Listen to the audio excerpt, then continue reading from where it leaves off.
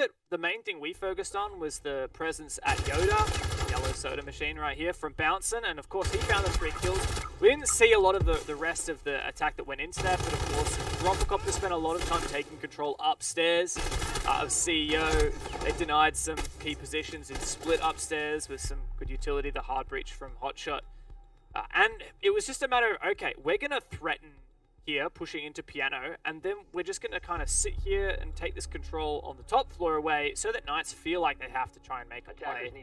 And then once Rufflecopter found a couple of those picks, it just spiraled into a situation that was out of control for the Knights. Attackers have discovered the location of a bomb. They do get to kind of head back to the more favoured site, basement, and it looked a lot better from the Knights. I would say as well, it felt like that game was, or that round was won very much in the early game with those very, very early picks. Let's be completely honest. A minute, I think, had gone past, and Knights had only had 2 players left. So, sorry, Rufflecopter had only had 2 players left. So it's really important here that they don't allow Knights to kind of deal them that hand. You know, the last thing you want to be doing is trying to fight back into a round without any hard breaches on a site like this. You definitely want to at least have the ability to pressure from Garage as well as, you know, Yellow or even the Hatches. So you just can't afford to be dropping so early. Once again, early presence on admin. Yeah, and it looks like Rufflecopter's actually changed tack completely. Instead of going for the full map clear, they're going to go for point of least resistance. Let's just try and focus Garage. It's going to be a lot easier said than done, though. Firstly, the nade to come through and try and clear off the electric floor. Oh, that does get the first one, yeah. But there is a second one.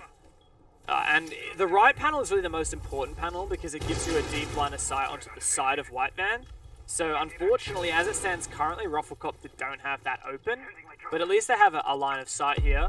The thing about this setup from Knights, though, is that, like I said in the first round, like, this is kind of a 50-50 split. Like, they've got some people on the roam, but they also have a really good side setup.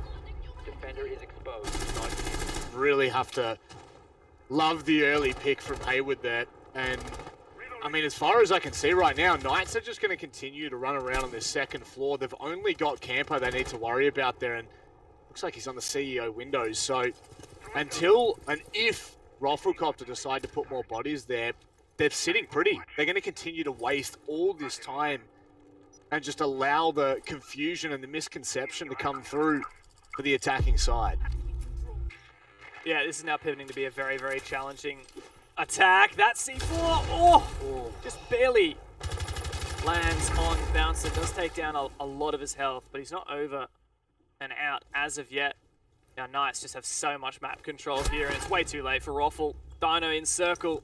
Finds one, about to get peeked by another. Oh, does land it, just barely. And now, well, Knights are just, once again, spiraling away with this. Campo, you see him on the ground! Take him down! Oh, Dino! Stop it. Hot shot, the last to remain. Now, I'm going to very quickly bring this back here for Rufflecopter. They had 1 drone left by, I believe it was about the minute 40 mark. I'll go back and have a look at the replay. 2 at the moment. Knights aren't really extending a lead at this point. No. Rufflecopter have shown some strong attacks onto console and lobby, and that's really what's going to be telling it. Knights, they're not able to play Garage again. So even though they've won that twice, they're really going to need to show that they've got some prowess on these other bomb sites. Otherwise, they are going to lose this half. Defenders, protect your bombs from being defused by attackers. I feel like there's a conversation to be had here. If you were Xenox and I was Guz, or probably the other way around, due to the nature of how good-looking Xenox is.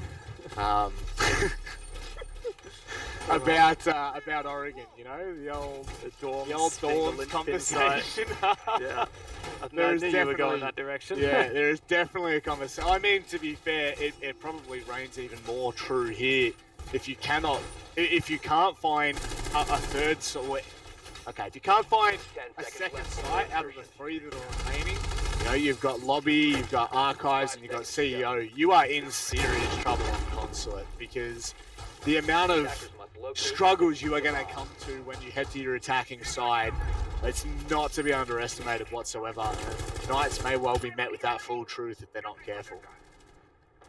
Yeah, it just looks like Knights don't necessarily have a lot of, I guess, depth or breadth. It's difficult to say which one is the more appropriate word here. On Consulate, like I'd already alluded to in the pre-show, this is their most banned map.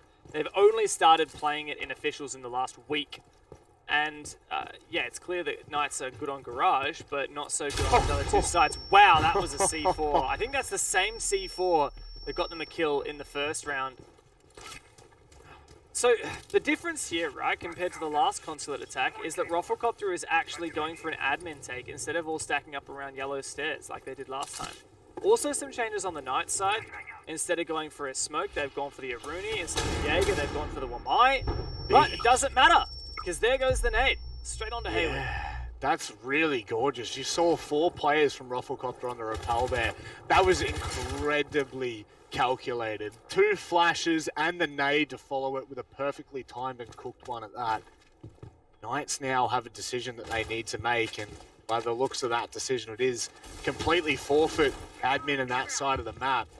They just need to be careful that they do not allow and accommodate Rafflecopter too much room. We saw what happened in the last round when they try to, play for that 3v3. If Rafflecopter get into positions where they can cut off rotates, it's very dangerous. Yeah, and that's exactly what Hotshot's doing, breaching the wall, covering top of Visa stairs. Activating drone. Josh is still running below, and he does have a C4, so if it comes to the late round, he can do some damage. Then I plant either bomb site, presuming they have information. Bouncing's just cleared that Banshee nice and easy. So the new mechanic where it opens up when it's active. I feel like late round here, Rafflecopter can rotate a player downstairs, so I don't actually necessarily think that Josh is going to get away scot-free. But of course, the next step of this attack is always clearing meeting. That's where Sage is playing right now. They've destroyed the desk, the upturned table. That means that Campo's position is really powerful, and there's nowhere for Sage to hide. So he is taken down. Things are looking a bit grim now for the Knights. Yeah, it certainly is exactly what it's kind of mirroring how we saw the first round play out on their CEO defense here for the Knights. They're going to have to play big. The Roar comes out one final time. Dino sits back a little bit here, hesitates and waits, knowing that Josh is underneath with that C4. That's a big piece of information that we now have that Rafflecopter do not. That C4 should definitely be able to deny. It does do so. The kill comes in. But how good is the response from Rafflecopter? They go deep, they trade out where they need to, and now it's a 2v3, Dev. Oh, but the play can be, oh no, just get stuck in time. Now Josh has to retake in the 1-on-2, my God. A hair's breadth, he could have won this round right then and there, but Campo responds. And Rafflecopter brute force their way into that site and by the skin of their teeth take the round. That's way too close for comfort. Feels like you kind of, they knew that Josh was underneath. It was a big risk to be that exposed, but I guess it doesn't really matter where you try to plant there. You are going to be out in the open, and all it would have taken is for one of the Knights members to have sent it in, and you've pretty much got everything covered. You can see there, Dino can see all the way into the corner, and Juicy, after winning this fight, may have been able to swing from long desk, so it really doesn't make a difference where you go from there. But it is big, nevertheless. That's all that matters. It's absolutely true. I mean, credit to Rafflecopter for finding the opening 2 picks. They cleared admin and meeting really well.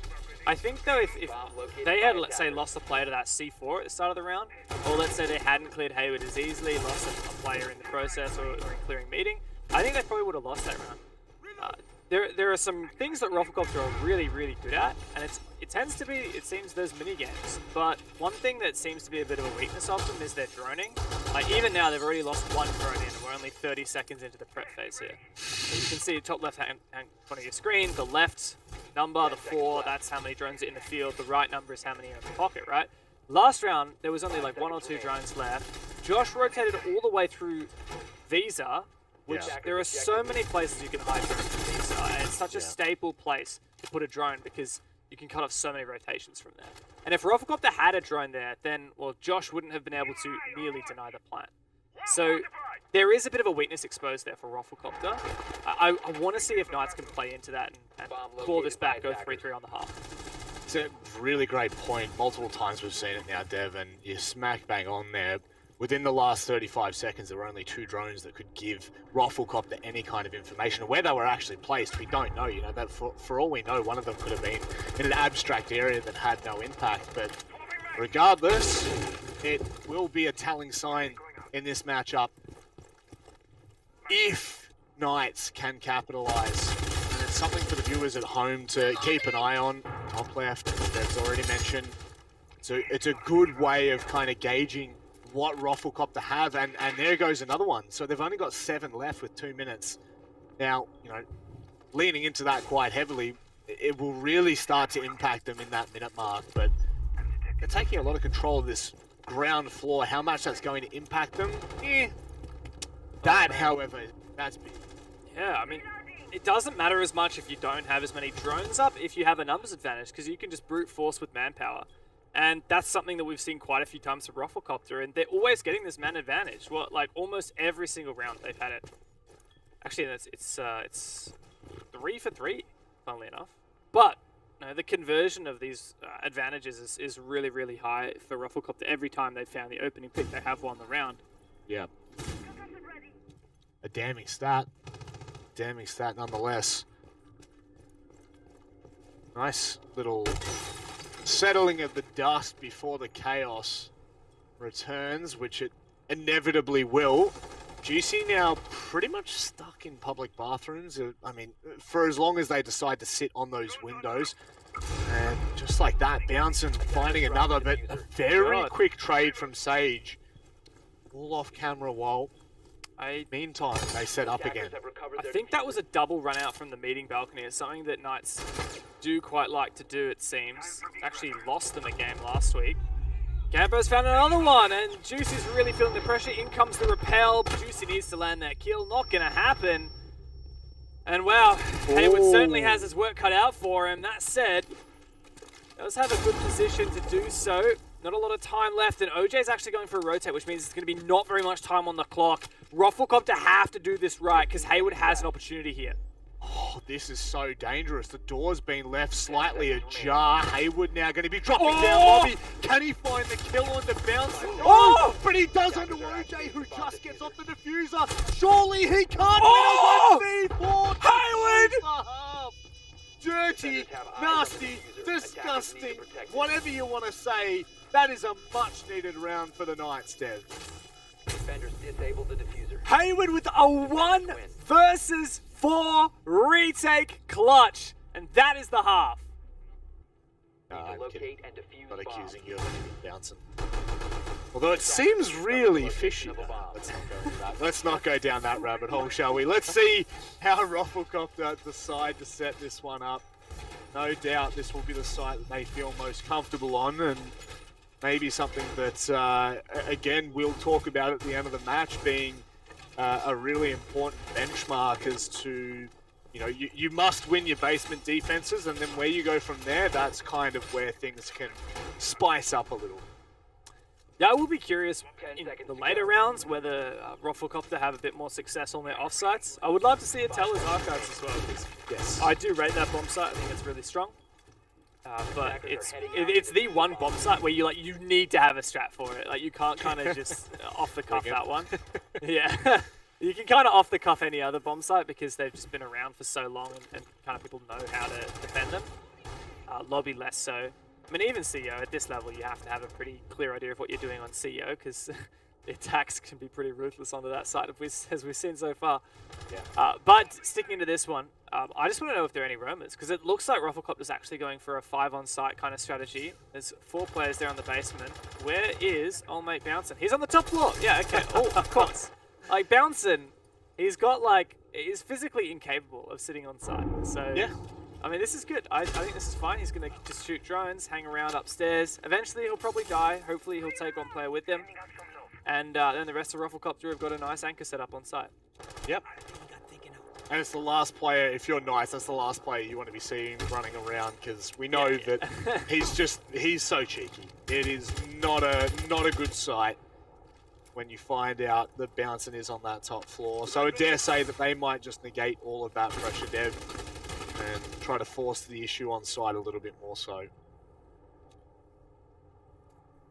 Knights have a good operator selection to go for just a hard site push, but they are still droning out Bounson, a repel on the CEO, I believe that was. Oh no, actually a player in split upstairs.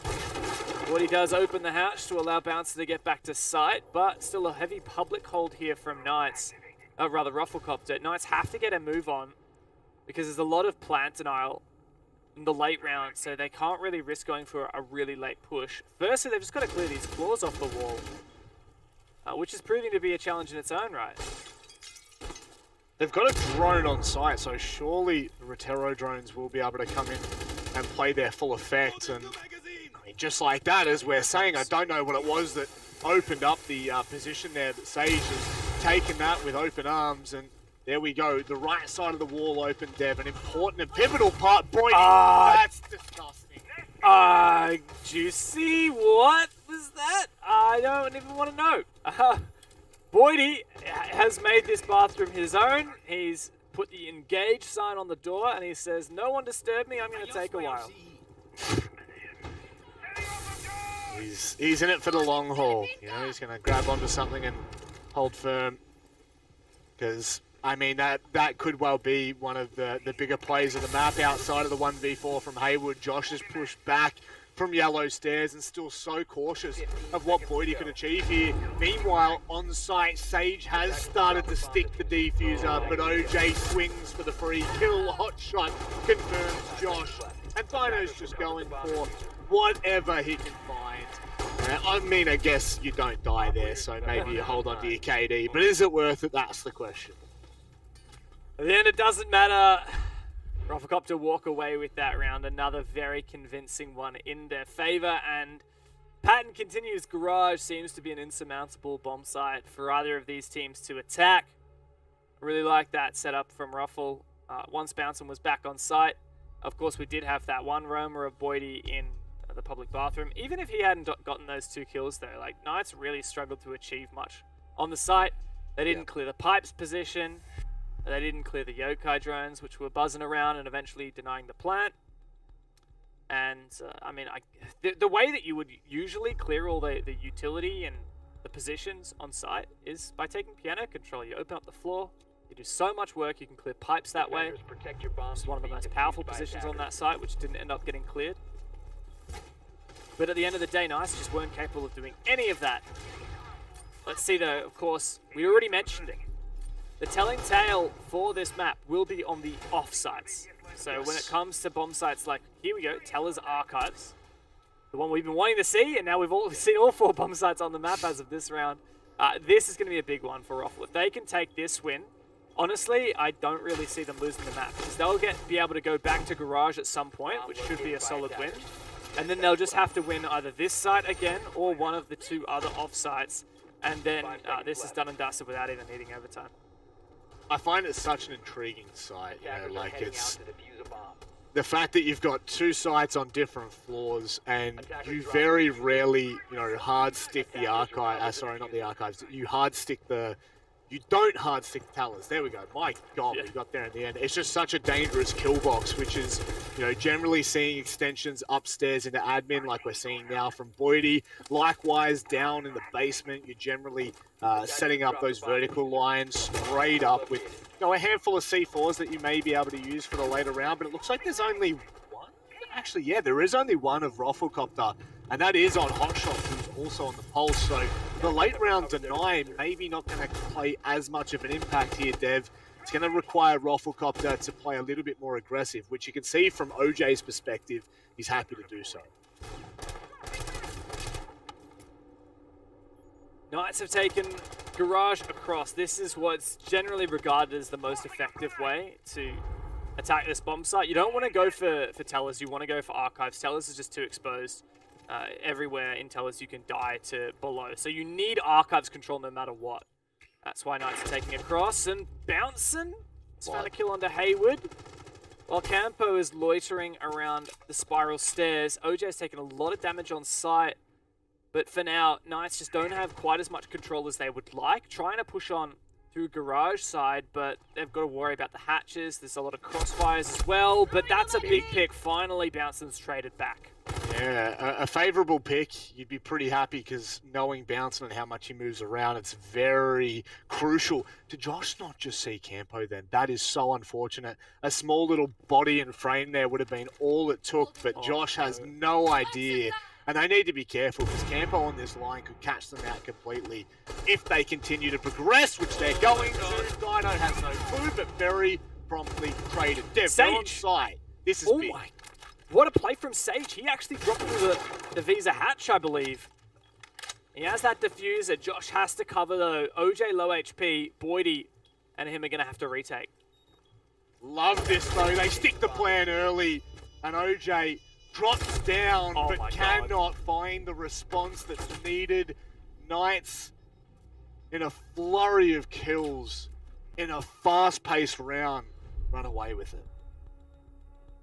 Believe that was a 4K between Josh and Sage. Really, really well played there. Even though they did miss drone Campo, and that led to Dino taking a loss. Fortunately, the trade came through immediately by Josh. And so they salvaged that position.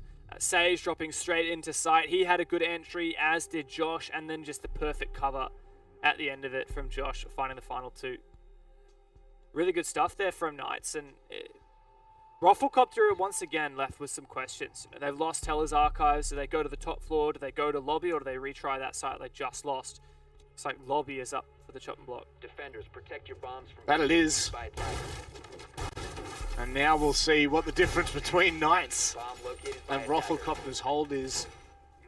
Definitely, you know, the fact that Haywood was able to 1v4 is a scary prospect. One, for Knights defense, because if that's what it takes to confirm a 3-3 half, you are in a bit of trouble.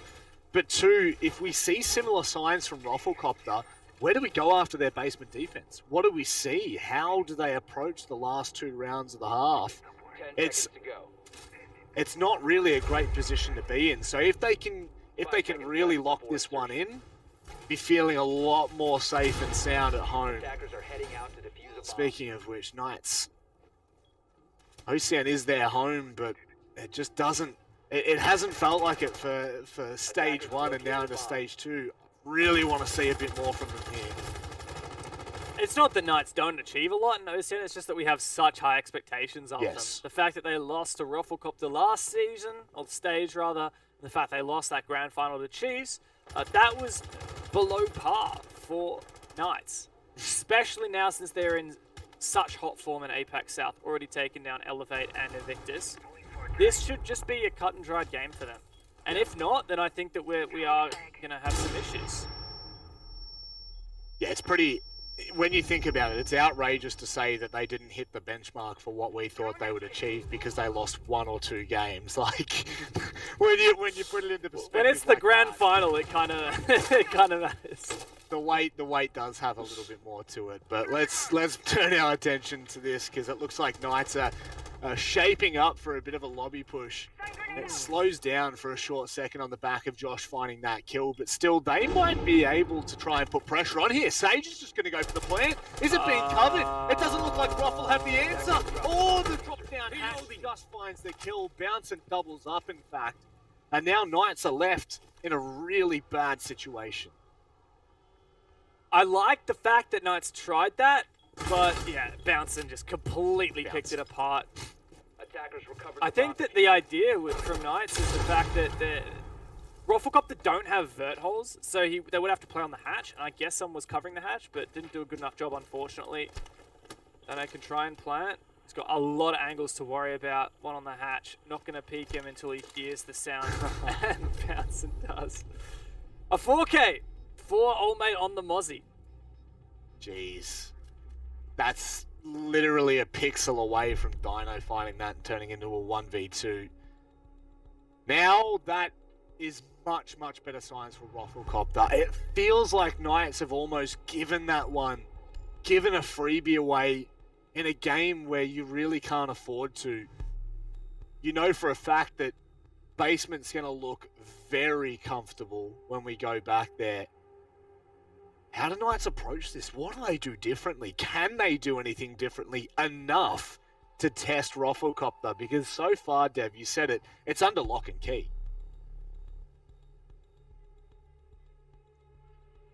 It's definitely going to get challenging for the Knights here going on to this garage attack, and that's exactly what they're going to be talking about right now in their timeout. The question is, do they go for the full map clear, try and contest Bounce to the loose roamer, and then Boydie who plays hard in public, or do they just go full site? I feel like the way to play this is to commit to the roam clear. Even if you don't necessarily hunt Bounce on the top floor, I feel like they need the vertical control that you get in Piano. So they need to clear Boydie rather, who plays in public. Wonder if it's a specific operator that they're going to pick to try and help with them. I mean, Flores could even potentially help with the public clear. I know that they're already bringing that on Dino.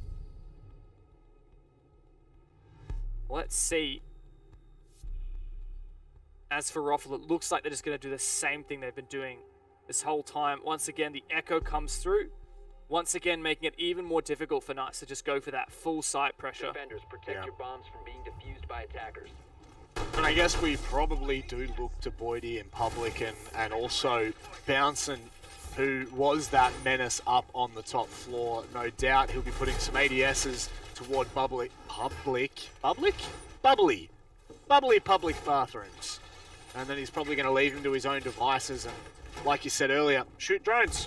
One round, shoot drones, cause a bit of a ruckus.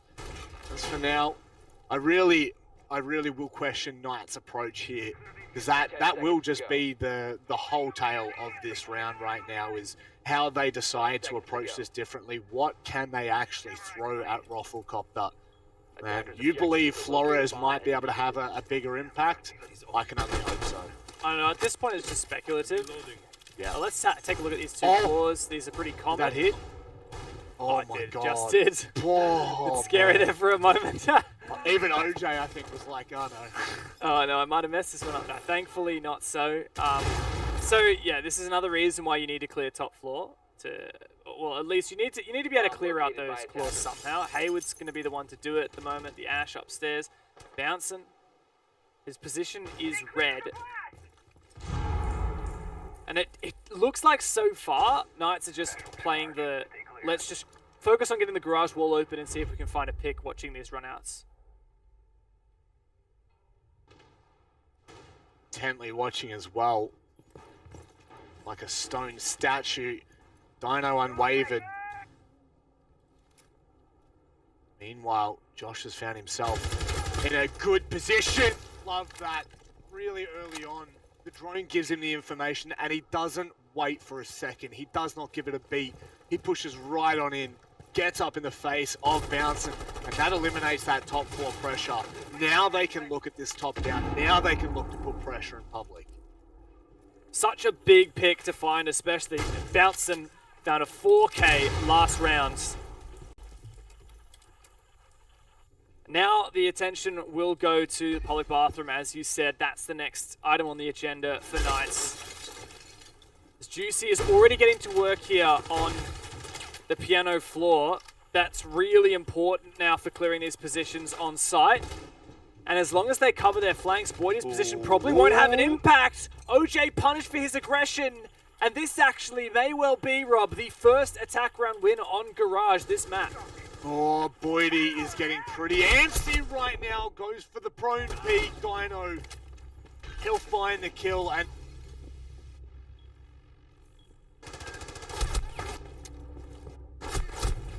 Wow. What a round for the Knights to even up the scoreline, but oh so critically take on Garage and Cafeteria. That was the site that they needed to break through. After Rafflecopter one lobby broke that trend, Knights really needed to crack that egg. Of course, Rafflecopter even goes straight back there now. We'll see if Knights can replicate their success.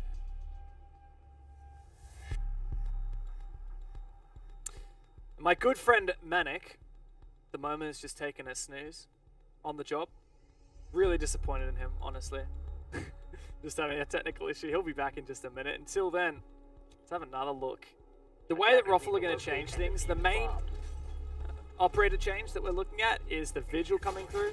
Also got the Mozzie as well, Rob, here.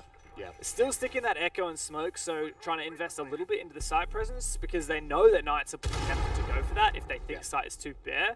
Yeah. But I think the main difference here for Ruffle is just that they want to invest a little bit more into that roam game. Yeah. Do apologise. When Knights win a round, I sleep, but when Ruffle Copter win a round, I tell you what, I'm muffing about. There's a good Shaq meme there.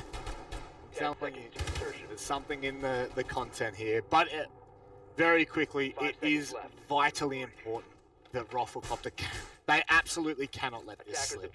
You know, the fact that we've already seen one round loss, it definitely leaves that door completely open for Knights now to take this win, and not only take this win, but also in the fact that, you know, you really do want to be able to confirm this outside of overtime. You don't want to be dropping points to the dreadful overtime. It would just be, for either team right now, it wouldn't, I mean, it would do justice for us. We would think it would be fair, but I'm sure it would be incredibly frustrating to have pushed it this far, to have really tested the limits, and then to lose a point to OT, which, by the way, I actually think is a great system. I will just put my hand up right now and say it's a great system.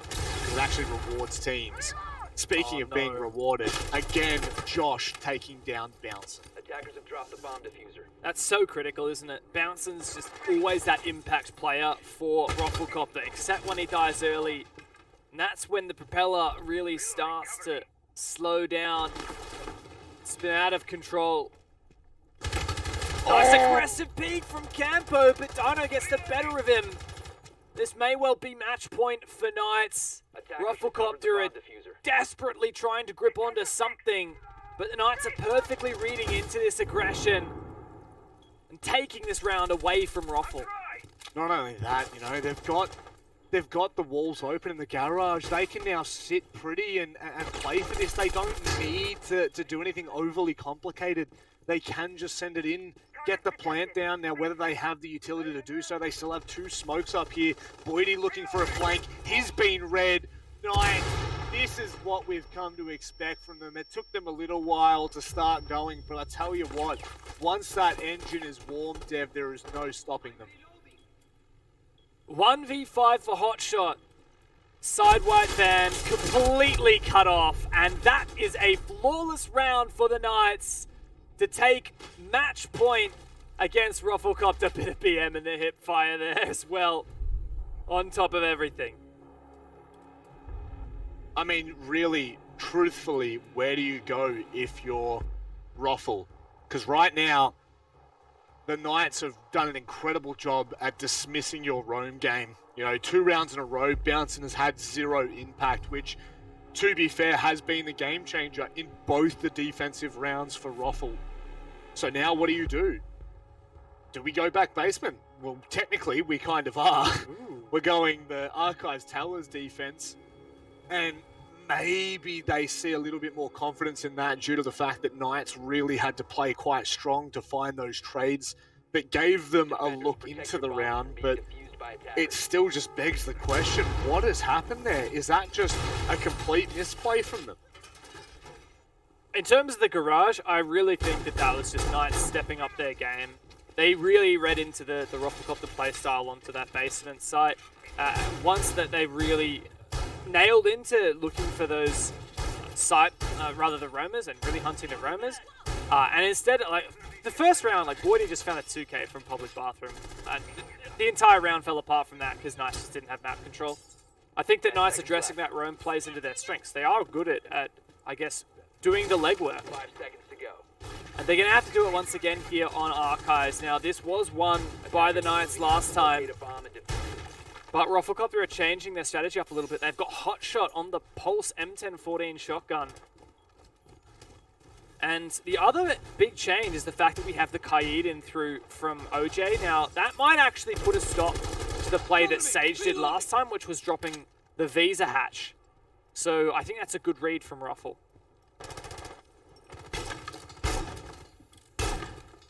And here you're going to see it, how important that top floor defense now becomes. Because if they don't have those hatches for free, if they don't have the ability to change it up on a dime, they are going to need to ensure that If Tellers is the play, there is no kill box. Surely that nade is perfect, and it is. The second will confirm it as well. So there we go. Just like that, Voidy is off the board, and Rafflecopter do not have an answer for what Knights have given them. Knights did exactly what Rafflecopter did to them right on back, netting out that player in the same spot in admin. Yeah. Now, Hotshot's getting some good info here, but, ooh, he does feed that onto OJ, who finds a really, really long angle. Catching projectors. Certainly a massive angle at Bat Dev. Here we go.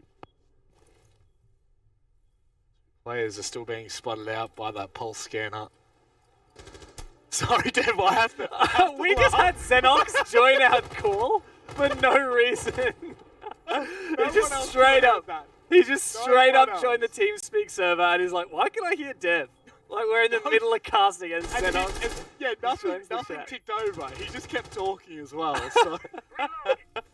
Oh my god, that man does not think sometimes.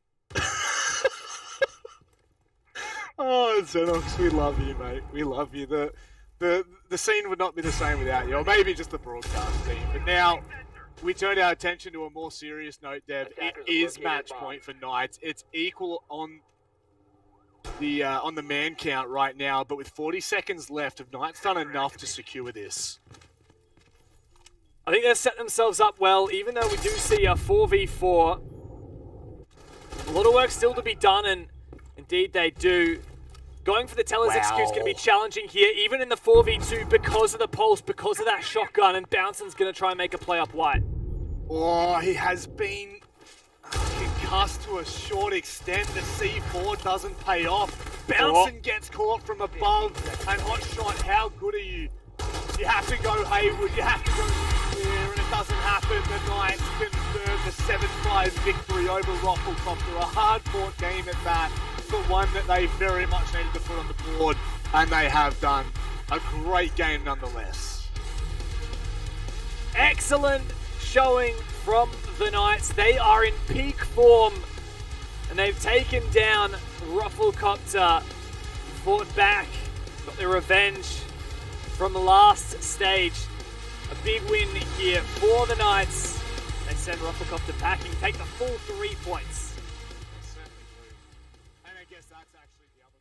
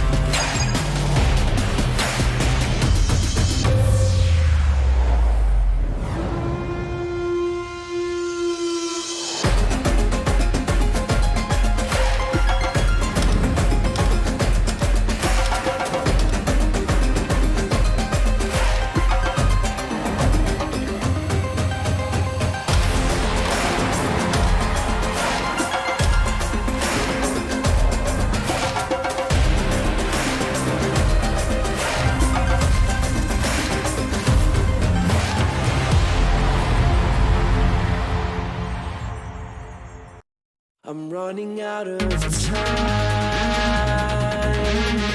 I'm running out of feeling so. I'm running out of time. I'm running out of time. And now, it's all on the save to play a heroic. I'm running out of time. I'm running out.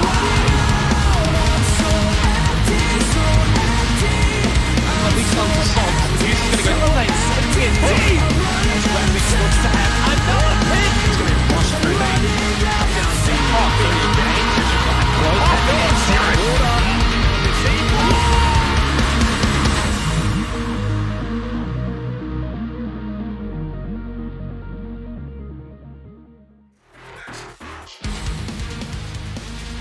It's the moment we've all been waiting for. It's the moment you've all been waiting for. Of course, the playoffs of none other than the best league in the world. It's Oceanic Nationals presented by Samsung. And of course, we've got 2 full days of action ahead of us. A gauntlet to run, and I will not be doing so myself. I have 2 wonderful analysts. Well, I have an analyst and Dev Mata with me. Dev, welcome to the broadcast, and then I'll introduce our wonderful guest and analyst that we have. Yeah, thanks, Rob. Look, really keen to get stuck into this one. Should be a lot of fun. And yeah, I'm just as excited as you are for this new face we're seeing on the broadcast. Well, I guess we may as well introduce him. If you're not familiar, he's got a jaw like none other. He is sharp like none other. It is Molosca from none other than Wildcard. Mate, welcome in. It's good to have you, of course. Unfortunately, not making the playoffs is always a bit of a shame, but we get to see your pretty face. Well, it's a pleasure to have you here. Now, how did you feel like your season went overall? Because, you know, we've kind of spoken to Vinny a little bit here and there, but we haven't been able to speak to you. Me and Vinny on the same team and doing the analyst work together again. But yeah, look, I'm new to this and I'm just here to just pop on and say what needs to be said. Well, I'm hoping you can give the honesty that me and Dev can't, because really, I don't have the brains for it, and I think Dev is too nice sometimes. So I'm glad that you'll be the middleman between us. But Dev, as we have a look at the standings from the season, why don't you run us through it and kind of talk about what we saw in Stage 2? Yeah, of course. Well, Stage 2 has panned out to be, I guess, kind of Stage 1 on steroids, if you will. Team Bliss have really, really cranked it up. We saw, I guess, a taste of what they were capable of in Stage 1, but Stage 2, they took it to that next level, locked in the #1 spot far and away, just ahead of the crowd. Like, look at that, 17 points, 3 points ahead of their next competitors. And you know, they were undefeated all the way up until that final playday. 6 games in a row they were able to win until eventually losing to Chiefs in that final playday, which of course put Chiefs into that position where they found themselves in Stage 1, just 2nd place from the regular stage with a shot at making it to that grand final. And Milo, as you have a look at that, is there anything that kind of stands out? I mean, like, obviously you guys in 6th place probably stands out, but, you know, are there any kind of results? You know, Dev's touched on Team Bliss. Is there anything that, as a player, you look at and kind of question? Well, one thing that I will say is Bliss finally lost a game. They actually were defeated in one way or another. Yeah. So, yeah, hooray the rest of the squadrons in the actual OCN League. We've finally beat the actual Titans themselves. Yeah. But yeah, there's nothing really much else to say about it. I mean, it kind of all settles in how it basically expected from the start. With Rhythm, you know, didn't really do too well. We gave him a point. Yeah. That was a very fun match. But yeah, look. Very generous of you, Milo. No, the way it is yeah, like these teams that have come into OCN have really showed the South APAC Australian teams just like what they're worth, and yeah, you know, it's been a very fun league. Yeah, no, it's been tightly contested and close the whole way through. Now, let's have a look at the bracket that we have for you this weekend. It is, of course, 4 matches back to back to back. Of course, we will be seeing round 1, round 2 today, and then, of course, the final 2 tomorrow to determine our overall stage champion, which last stage, Dev, was the Chiefs. That's it, and they find themselves in exactly the same position once again. 2nd place from the regular stage.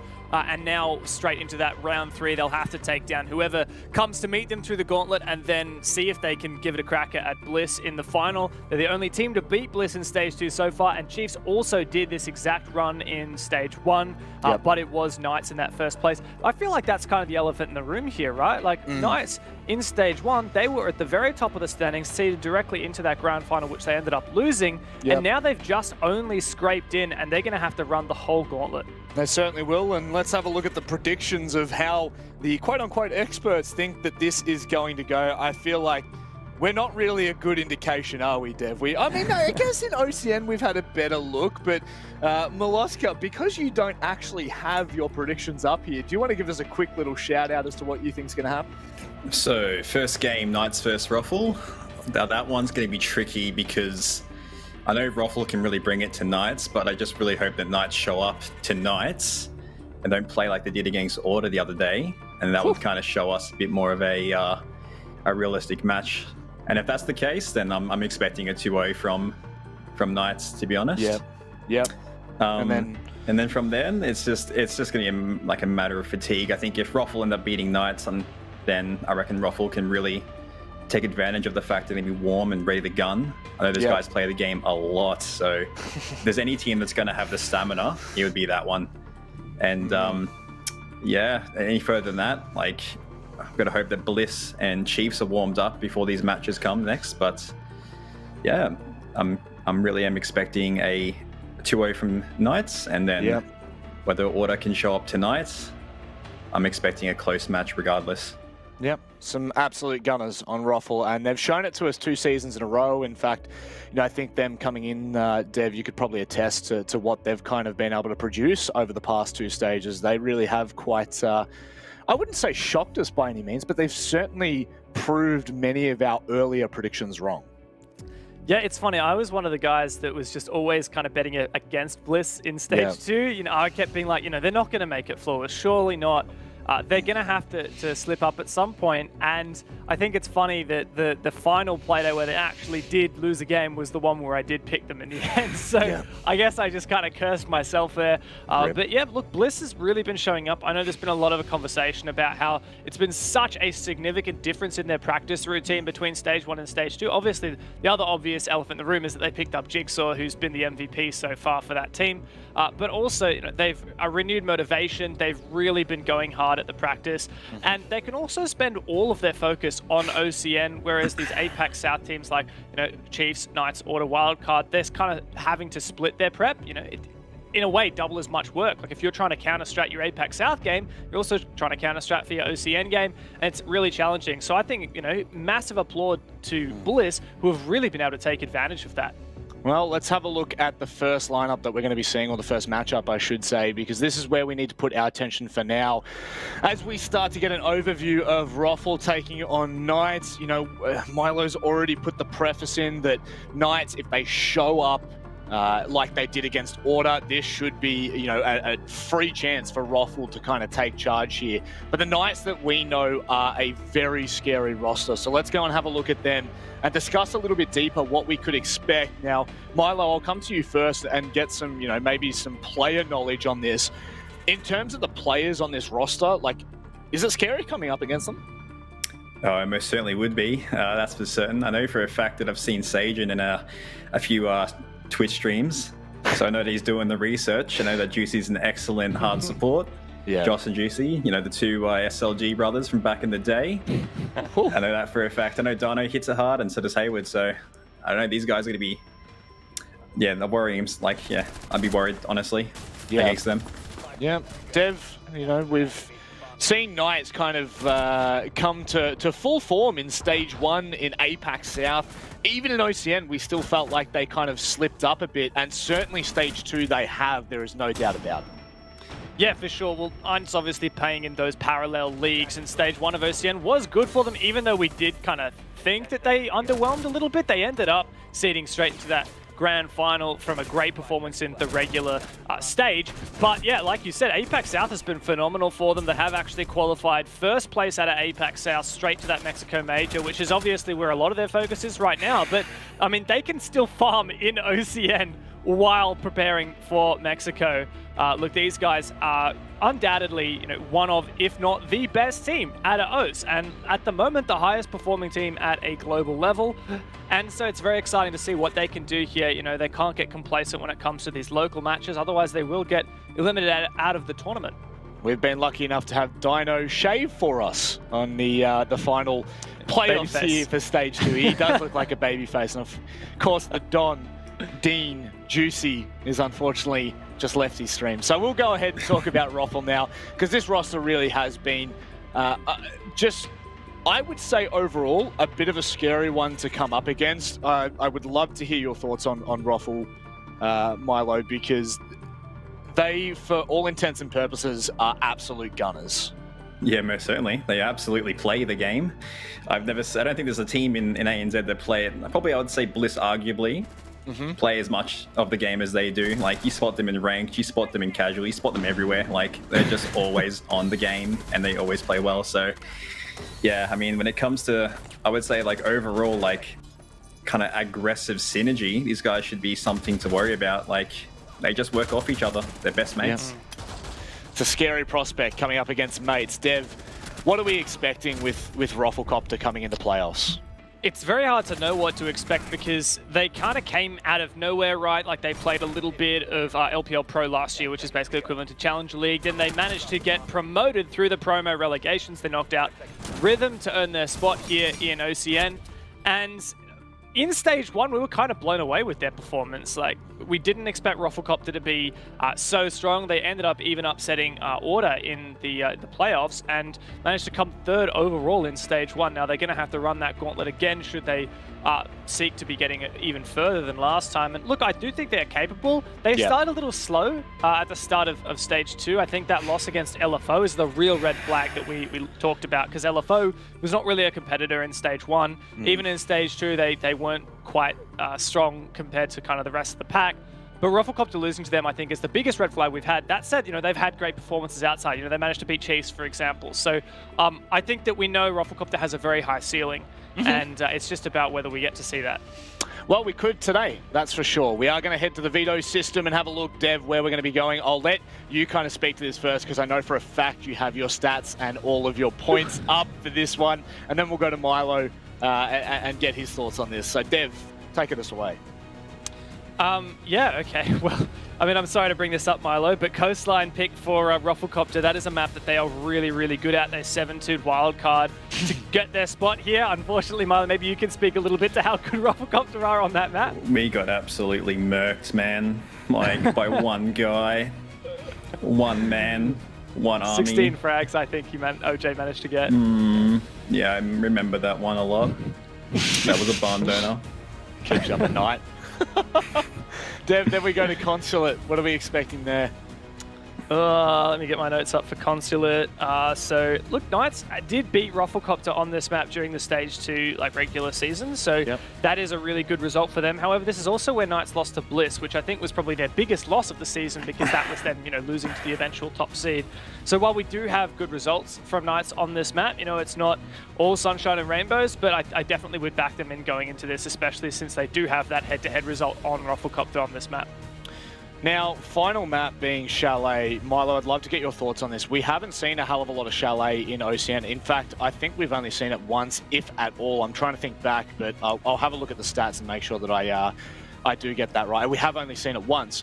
Is there a reason why we're just not seeing Chalet? Many teams probably just either hiding it or haven't bothered to strat it. Yeah. I've seen it played a lot by Knights from memory last season. I think they played it twice. Yeah, that was it. Yeah, they played it twice. I'm pretty sure they lost against Chiefs, and that was the final game. Yeah, and they beat Chiefs in the first game.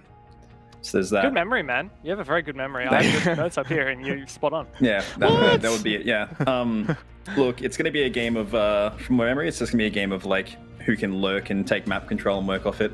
Yeah. I know that Knights did it pretty well, and I know that Chiefs did it well last time. It's just a matter of who shows up, I think. All right, well, gentlemen, before we go to the casters, I want final, very quick predictions. Dev, for the series, not the map. Are we thinking Knights or are we thinking Ruffle? I'm going to go 2-1 to Ruffle. I reckon it's going to be trading, they're going to win their own map picks, then we'll go to Chalet, and I reckon Ruffle will probably just edge ahead. And Milo, what are we thinking? I'm thinking the same, honestly. Yeah? I'm thinking if it works out. If it's not a 2-0, that's how it's going to work out.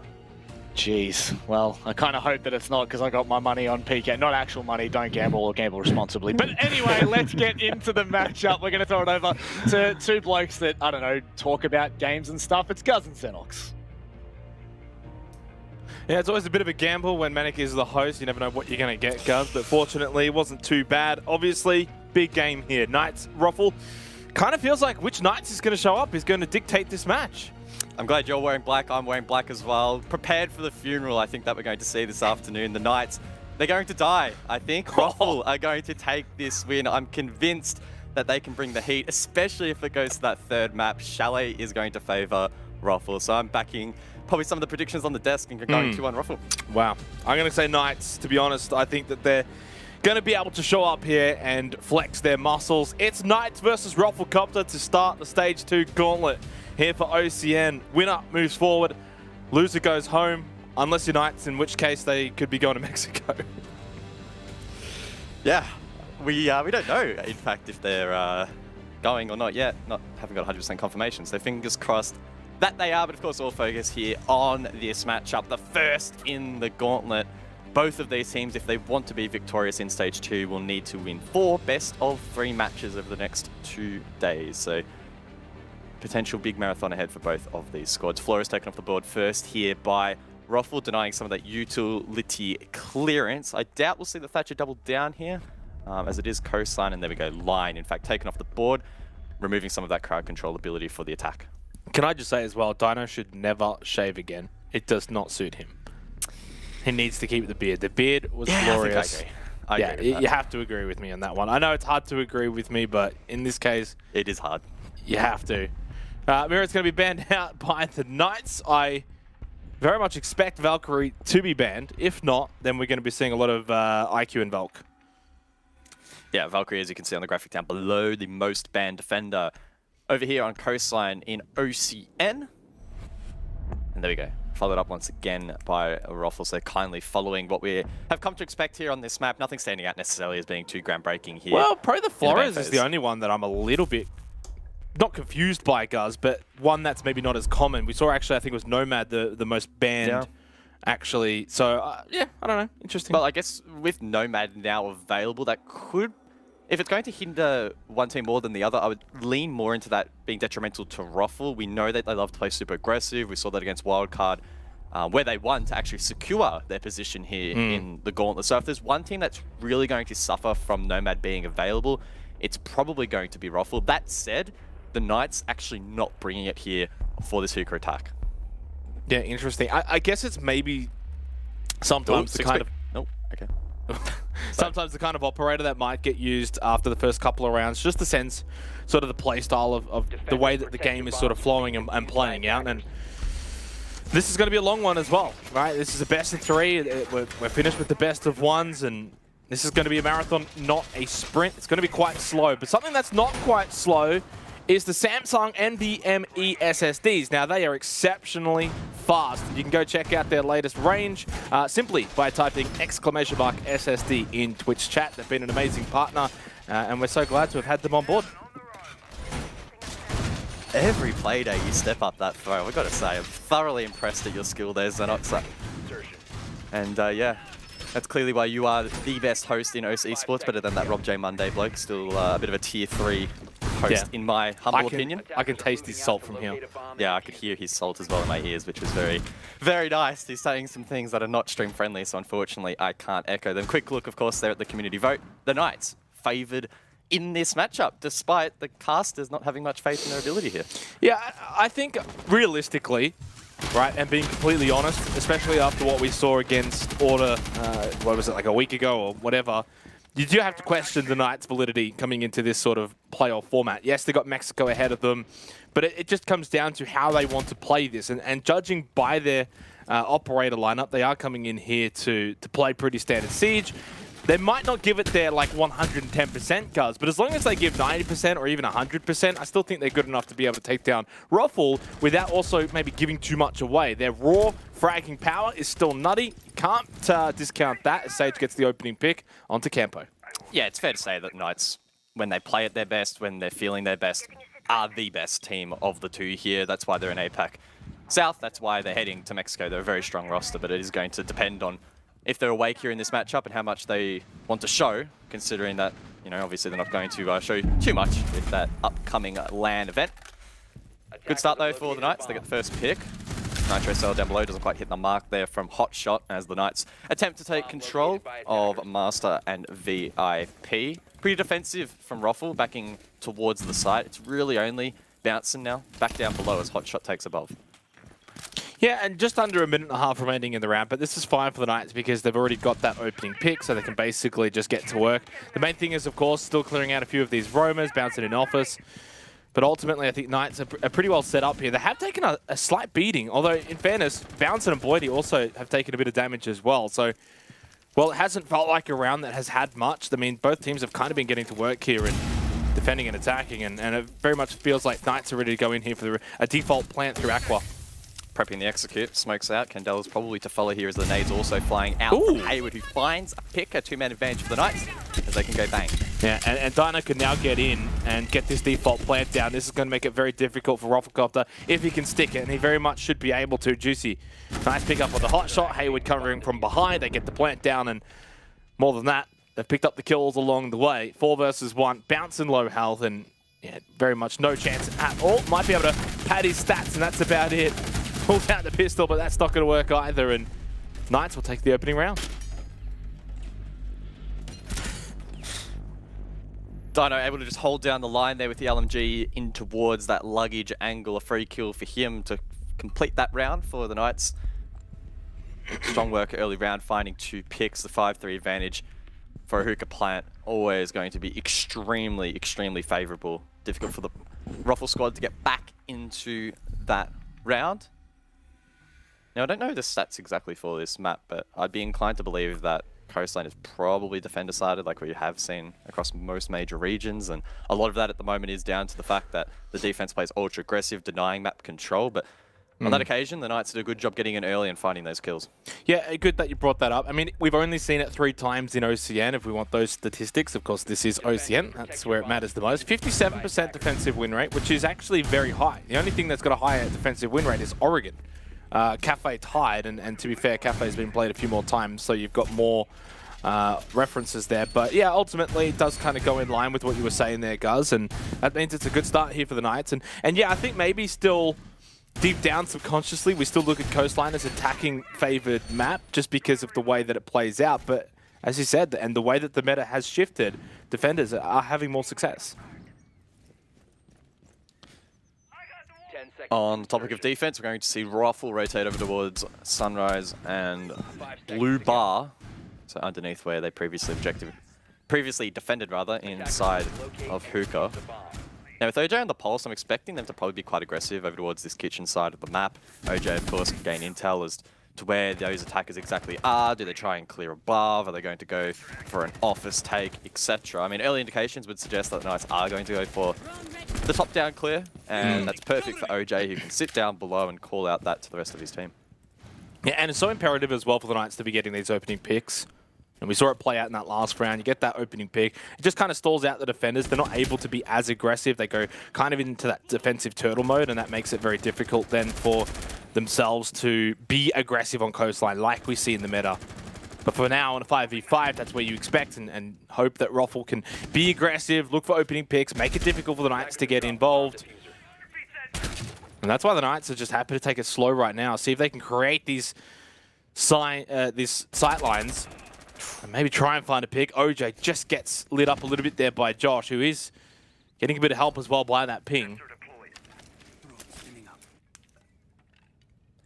OJ, no doubt, going to eventually die in this position, you would think. So it's up to him to continue to waste time, maybe find a pick on the trade. Now, Campo is over towards the lobby, so he might be able to get aggressive on Josh if the Jackal isn't careful, but you're right, the Knights taking their time. You don't need a whole lot to go for an execute here on Coastline, so they're trying to use it efficiently, but OJ hits the Nitro Cell there onto Hayward. It is, of course, eventually traded there, but good work from OJ to waste half the round. Yeah, and how much time and presence did they put into taking down OJ? Fortunately, Dino gets one onto Hotshot. Now, Campo will still hold this main lobby position knowing that there's a Knights player actually outside there, which is Josh. But there's 1 minute and 10 seconds left now in the round, and now that the Knights have got this man advantage, this is when you would, I guess, expect them to now head towards site. Minute on the board as Ruffle look to consolidate their positions on the objective. 2 on site, not sure where Boydie is positioned, but he'll need to rotate back on the ASAP as Juicy and Dino find entries. Now Boydie isolated over towards Blue, does find 1 on the entry, but he needs to find 3 more. Yeah, I don't think, I mean, he could. Dino has to go for the plan. If he's going to make a play, maybe now's the time, but Sage is watching vigorously. And what a start here for the Knights. They are just seriously coming in and fragging out more than anything. Finding these picks early on in rounds, and they're playing quite methodical. They're not throwing their lives away. They're not just rushing in, rushing onto site. Like, they will wait a good minute to get that kill. And when they get that kill, they'll get a second, and suddenly they've got a pretty decent advantage heading late into the round. And that's the difference right now, is they have a 2-0 start. And look, of all the maps in the pool, of the 7 that are available, Coastline is a map that, in their current position and within the context of their global competition at the moment, the Knights are probably going to feel quite comfortable on. As Coastline, yes, you can see innovation in strategy and teams can get a little bit, I guess freaky is one way you could describe it with how they set up site, but with Mirror Band off the board, we're not going to see too much creativity, and that does lean into teams that can show confidence, frag out, and manage their time efficiently. We've seen that so far in the first 2 rounds here for the Knights. They're playing comfortably. They're not having to do anything too special so far, which I think bodes well for them, especially considering that this is Ruffle's pick.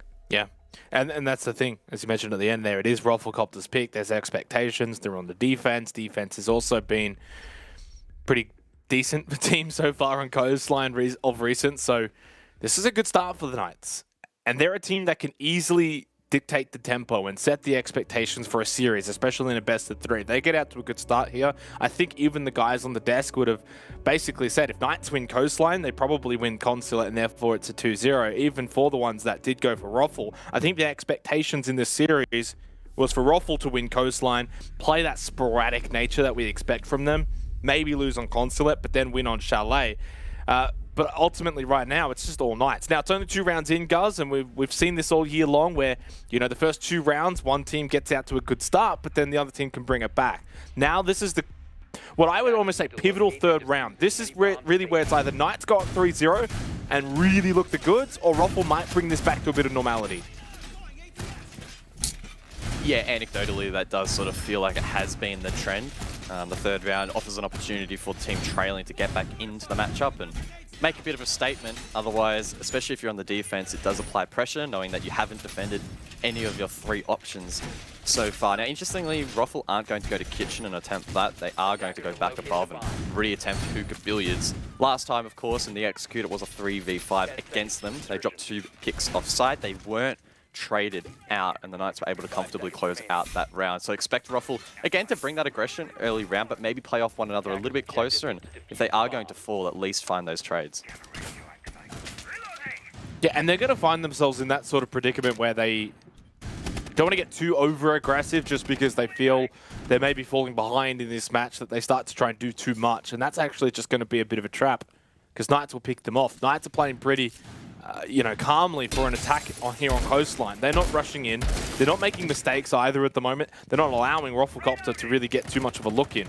In saying that, of course, OJ did pick up the first kill in the last round, but then Knights got 2 for it. So it was a 2 for 1. Knights ended up winning. Regardless of it's the opening pick or not, the situation was in Knights' control, basically from start to finish. And again, the way that this 3rd round is shaping up, Knights are not rushing in.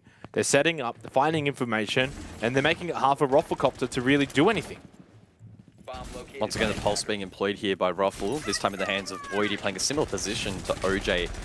Previously, who's now on the Warden. Boydie, though, gets aggressive as he crosses the kitchen window, lit up, but neither player dropping. Dino being pinged by the Alibi Prisma as he shoots through the window. Now Boydie and Campo, they're going to re-aggress. Back through Sunroom in towards security, looking to continually apply pressure on lobby. But this is what Knights want, right? They've just flushed them out of sight. Now they've got them roaming around, but the Knights are already set up elsewhere on the map where they can start to pick people off. So it's like this game of cat and mouse now for the rest of the round for the next minute and a half, because Knights have got a beat, they've got the site kind of opened up. They've got good sight lines, makes it hard for Rufflecopter to sit on the site inside a kitchen. So that's why they're just running around now, but I wish the site was kitchen, Xanax. Is it not? Oh. Oh, God. That's right, we'll ignore that. It's okay, everyone makes mistakes. I do that all the time, so it's perfectly normal. Of course, objective is up above in Hookah, but the extension here from Ruffle is quite aggressive. Sage finds the first. It's too early in the morning here for the Knights. I mean, it's not the morning, it is 3 PM. As Boydie seems to be awake, finds that kill onto Josh, and there we go, it's a trade. Just under a minute left in the round. Well, this is going to end up being a pretty standard approach then from Knights, isn't it? Pushing through Aqua. They go for that default plant. Boydie down below. Can he make a play though? Nitrocell goes out. He's just absolutely lit up Hayward. But unfortunately, in the meantime, while doing that, The rest of his teammates just get annihilated, and yeah, that was, well, a bit of a weird round from my part as well, Cuz, but ultimately also a bit of a weird round as well from Rufflecopter at the end, not offering too much in way of defense on site. Maybe they were confused as well, like me. 3-0, not a good start for Ruffle. Maybe. Maybe it's too early for Ruffle as well. Milo mentioning on the desk earlier that these guys are absolute ranked demons and play the game basically 24/7. So who knows, maybe they were up late last night playing Siege. And it's going to take them a little while to find themselves in this matchup. But they don't have all that long. Sure, it's a best of 3, but on your map pick, you need to be putting up a really good fight. And even if you don't win the map, at least gain some momentum so you'll stand a chance in your opposition's pick. So far, we're not really seeing Ruffle activate. Last time, of course, when they played this map, we saw OJ in particular go really, really huge. But in the first 3 rounds, Warriors top fragging on 3 picks, and he really hasn't been one of the fraggers. It hasn't necessarily been his role in Stage 2 to be finding these picks. So concerning signs for the rest of the team, like, for example, Bouncing, that we might expect to step up, and even Hotshot on occasion can pop off. So I mean, OJ popped off last week, right? I mean, yeah, maybe even OJ, despite being more of that support role, again needs to step up here for the team. I'm looking at someone to do it, because the Knights in the first 3 rounds have basically steamrolled their opponents. That's kind of been also the success, though, of Rufflecopter. They're a team that doesn't necessarily rely on just one player. I think all of the players can actually have a really good, impactful game. Maybe looking more so towards like Boydie, Bouncin, OJ, more than anything. But even Hotshot and Campo are both capable of fragging out. But right now, it's just all Knights. Like, in every sense of the word, this is a very one-sided game inside the first 3 rounds. I'm not sure exactly what the cause of that is. Knights are just obviously hitting their shots at a pretty good pace, but at the same time, they're playing slow. They're making it hard for Rufflecopter to really achieve much in these early rounds. So does that mean maybe Ruffle just have to get a little bit more aggressive than they usually would like? Yeah, maybe. Try and disrupt the structure here from the Knights, because again, the Knights, whether we want to say it or not, they're saving strats, not going to do anything wild, and we've seen it in the first 5 rounds. They're playing default ops, going for default pushes, and they're just squeezing out opponents and not allowing Ruffle to trade them back. It's obviously more complicated in practice than theory, but they're really not doing anything all that special. They are really just playing solid Siege, playing off one another, playing confidently, and winning their ones. Good drone intel as well here in round number 4 as they locate that player inside of Theatre, and I'm expecting the Knights over the next 10 to 15 seconds really begin to squeeze that position and make life difficult.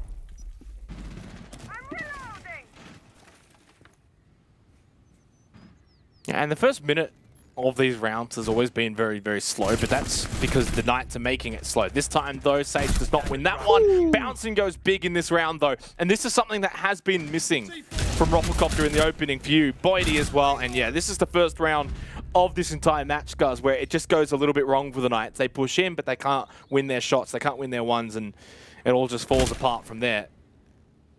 And Hayward in a 1 versus 5. Much better, though, from Rufflecopter, but in fairness, and I could be wrong here, guys, but it doesn't feel like they did too much. It was more so Knights push in, and they just didn't win their fights this time. That was the only difference. Yeah, they drowned out that player inside of Theatre, and I'm assuming Bouncing was the one to get the earlier down there onto Dino. That allowed the Alibi to retake Master, and unfortunately for the Knights, they couldn't find those picks, couldn't win those ones, and yeah, they really did capitulate. Of course, the conclusion to this round going to be quite slow. I think Ruffle want to just get it over and done with as OJ spots the player here on the white window repel. Hayward cooks a nade in response to maybe find someone on the stairs. A player outside here for Ruffle. As they get a little bit cheeky, they need to be careful here that they don't throw away too many picks, of course. Hayward does find one. That's Boydie jumping out the window. The rest of the team peeking service, peeking main door, peeking the double window as well. Hayward trying to put up the best fight possible. Yeah, I don't think we'll see any more run-outs from here with 20 seconds remaining. I mean, as I say that, though, Bouncin says, no, never mind. He's got 3 for the round now, 1 versus 2. That surely is the last one. Now, remembering, Hotshot is very low here. Hayward knows he has to make a play, almost takes himself out. He's got a quad. Surely doesn't win the round from here. Doesn't have diffuser, so Campo just has to hide. 5 seconds to go. Still, I mean, that's like ranked play for Ruffle there. Seriously. Yeah, that was very ranked-esque. Of course, they did have the safety of the diffuser up above, so maybe getting a little bit too excited there, but if there's anything that encapsulates Ruffle, it was probably the conclusion of that round. Good stat pad, though. Yeah, I don't think it was Hayward, right? at the end? Or was it Sage? I can't remember. We'll check on the replays. Hayward. Yeah, so Hayward won't be too disappointed with how that played out. In the end, gets a few picks. Good entries, though, really there from Roffle. They did a really, really good job in denying those picks. Good display of individual skill here from Hayward, finding probably the easiest 4K of his career. Not enough to win the round, though. Roffle finally gets something on the board, and they can try and build something upon this. Attackers need to locate and defuse bombs. 3-1 half so far, 2 rounds to go. In this best of 3 to kickstart the gauntlet here for the OCN playoffs, and the Knights have obviously shot out to a fast start. Ruffle do get one back, although, I mean, now that they lost it in that fashion, or they won it in that fashion, it almost takes a little bit of gloss off that round win. To be fair, though, I mean, they had it locked up at 1v5, you know, and Campo was sitting on the diffuser. Yeah, okay, they threw a couple of lives away, going for a bit of a cheeky kill, but that was still a decent round from Rafflecopter. They got to repeat it, though, 2 more times here in this first half. If they are at least to get it to 3-3 for the Knights, it's probably just keep playing as standard. I mean, honestly, they didn't do too much wrong, just didn't hit their shots.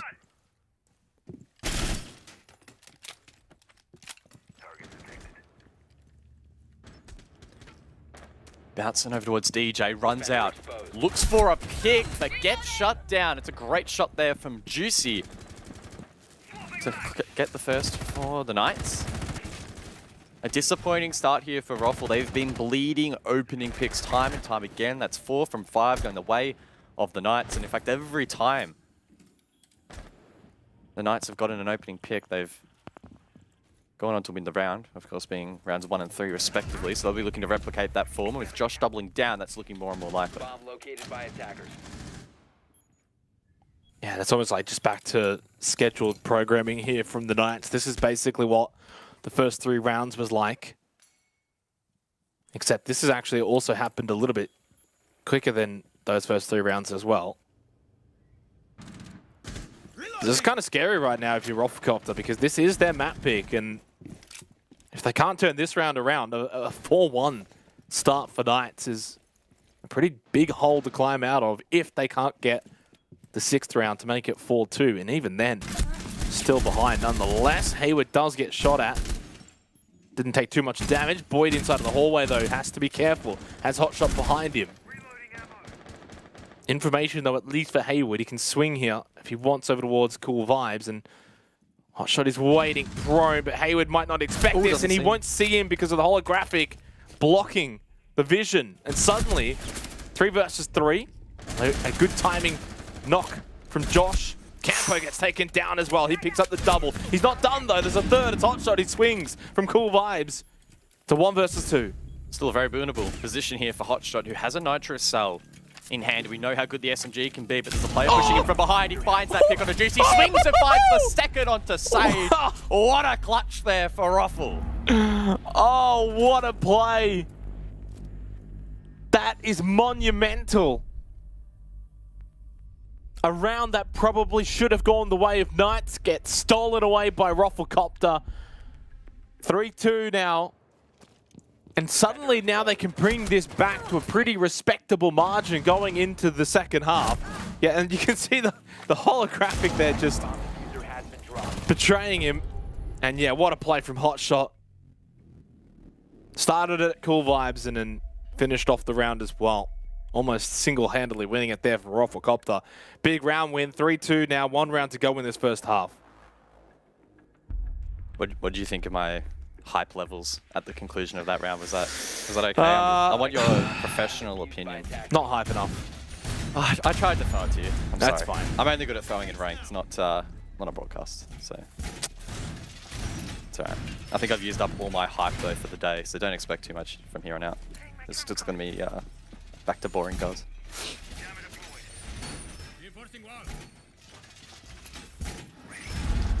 Well, so far this match has not been boring. Started off as maybe a bit of a Knights stomp, but Rafflecopter have, in 2 very odd rounds, been able to bring it back to a 3-2 scoreline. Final round of this opening half. For a reminder for those who've maybe just tuned in today, 2 matches to be played today. Of course, the start of the gauntlet here, Knights and Roffle. And awaiting the winner of this game will be order that match to be played. Of course, tomorrow will be then round 3 and the grand final to be played there. Intrigued to see if Ruffle can even out this first half. Of course, every game of Siege composes of 2 halves, and we may well see this be quite an attacker-sided affair, so it's important that we never count any team out, particularly Ruffle, on their map pick, and considering the prowess that they displayed against Wildcard in the final playday, we might be able to see something very similar here once again. Ruffle looking to take control, or rather Knights looking to take control of VIP across. Now that wall in towards the 90 hallway has been jammed by Hotshot with a mute jammer, so that's going to be tricky to open. Bouncing elsewhere does get lit up by the Knights, who are hungry for another opening pick. They've gotten so many thus far, and they have a really good conversion rate. That last round, of course, a little bit of a blemish for the attack, but the Knights looking still to find that first kill.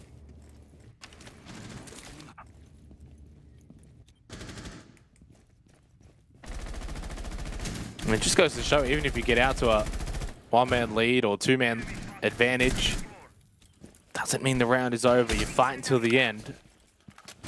Who knows what can happen. By the way, only 3 drones left in this round for the Knights. Extensive droning, guys, but they have been punished by Roffelcopter with 1.5 minutes remaining. Kendall's flying out, but no one really able to capitalize upon that for the attack. Now that's an aggressive peek over towards Vaz there from Boydie, who does survive. Not favored at that long-range angle, and it does feel like the Knights are slowly maybe giving up on this position. Now, unfortunately, Josh finds himself stuck inside of the bathroom. OJ holding down that angle. Campo supporting from the 90 hallway. That smoke, though, allows him to cross. OJ almost does a Stewie 2K onto him, but doesn't quite find the pick. And this has been a really solid start for the defense. Yeah, just under 1 minute remaining, though, so start is good. The end is drawing near. I think Knights are going to be setting up once again for another Aqua push. It's been successful many times over. Still have to be careful, though. 2 Nitro cells in the pockets of Boydie and Hotshot. If they go below and they establish a bit of vert control, they can really deny this plant from Knights with 30 seconds left. Ruffle forced to rotate off that penthouse position. Need to try and defend the site. 1 player in drinks.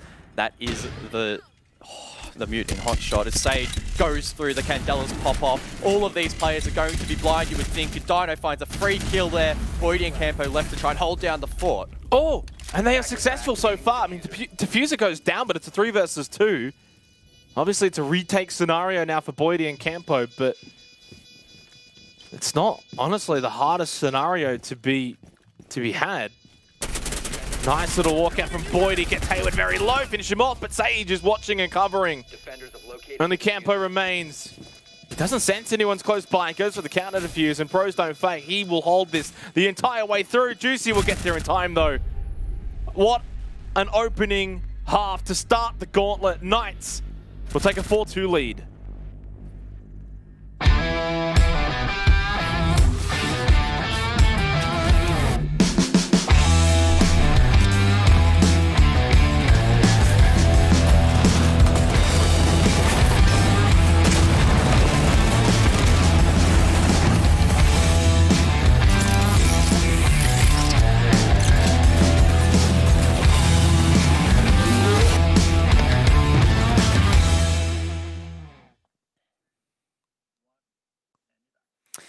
Welcome back, folks, to the Oceanic Nationals Stage 2 playoffs presented by Samsung. What a start there for Ruffle. 4-2 up on their attacking half, their prowess. Proving too good there, particularly in that final round. What a clean execute it was off the back of Dino and the Ying. They put their foot down on their opposition's map pick, and now Ruffle need to bounce back. Yeah, not just the map pick of Roffelcopter, but they also started on the defense, which has been, you know, in the past, pretty good, obviously, for defenders on Coastline in recent times. They just weren't able to really be matching the Knights' prowess, at least early on in those rounds. They brought it back 3-2, though, after losing the opening 3 rounds, but Knights at least able to close out, maintain that 4-2 advantage heading into the second half, where they now find themselves on the defense. Hook of Billiards first up here for round number 7. Cheeky Waldenar being employed here by the Knights. Dino on the Bandit, using all 4 batteries on that quad wall. that will make it tricky for Hotshot on the roof, on the Habano, to deploy X-Chorus on that wall. And if Ruffle want to get those angles in towards Drinks, they'll need to clear said utility from below. It's another early opening kill here for the attack. This time Ruffle to benefit. We saw just how strong it was for the Knights on their attacks. Can Ruffle replicate that form? Good signs though for Rufflecopter. Who knows, this might be a trip down memory lane where this coastline match is playing out to maybe be more attacker-sided than defender-sided. Dyna's just going to be forced to rotate back through kitchen. He was trying to be a little bit cheeky over towards the service door.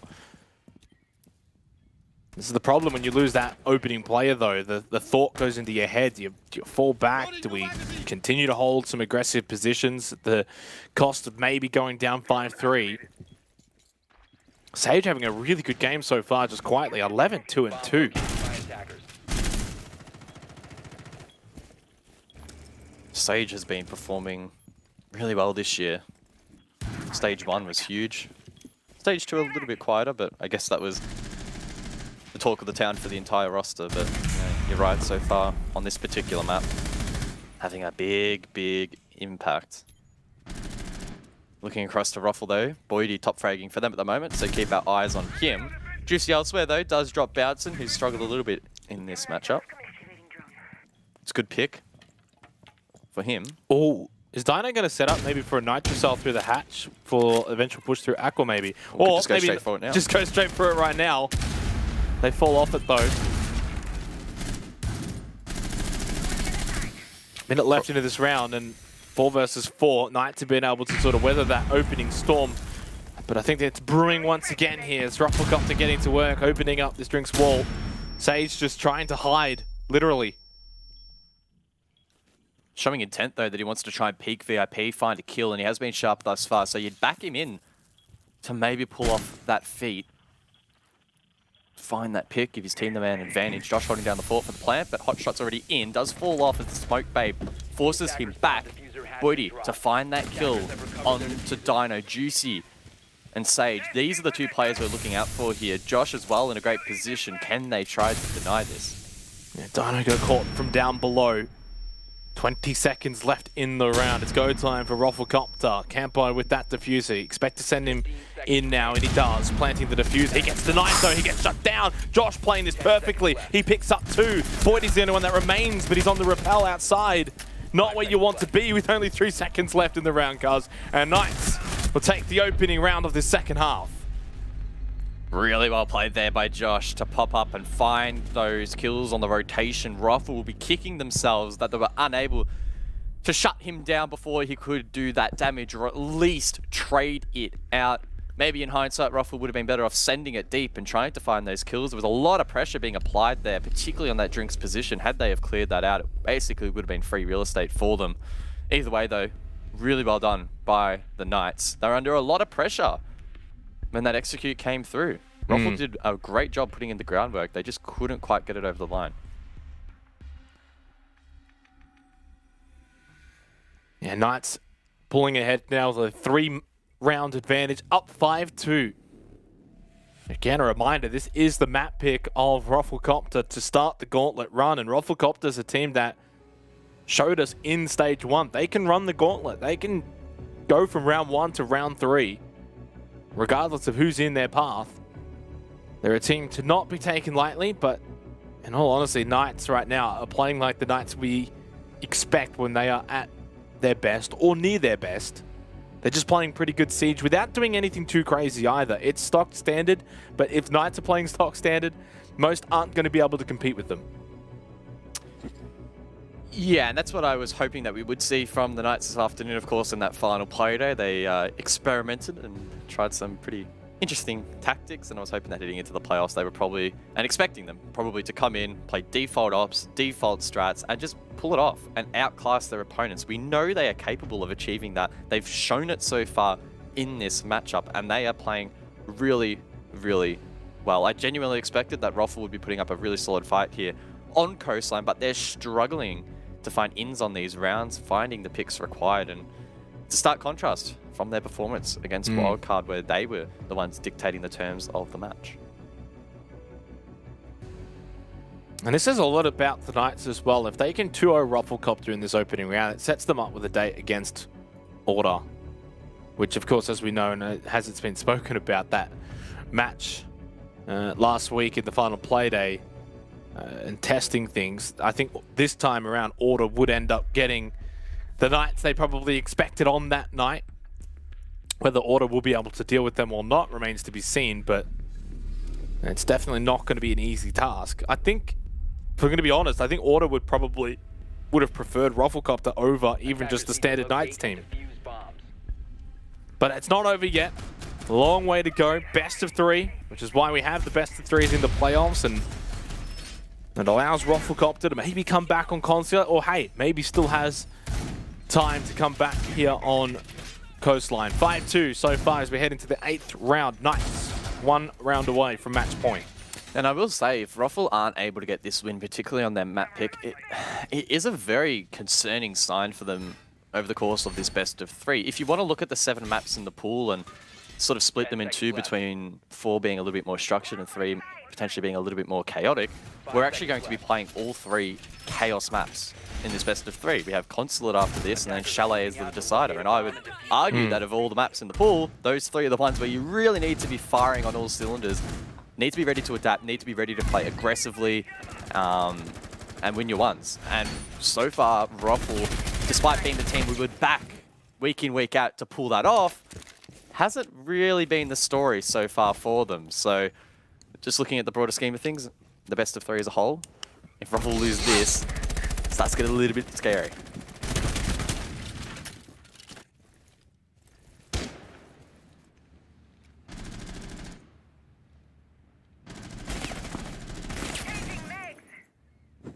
And Ruffle needs to not go too defensive here on the attack. Probably still need to be aggressive. Look to find these picks. They've been able to compete with the Knights in a lot of the early game portions. And yeah, nice from Boydie. But it's the late round situations where Knights have been able to really pull ahead despite being at either an advantage or a disadvantage. Knights are just typically winning a lot of the fights late in the rounds. Good start there for Ruffle, isolating Dino. If they could maybe isolate one more pick and get that for free, that should alleviate some of the pressure late round here for the Execute. With that said, the Knight's not really in a position to allow that to happen to on site to above, so a bit of a buddy system being employed here by the defense, which of course complicates things for Ruffle. So far, only really committing to a Sunrise take, so we may not even see too much in the way of above control here for the attack. Device is going dark. Yeah, we're getting closer as well to that minute remaining. And this is where, even though Knights are at a disadvantage, they can get that back pretty quickly. Bomb located by Campo just gives a freebie over to Sage, who's more than happy to oblige. OJ, at least, though, restores that lead for Rufflecopter by getting the elimination onto Juicy, and Bounce finds another, and Boydie gets a very easy kill onto Hayward. Oh, Hayward, what's going on there? Well, there's 2 down for Ruffle here. Winnable here for Josh, MK in hand. In a decent position over towards lobby, watching the footholds and service, and the diffuser is on that kitchen window vault in. If Ruffle don't have intel on Josh, it could make things tricky, but they do pick OJ back up. It's a 3-on-1. Oh. I was going to say, though, Josh doesn't really have a whole lot of intel either. They get OJ back up. Just goes straight into service. Gets 1. I think he already has the information on the player behind. Never mind, he didn't. But he might have heard him. I guess not. Big round win, though, for Rufflecopter. It just keeps them alive here on Coastline. Another pretty messy conclusion to that round between these 2 teams. But it's a good result for Ruffle, who keep themselves in this match. And the longer they can deny that match point, the better off they'll be. It was a strong start, isolating Dino on that first pick over towards Sunrise Bar. Boydie finds probably the easiest kill in his competitive career over towards the roof. And from there, they're able to try and get that plant down. Crosses being held, and a much cleaner result there for Ruffle on the Execute. Yeah, you say clean, but I still feel like all of the round wins that Rufflecopter... Cleaner. I wouldn't say clean. I just say it was still messy. Yeah, and that's the thing, though, is all of the round wins for Ruffle have been messy to some degree. I mean, even when they went up 5-1 in that I think it was the 5th round. Attackers have discovered the You know, they ended up throwing away 4 players' lives trying to clear out Hayward. So even when they do win big like that, they still kind of threw away the lead that they had. Just need to see like a really clean round where they can either get like a flawless or from start to finish, totally in control. Knights are always within a sniff. They're always keeping it close. And even if Ruffle do get that opening pick, they haven't always been successful. 4 times they've got it now. But a 50% success rate they're on after in the round. And Knights still 1 round away from that match point, which certainly would put the pressure back on the Ruffle. Slightly different philosophy being employed here from the Knights, leaning heavily into utility. They're bringing a deployable shield there from Juicy, Aruna Gates, and Wamai discs to prevent projectiles from disrupting the setup too much. They're not bringing the pulse like we saw from Ruffle to gain intel, instead backing themselves to, I guess, play off one another and hold map control as a team. Skeleton Key reigns out there from Boydie, not exactly sure where he's playing. On the roof, so maybe taking down some barricades. Not too sure. But again, Ruffle need to isolate a pick here. It was Dino last round. It could well be him again inside of Office. We did see a bit of a presence around security hallway repel. There's a couple of players outside the double door as well. And if Ruffle can get a free pick here early on, it would put them in a great position.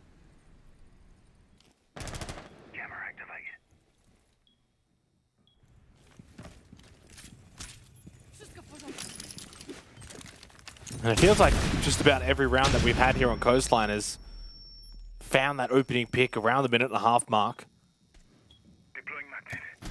Usually a lot of the times it's the attacking team. And once again, this time Boydie wins out. Dino honestly should have probably gotten that kill, but a nice little response from Boydie gives the opening pick and the advantage over to Rafflecopter with 1.5 minutes in the 9th round. Yeah, tactically, Dino played that really well. He set himself up basically for a free kill, but he couldn't quite convert it, and his accuracy just not quite there, unfortunately. So Ruffle do get that free pick, and it's not traded back by the Knights. No one, of course, really in a position to trade that back. In terms of positioning, Ruffle now with Office control can begin to think about this plant behind the A chassis. Now, in the meantime, Juicy can burn time, so let's do 2 gas babes to work with. But with Campo finding that pick onto Juicy, that means said babes are down, and Ruffle are now in a fantastic position. Yeah, and Knights don't have much in way of really stalling this out. Knight yourself for Sage, 2 nades for Josh and Hayward, that's it. 40 seconds left in the round. 3 drones, make it 2 drones left for Ruffle, so not a whole lot of information late in the round as they do push in. Hotshot, though, already actually on site, getting that diffuser down. Josh with a headshot onto Hotshot will stop it, but there's a response from Bouncing. Sage needs to get involved here. It's too little too late now, though, I'm afraid, as it's a 1 versus 4.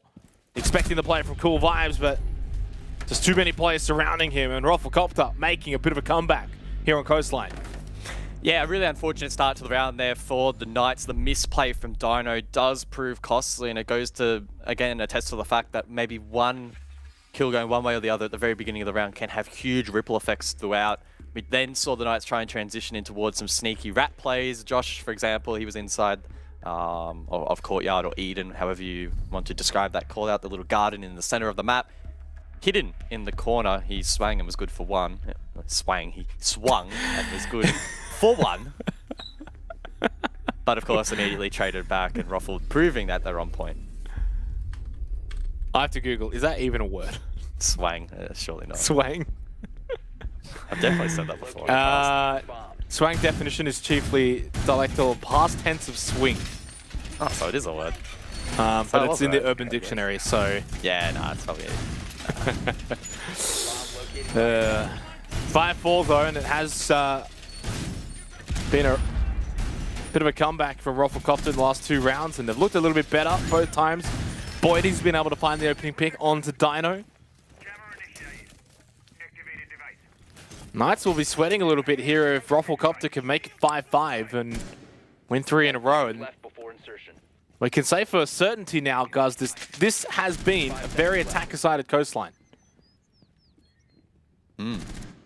Goes against the trend that we've seen here in OCE. Again, limited amount of data, but from what we have to go off, it has been defend and decided. So that's a change-up. But, I mean, maybe we should have expected that, considering the teams that are going head-to-head here, particularly Ruffle, who are so good on the attack and so good on the entry. Dino's so lucky. That almost happened for the 3rd time in a row, Guz. And it could still happen. Boyd in a great position to maybe swing. Knights have teamed up, so they should trade it back, but Josh finds the kill before Boyd can even see, and that's a good opening start for the D. I still don't even know how Dino didn't die. I thought he headshot him, or at least was about to.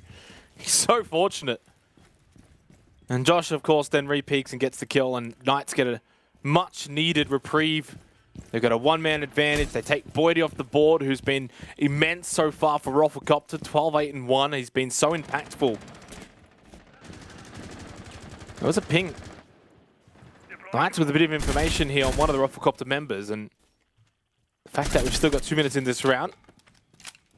This one could be a fast round. Peek from Hayward though, but he gets caught. And elsewhere, Josh as well dies the hot shot. And how quickly you go from a 5-4 advantage down 3-4. Little bit of an unnecessary peek there from the Knights, and Ruffle will make them pay. Now, there is a player inside of Sunrise. It is Dino in a great position to swing Kitchen, but Bouncing ready and waiting, it would seem. I thought that maybe we would see the pinch from Sauna, but maybe Ruffle not wanting to focus too much attention.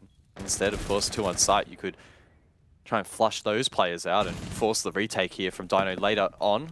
Hotshot is on the balcony alongside OJ. The ace with the diffuser in hand. A decent amount of utility here for Ruffle to work with in preparation for the execute. A nice nade inflicts some pain onto Juicy, trying to hold Vaz as Sage will take down that Selma, looking to expose that position. Dino does activate down below, dropping Bouncin. That could compromise this execute. Well, if it does, it hasn't really been able to do it for very long, because Rafflecopter now again with the man advantage. It's imperative here that Sage can at least get one kill from this position inside of Billiards, and it looks like it is going to be a bit of a rotation here from Rafflecopter.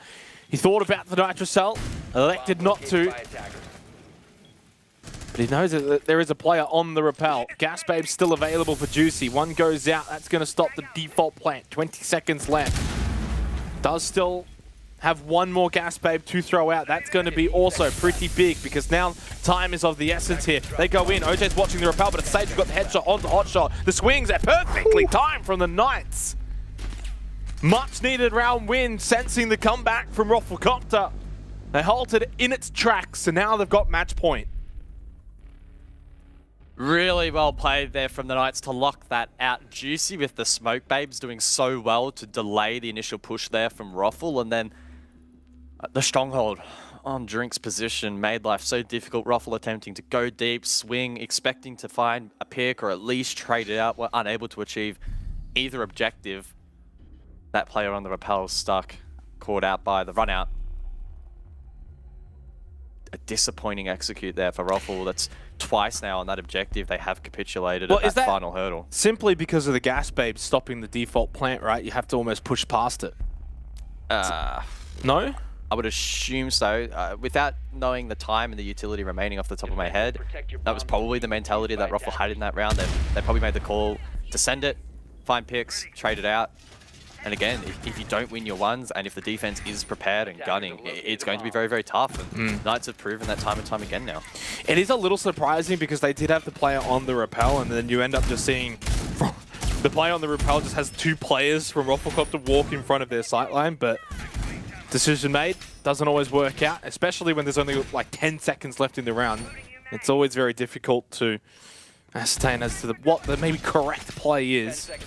And I think you just have to, at that point, give credit to Knights in the way they were set up defensively to win that round. Match point for this opening map of this best of 3 for the Knights to steal the map pick away from Rafflecopter. Consulate to play after this, and then if needed for a third, then Chalet.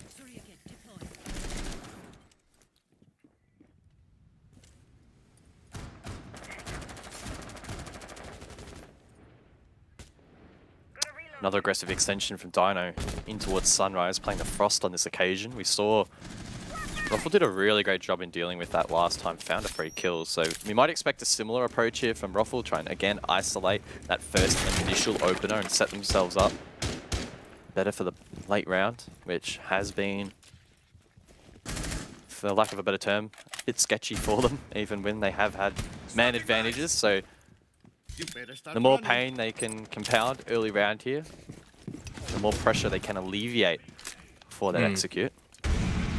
Pretty aggressive top sweep here from the attack. Hayward under the pump being tracked by the Jackal. That's bouncing, of course. And once again, Ruffle trying to open up this wall, but Juicy down below has shotgunned holes from Kitchen up above to prevent that from happening. But Hayward elsewhere under the pump as they send it through theater. It's a good trade from Ruffle. Sage elsewhere, though, does find one with the Nitro. Yeah, and it keeps the advantage here for the Knights. 4 versus 3 with a minute and a half remaining. It's really going to hinder the attack from Ruffle Copter.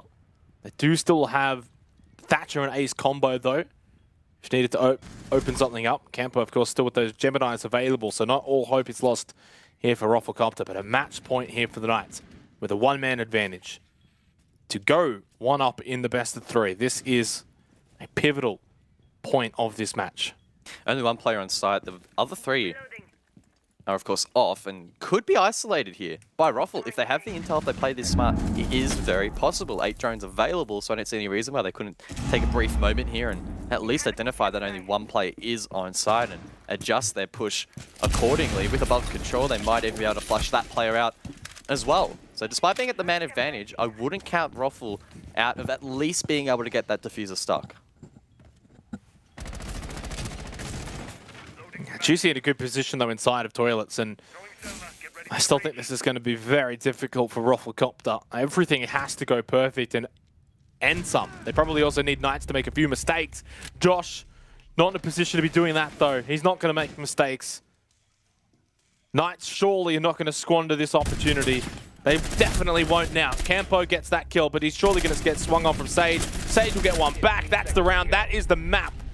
Knights take Coastline away from Ruffle Copter and go 1-up in the best of 3.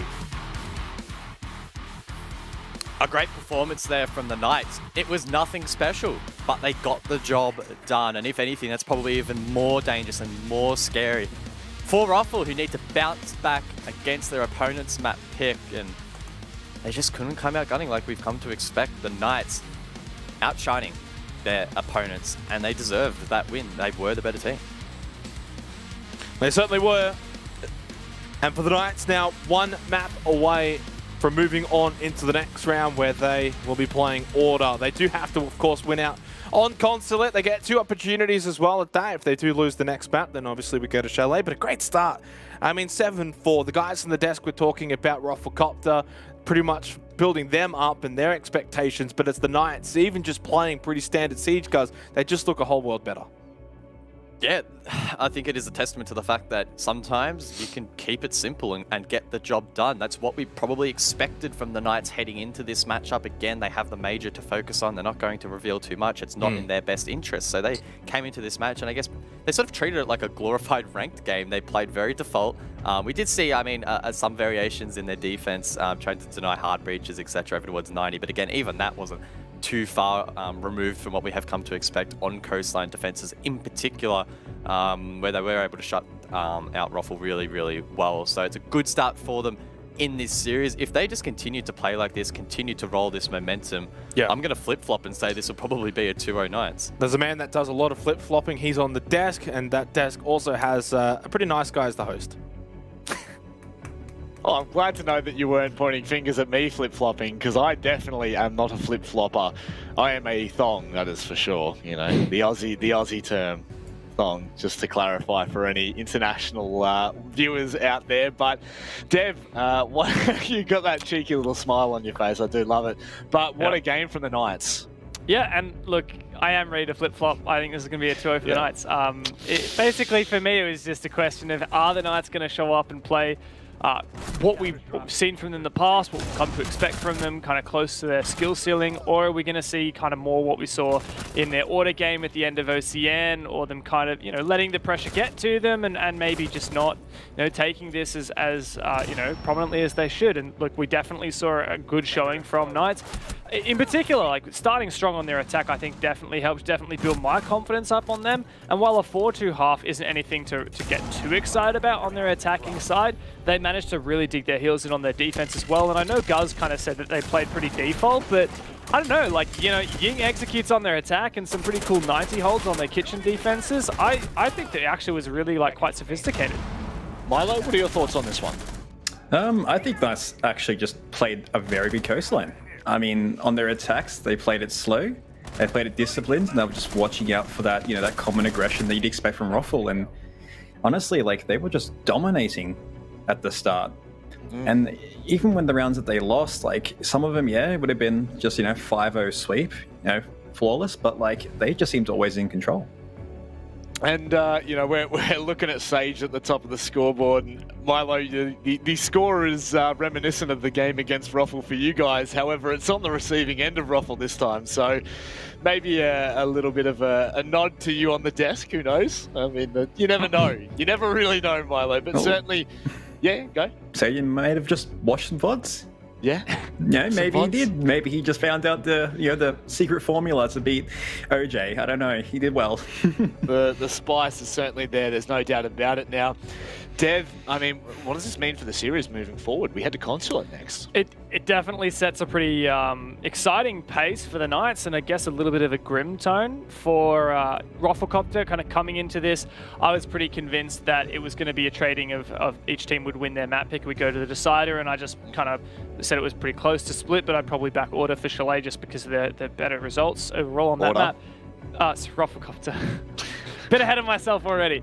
But hey, Knights coming out strong, taking Rufflecopter's map. It's a map that we've seen Rufflecopter, slap wildcard on. Sorry again for reminding you. Yeah, Knights stepped up. They played a great game.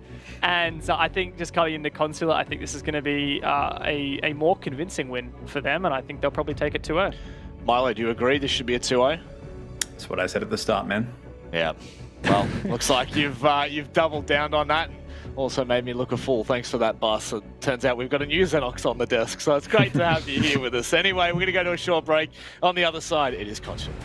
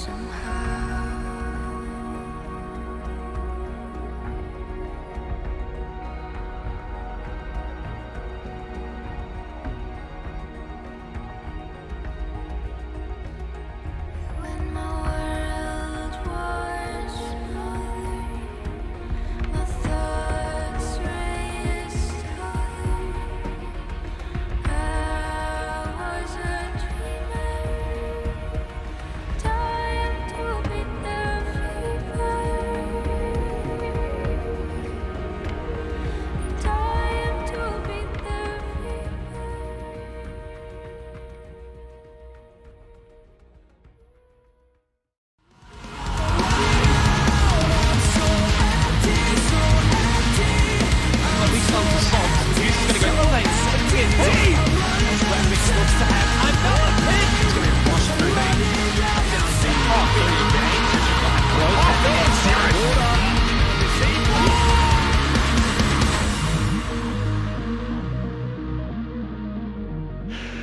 Oh, yeah. Well, it looks like Knights are off to a good start, and I don't know whether Rufflecopter can recover. We head to Consulate next with Knights up in the series. Milo, is this something that Ruffle should be worried about? Because, I mean, me playing Knights would be horrifying, but coming up against them 1-0 in a series going to their map pick, surely that's not selling good signs. Definitely not, man. Losing, honestly, pretty convincingly on Coastline is not a good start for them. And they're going to be taking them to Consulate. I don't think they're going to make it. I mean, I just don't want to see, you know, a 2-0 for Ruffle here. After what we saw from them in Stage 1, Dev, you know, they had a very good performance, but this, it seems to be what's going to happen. Yeah, look, Rufflecopter might have been the dark horses, underdogs in Stage 1, and yeah, they eliminated some pretty strong teams from the Gauntlet, but I don't think they're going to have that same fairy tale run here in Stage 2. They're just not set up very well now. Losing their own map pick, like you said, Milo, really convincingly. Knights now moving to Consulate, which is a map that not only do they beat Rufflecopter on during the regular stage, but they've also beat teams as good as Elevate. You know, we're talking one of the best teams in APAC, and Knights managed to take them down on this map. And in contrast, Rufflecopter just can't boast the same kind of level of results on this map. Plus, they're coming off probably their confidence a little bit, I guess, on the kind of back burner. I guess I wonder from you, Milo, is like Consulate is kind of another map where you can play really aggressively, and I know you have a lot of thoughts on Rufflecopter's play style. Do you think this is actually going to suit them, or do you think it's going to be punished? Well, it's up to Knights whether they're going to be able to hold the runouts and stuff. And they did it on Coastline every round, so if they keep that form up, I don't think Ruffle's going to stand a chance. I mean, all Ruffle really needs to do right now is just knuckle down and really just focus on giving up some ground and let them work around it. Let them progress deeper into the round and see if we can make something happen rather than kind of throwing it out the window in the first 30 seconds. Just seems to be the Ruffle motto, doesn't it? Just throw it out the window in the first 30 seconds and see what happens. Well, it looks like there's a general consensus here that Ruffle are down bad. We're going to throw it over to the two gentlemen that are dressed for a funeral. Flip, flop. Did Rob just say down bad? On the I don't know. podcast? All I see is a bunch of flip-flopping guys up there. They can't make up their mind. I'm sure when Rufflecopter win this game, they'll be back on the bandwagon. They were all Ruffle. Yep. Now they're all Knights. I mean, come on, guys. Have some credibility. We can't trust anything you say on the desk. Look, we'll say this, though, guys. I've been on the Knights bandwagon since day dot. You, yourself? Well, I thought it was going to be the death of the Knights today. So look, I'm not gonna get too involved in the flip flopping. Fine, I'll stick by Ruffle. I mean, not gonna win this map, but I'll stick by them. Yeah. Look, honestly, it's not impossible. I think Consulate still offers Rufflecopter an avenue forward where, you know, as it's been touched on the desk, even though we can't really take what they say, that it is, of course, still a kind of aggressive open map where maybe Rufflecopter could use that to their advantage. Yeah, I think Milo made a good point, though. It's important that Ruffle don't take it too far and throw any potential round wins or advantages out too early here, particularly in that first 30 seconds to a minute. They just need to be careful and find themselves into these rounds. That said, I guess countering that point is they also need to be a lot more on point in the last 30 seconds as well. Their executes on Coastline weren't amazing, and they were getting constantly shut down by the Knights. So that's something that we'll have to monitor here as well, because Consulate, again, a very, very hectic sort of execute style, very trade heavy. If you get that player down, you're almost guaranteed to win the round. So that's probably going to be the primary objective here for both teams. But yeah, keen to see it play out. Just waiting on one player. Apparently, they decided to just leave, up and leave. They just do you reckon it was Knights again? Look, if it's not Knights, I will be very disappointed. It was a Knights player. Yeah, 100%. I'm not even joking. It's always the Knights, guys. Always. And we need to keep them under lock and key because they just get up and wander away, and we have to sit here waiting for them. But look, it gives us a little bit more time, I guess, to sort of dissect this down a little bit. Really good. Oh, never mind. We're going straight in. They're back. They must have heard me. We can dissect when we get into the game. It's Knights versus Rufflecopter. Second map of this best of 3 for Rufflecopter. They have to win this map and the next if they are to survive in the Gauntlet.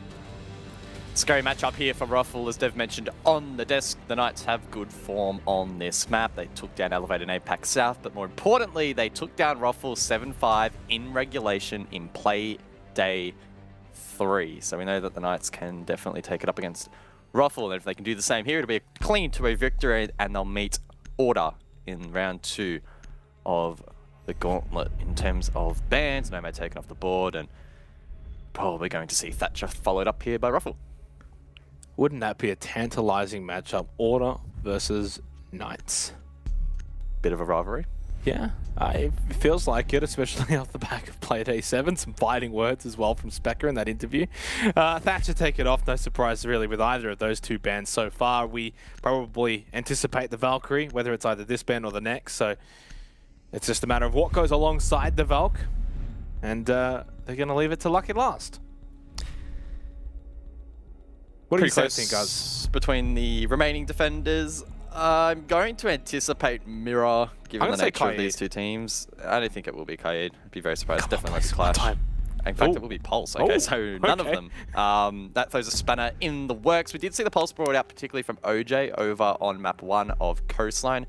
And we know in particular that on the split objective on the defense, that Pulse is really, really powerful. So that might suggest we'll see Split get frequented here by teams that don't necessarily need to rely on that Pulse. Knights on the defense first, Rufflecopter on the attack. We had the statistics for Coastline, and, well, for Consulate, we've seen it a bit more. In fact, it's the second most played map for OCN. I think a lot of that coming in the first half of the stage.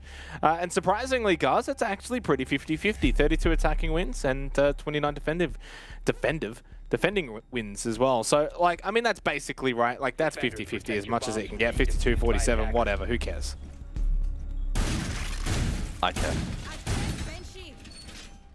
No, I don't really care. I'm not really that big into numbers, so Milner Methyl Broadcast is not my strong suit. So, yeah, glad you brought that up, but of course, we'll have to move on and see exactly how this plays out, keeping in mind that last match actually went against the stats. It was attacker-sided on Coastline when numbers would have suggested that it is the second most defender-sided map in the pool. So who knows what this one could throw at us with the Knights starting on the defense first. We'll have to see how aggressive they are going to play over on Coastline. It was pretty measured, their aggression. They were aggressive when required, but didn't really go over the top at all. So we'll have to see whether or not they'll bring that same philosophy here over on Coastline, even with that Nomad band.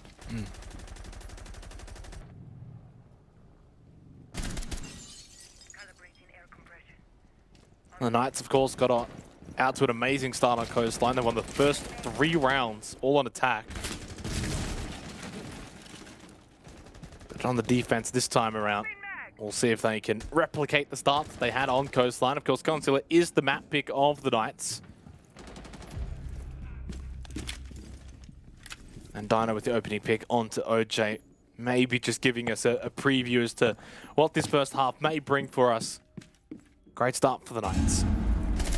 Ooh, Josh over towards the front door, finds that kill onto Bounce, and as free as you would like here. 2 picks for the Knights, maybe a third here with the Nitro, but Campo will survive. Hayward in a great position to run out, of course, and he won't be denied, but it's Josh over towards the front door to find that pick. It's a very, very good start for the Knights, and Hot Shot within a minute is left in the 1-on-5.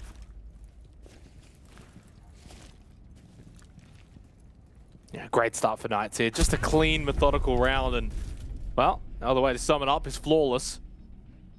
And this is the difference between these two teams, and obviously the nature of a best of 3, we kind of look back to the earlier map and we take examples from that. But when Rufflecopter were winning their rounds, none of them were really clean. A lot of them were quite messy, coming down to, you know, the final kind of moments or coin flip moments. Whereas Knights have definitely had a lot more clean rounds where they just dominate from start to finish, like that one in particular. And that's a pretty bad sign if you're Rufflecopter here on Consulate, which, you know, it's a 50-50 kind of map, right? Like, at least from OCN. So good start here for the Knights.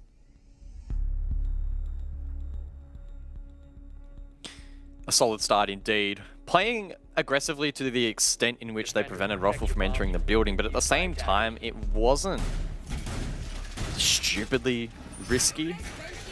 I know it's obviously a very fine line to tread when talking about this sort of stuff, but each pick that we saw from the Knights was, yes, again, aggressive and probably could have been punished by Ruffle, but at the same time, it was nothing stupidly ridiculous to the point where the Knights could have thrown the round the other way. It was well measured, they looked confident in their shots, and they're playing sharply. So, very dangerous for Ruffle, who, again, couldn't even get themselves inside of the building on that occasion.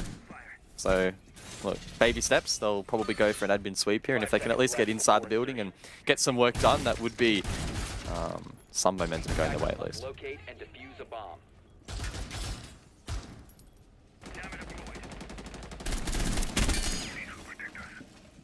It just feels like we're watching the slow demise of Rufflecopter, who had, obviously, looking back, a very good stage 1 in the gauntlet run. They beat Order, then they beat Bliss. They took a map off the eventual champions of Chiefs in that 3rd round.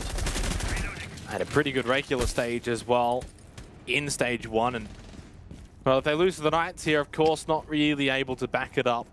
In fairness, they kind of set very high expectations after such a strong stage 1. Technically a top 3 finish when it was all said and done, but they're going to fight back in this series. Not only winning concept, but then Chalet afterwards. Campo with the opening pick. On to Juicy. Good start here in the 2nd round for Ruffle. Stage 1, of course, being the first time we saw Ruffle playing at this level of play, and maybe I guess it was a honeymoon period for them where teams didn't quite know what to expect, and their particularly aggressive flavor of Siege went unpunished for a lot of that stage. So maybe the 2nd stage, an indication that maybe not necessarily Ruffle are dropping off, but the rest of the teams in OCN are stepping up and know what to expect now and can better counter this sort of play style, and the Knights demonstrating that so far this afternoon. It is a good opening pick though for Ruffle off the back of that grenade, I believe it was, but now it's crunch time. Can they actually convert an advantage? Because they found themselves in similar positions over on Coastline, but fell at that final hurdle. 2 Nitro cells still available as well for Josh and Hayward. Ping out actually on Hayward's position, so he's been spotted out. And as soon as he pushes out, Campo is waiting for him in the wings. And it's a 2-man advantage now for Rufflecopter. This is a much better round from them, much cleaner. They haven't rushed it. Played the repel game perfectly, and Knights have just continued to fall into their trap. Hot shot now in. Ooh. And getting the plant down.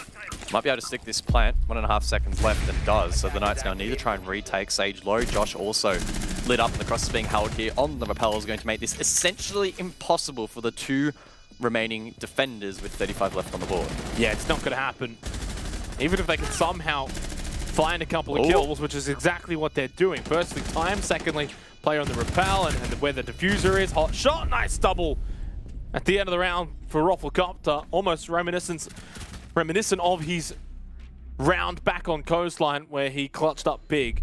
Although this time was a little bit less against him and more so just closing it out for Rufflecopter. 1-1 to start Consulate. Good little fight back there from the Knights in the post plant, but unfortunately for them, 2 picks isolated off-site early round put them in a very tough position where Ruffle were able to capitalize, get in towards the site after a bit of a cheeky exchange on those repels, and then the post plant with all of those crosses held. Very, very tough. Like basically every site here on Consulate, once you get that diffuser stuck, very, very tricky for the defense to come back. Now there has been a pause here. I'm assuming this is an attack after the 2nd round. If so, that's a big call. Oh no, we've been given word that it is in fact a technical rehost, so hopefully we can get back into the action soon, but so far I think it's safe to say that it's been a pretty close encounter. I think, again, it's going to come down to Ruffle just being very careful early round here and not allowing the Knights to dictate the pace. Your bombs from being defused by attackers. Yeah, especially when Knights are on the defense as well, right? You don't really want them to be able to find these opening picks, these runouts, or just even spawn peaks, especially here on Consulate. Defense, where we've seen the meta really dictate that. The defenders are so oppressive and making it difficult for the attackers that Rufflecopter were able to install that repel game pretty well and flushed out the Knights players. But it's only one round. So far, at least the track record in this best of 3 has proven that the Knights typically win out more often than not. They might give up the odd round here or there, but Roffelcopter certainly are the team that needs to continue to find ways of upsetting the Knights here. A lot of utility again here from the Knights, similarly to what we saw in some of their defense rounds on Coastline. Again, bringing the double projectile denial with the Aruni and the Mumbai.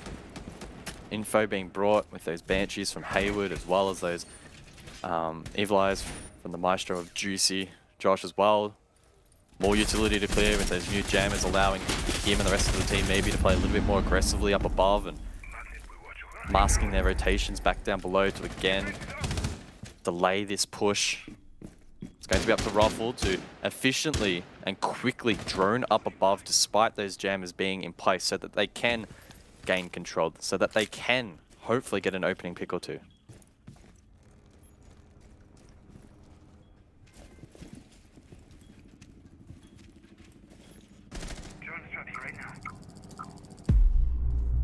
It's going to be a 2-minute mark, EE1D from OJ.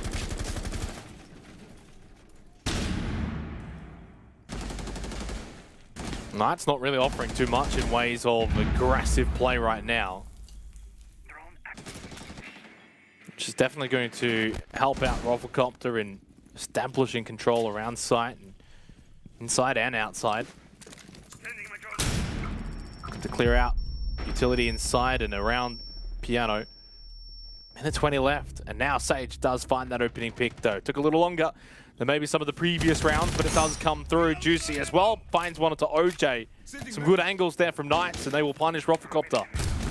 OJ had a good angle, but gets caught off guard. Talking about good angles, Boydie outside of benches does find at least one pick back, leaving Ruffle 1 minute to go with a man down. Juicy inside of Bathroom though likely needs to be cleared, and Bounce and still trying to gain control above. Josh elsewhere finds a pick as Bouncing will now be left all alone. No, Boydie will find back, and Bouncing does find that shot into meeting. Josh and Juicy now find themselves in quite a pressure situation, or a pressured scenario, but Josh does drop that diffuser, leaving Bouncing to clutch.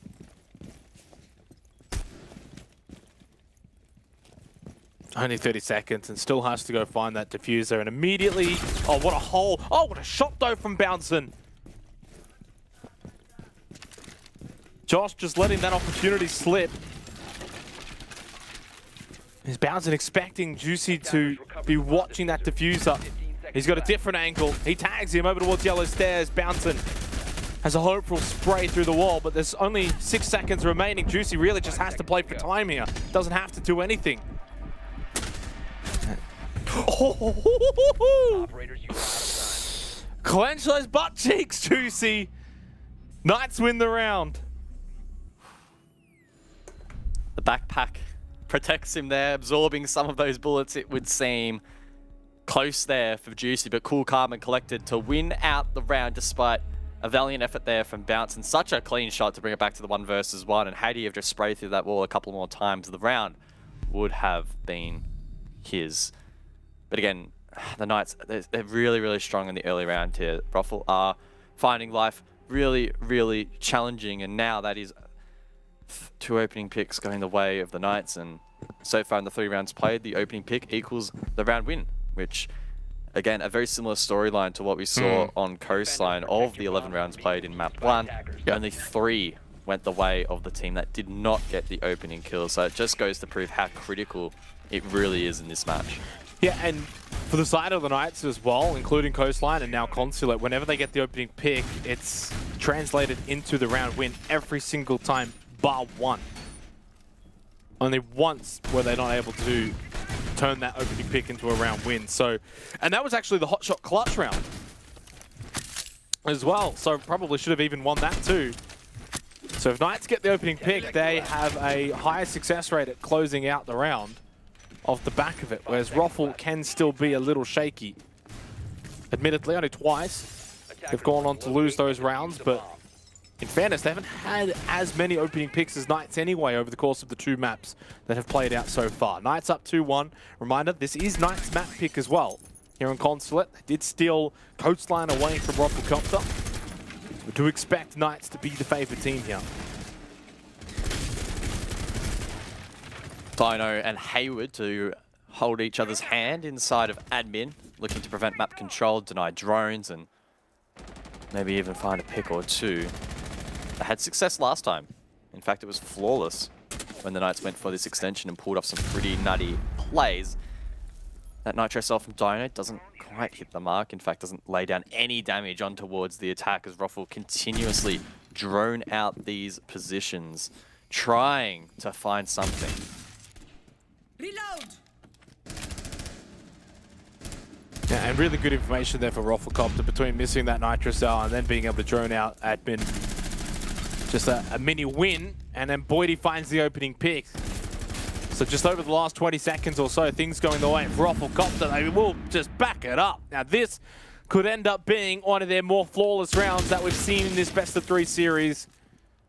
They find the picks just about everywhere across the map. Sage is low as well. Won't take much to bring him down. He can't even find that Nitro cell pick. Bomb located by attackers. It's just been a clean round from Roffelcopter. Really good use of utility from the attack and converting intel. 2 kills. Now Josh on the flank might be able to find one here. Does find the back of Bouncing's head. That might be an in on this round. If you can also find this attacker up above, that would bring it to a 2 versus 3, but they'll drop down below in towards Piano. Keep in mind, Sage so low, trying to hold yellow stairs. It takes 1 bullet for him to fall, and then Knights have their backs well and truly against the wall. I think there's still one E, 1D as well available for OJ. With 55 seconds remaining. I mean, all of the pressure right now here on Sage and Josh. Yeah, that's never going to be Sage surviving from that position. There's that final EE1D as well. Just halting Josh's momentum over towards yellow stairs. But when he gets a bit of information there, should get this kill on the hot shot. He's got him pinched, never mind. I'll take that back. He doesn't get it at all. You could actually see the elbow of Josh as well and just swings back immediately and gets that kill. Much needed round win for Roffelcopter, and yeah, that one goes down as maybe one of their more clean rounds that we've seen in this series. Yeah, a really sharp start there for Hotshot. He, of course, got the 2K to close out their first round victory, and then gets the final pick there onto a wounded Josh over towards Yellow Stairs to win their second. So far, positive signs for both teams, really. Roffle, they're doing a much better job, again, translating intel over towards utility usage, which then equaled kills. They swept the map quite nicely, and sure, they took their time in the 2v4, but they had plenty of it banked up. They used it well. They ensured that they isolated Sage, found that pick, and then Josh forced to rotate, also cut off. Good signs here for Roffle. And look, so far I'd say they're probably looking more comfortable here on Consulate than they ever were on Coastline, which is pretty ironic considering the veto.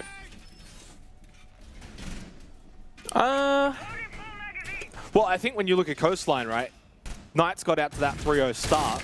So, in fairness, yeah, Roffle were always playing from behind, but they did then win 2 in a row. 10 seconds to go. Technically haven't still done that on Consulate, so they won actually 2 in a row twice on Coastline. It's just the fact that they never were able to stop the Knights from also winning 2 in a row after their 3-0 start. So yeah, in a way you're right, because of the fact that it's sort of back and forth, 1 for 1 over the first 4 rounds, and it's close. But I think that the biggest takeaway for me is just the fact that on Coastline, they allowed Knights to get out to that 3-0 start. After that 3-0 start, it was actually very close. Literally for the rest of the map. 2 to Roffle, 2 to Knights, 2 to Roffle, 2 to Knights. That's literally how it finished. 2 rounds still left in this half, though. Hayward yet to net himself a kill, in a position now to maybe find one if he swings the meeting balcony. Oh, Bouncing bolts in and still wins the fight. What a pick there to win that engagement. Now, Dino's up above over towards Long. If he drops here, the Knights are in a really bad position. He does. Boydie swings that skinny side of Long Desk to find that kill. It's a great start for Roffle. And it just continues with that narrative that you set up, that they are looking a bit better here on Consulate. The confidence to just push in there, get these shots, get these very pivotal kills. I mean, Josh, you've got to kill this player. Your hot shot just gets caught. Much needed kill there for the Knights. And it looks as if they're just going to go back down into garage and bunker down here. And that's a pretty big kill. Not only does it drop the kit, forcing someone to rotate there, waste time, pick it up, bring it around to the rest of the execute, but it's also the one and only hard breach for Ruffle taken down. Now, Josh seemingly would have seen it was the Thermite based on obviously the character model, the skin, etc. Can call that out to the rest of the team. And the Knights now are probably ready and waiting for this back push. So despite being at the man disadvantage, I feel as if the Knights will be pretty well prepared for this execute. If they play this smartly, they could close this out. You can see already they are rotating around. I mean, Sage is, I believe, probably punched that mirror window, so it can't be used against him. Again, ready for that back push. And yeah, they it's already been popped open. So the Knights are ready for this. Yep. And Josh could also play over towards White Van and hold that position, knowing that nothing's going to get blown open, so he can watch yellow stairs. Yeah, this is a really good defensive hold here for the Knights. The only downside is that they're down a player. Less positions and less angles that could be held had they had an extra player alive. And now Sage is on the floor as well. Big nade. Josh can rotate very quickly and go and get him back up. Of course, no information gathered for Ruffle to know that they got Sage down. He's back up again, but the push, it's mounting. Bouncing with the immediate pick onto Sage. Josh at some point has to maybe give up on this yellow stairs hold and go and help out because he is getting pressured. Is Juicy. Josh though, oh, he's gonna hit that shot. He allows his play to rotate into Juicy. They both collide each other. 5 seconds left from that yellow stairs position. The rotation comes at the perfect time. And the round win for Rufflecopter as they take the lead here on Consulate. You could see that Ruffle late in that round a little bit uncomfortable without having that breach open. The Knights had some really good strongholds that they played into to close out that round, but unfortunately, like we often see here, with a 2-man advantage, very difficult for the Knights to hold on. They did a really great effort. Their tactical, I guess, mindset to be prepared for this exact push that came through. It was really, really strong, but they just didn't have the manpower to back it up. So great work by Ruffle. Again, some are going to say a little bit messy there at the end, but they played it exactly the way they needed to, which was lean into their manpower, trade out picks. They win it out in the end, and I'm probably just going to double down on my statement earlier. They're looking more comfortable than they did on Coastline. Now, that may not be good enough to convert this. We don't know exactly what the Knights have in store on their attack, but maybe this won't be the clear-cut 2-0 that many of us thought. 3 of the last 4 rounds now to Rufflecopter here on their attack for Consulate. This is the map pick of Knights, who also won 2 of the first 3 rounds, so this has definitely been a stark turnaround in favor of Rufflecopter.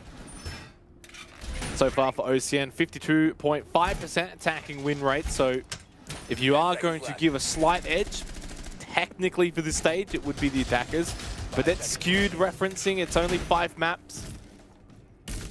And certain games and certain teams, of course, do play out very differently. I mean, that could include things like a 7-1 smashing where a team's on the attack.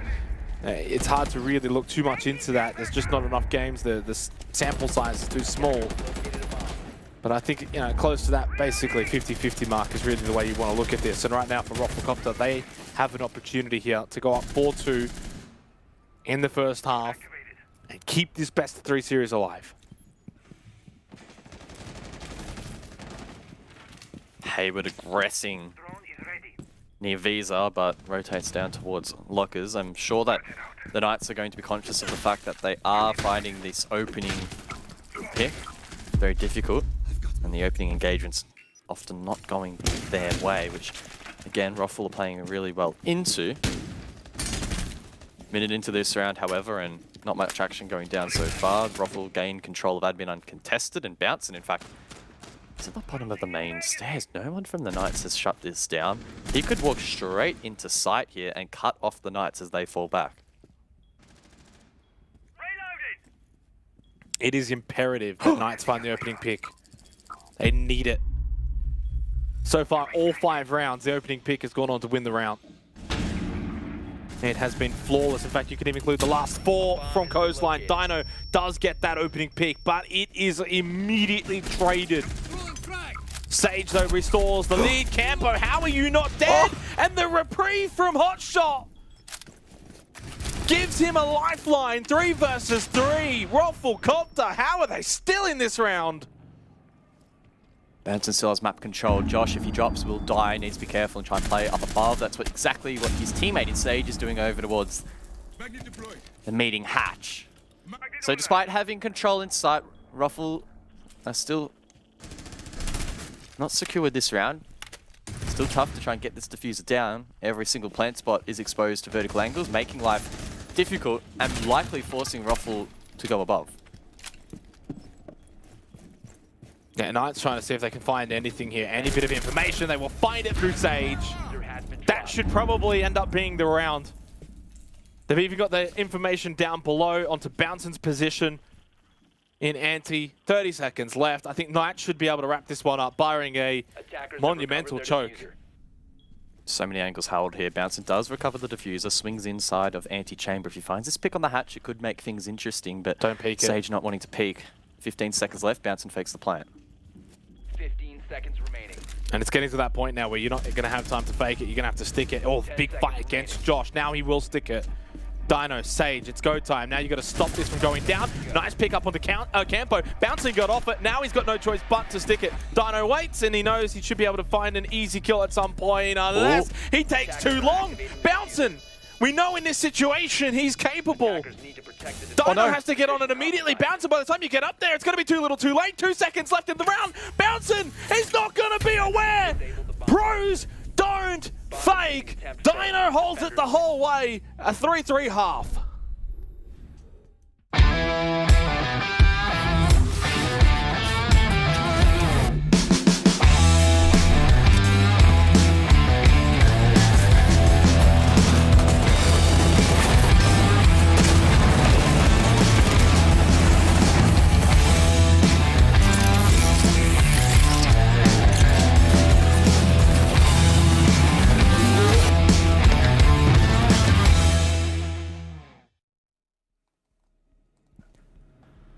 Welcome back, folks, from the halftime break. This, of course, is the Oceanic Nationals presented by Samsung. 3-3 the scoreline between those two, and what a close conclusion to the round it was.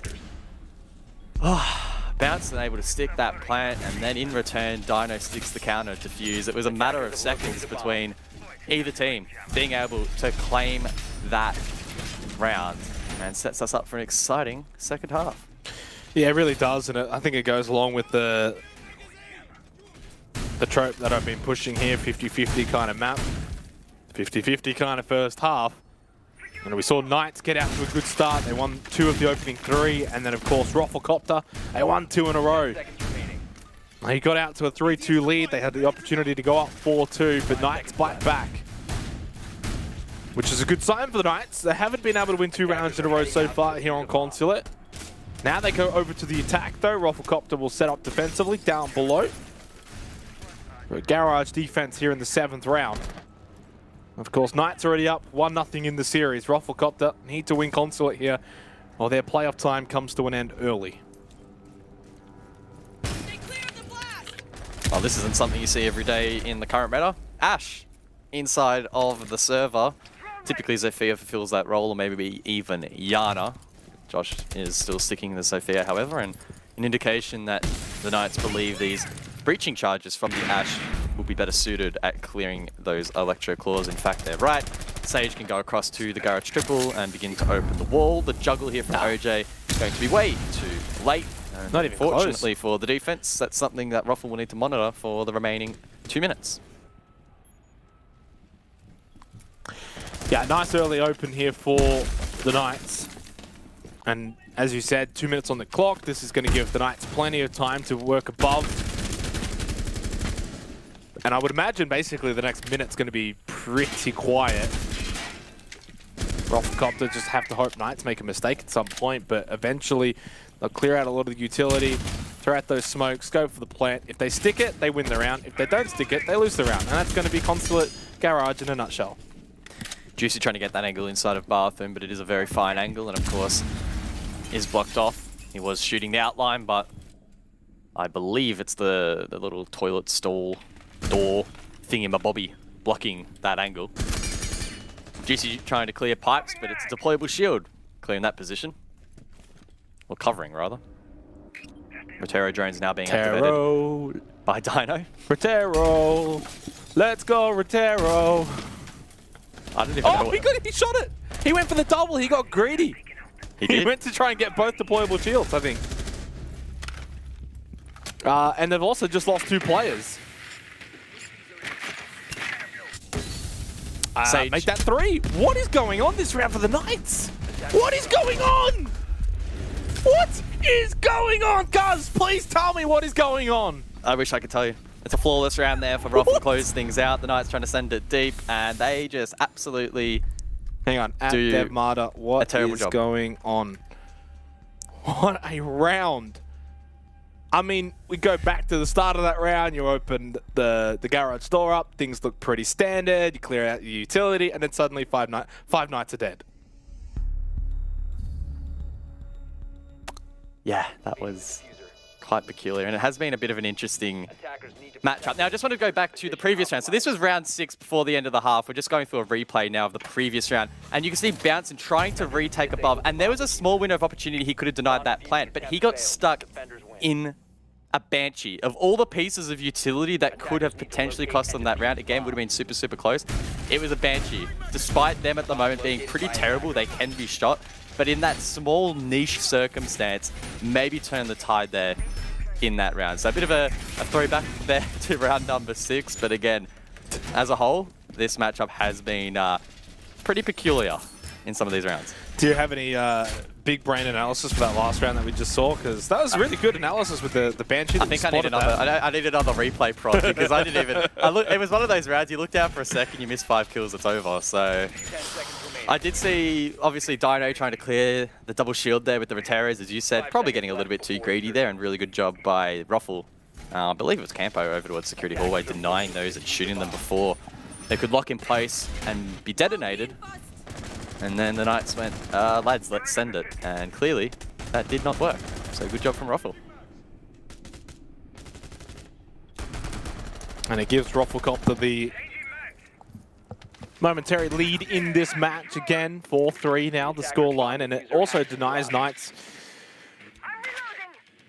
from sort of taking the lead again after a very good start to this map.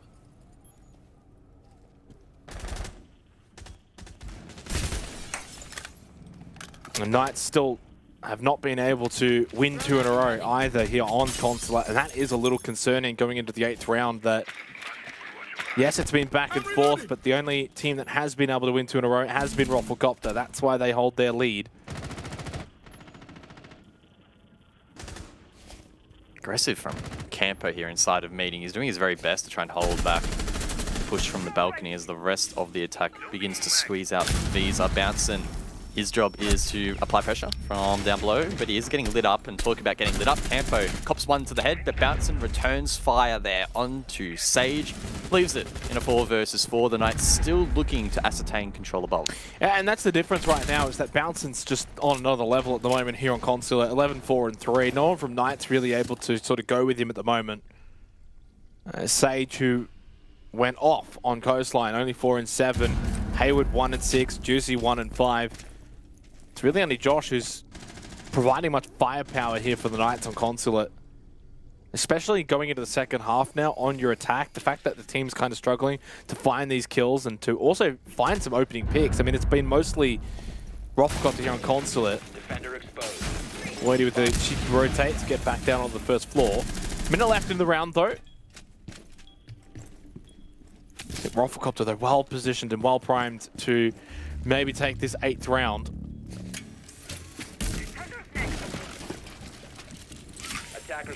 Has been a little bit of a disappointing map for Hayward, one of the top performing players in Stage 1 of OCN, and overall a little bit quieter here in Stage 2, but again, difficult to know exactly what his role here is in this matchup, so I don't want to throw too much shade as OJ gets lit up behind this mirror window. If the Knights can get this pick, they might be able to get the plant down. I think he got lit up underneath the window. Josh with a headshot onto Hotshot. Oh, They're still got to deal though with these players. Boyd with a big Nitrocell. Takes out Dino. Still 3-man advantage though for the Knights as they're up 3-2. OJ, he also goes for the Nitrocell. Does it go bang? No. but it just stops Juicy. Now he's going to be stalled out. Boydie, this is such a big play from outside. He's going to be able to deny this, though. He got shot! What a save! Had he not been shot, he should have been able to deny the plant, right? I mean, that could have almost stalled it out. You are right. If he shoots the plant, he denies the plant. Xenox, so... Well, I mean, I'm thinking, obviously, how much time... I think it was a 2v3, right? So the Knights should be covering that. But the amount of time he was outside, Boydie would have been identified pretty early, so... Ooh, still... A little bit scary, nonetheless, but Knights doing a good job to just ensure they get the job done. Now, moving forward, this is the site that I was really interested to see be played out. Basement Archive's first floor tellers. It is the split site over towards the eastern side of the map.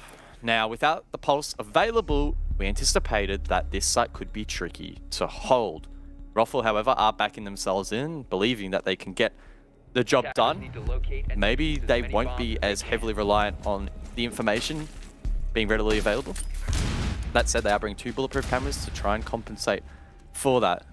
So I would guess that the Knights are going to focus their efforts on making sure that if they have the opportunity, they'll clear out those bulletproof cameras, because if the defenders are down below blind trying to deny plan and with only one person having a nitro cell, that would probably be the most calculated play for the Knights is, again, clear those bulletproof cameras, try and go for that plant on the first floor, and denying that on the side of the defense could be really, really hard. 5 seconds left. Attacker's objective is to defuse a bomb. Well, it feels like a pivotal round here to go up 5-4, especially if it's the Knights who can regain the lead for the first time since the 3rd round here on Consulate. At the start, it was all Knights, and then Rufflecopter have had their time in the midsection of this match, but maybe the Knights will finish it all off, not just for this map, but even the best of 3 series. I think Hayward also found 2 kills in that round prior to get on the board a little bit. As it had been mentioned, a little bit of a struggle streak here on Consulate. Not just for Hayward, but for a couple. Oh, those 2 ADS devices. Preventing Boydie, I was going to say from being naded out. He is eventually, but still survives. Boosted up on that cabinet, still with 75 HP remaining. Now he is running the shotgun out at the moment, I would assume, considering he has the pistol out currently. Yeah, he is, so... Going to be tricky to clear. And the Knights now, they're so low on utility. They have no flashbangs. They have no grenades. So they will need to force a gunfight here onto Boydie, who arguably, with the tables turned, is in a fantastic position.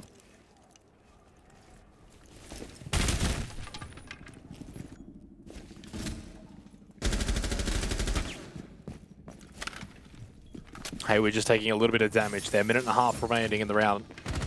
They still have not been able to, of course, deal with Boydie inside of admin. Bouncing gets the opening pick. Juicy's able to get one, though, onto Oche as well.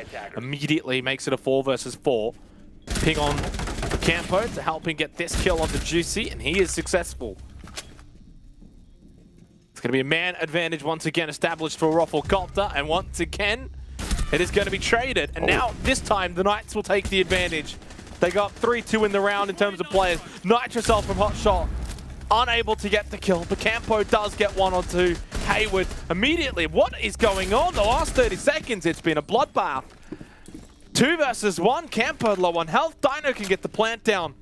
It's been a messy round for Split, Guz, but I think the Knights might be able to come away with the win. Couple of options here for Campo. He can drop the hatch, but risk making noise. He could also go down the stairs, but that's going to be the longer route. With 30 HP remaining, either way, he's probably in a spot of bother here. Josh quite low, so maybe winnable, but Dino should be able to trade. That's the information that they need as well. Oh, there you nice go. shot, but Dino, of course, the backup, that was there. And Knights go up 5-4 and edge a little bit closer to that match point. Well traded out there at the end there by the Knights. They went what I thought was going to be the unfavored or unconventional route, considering the defensive setup, which was down low, late round through dungeon, garage, etc. through that security hallway, but they made it work. Hayward did a really good job there in shutting down Boydie. Seemingly didn't have the intel there that he was being watched on that drop, and whilst it was a good effort there from Campo to try and clutch out, Dino ready and prepped to clutch it back. The Knights again.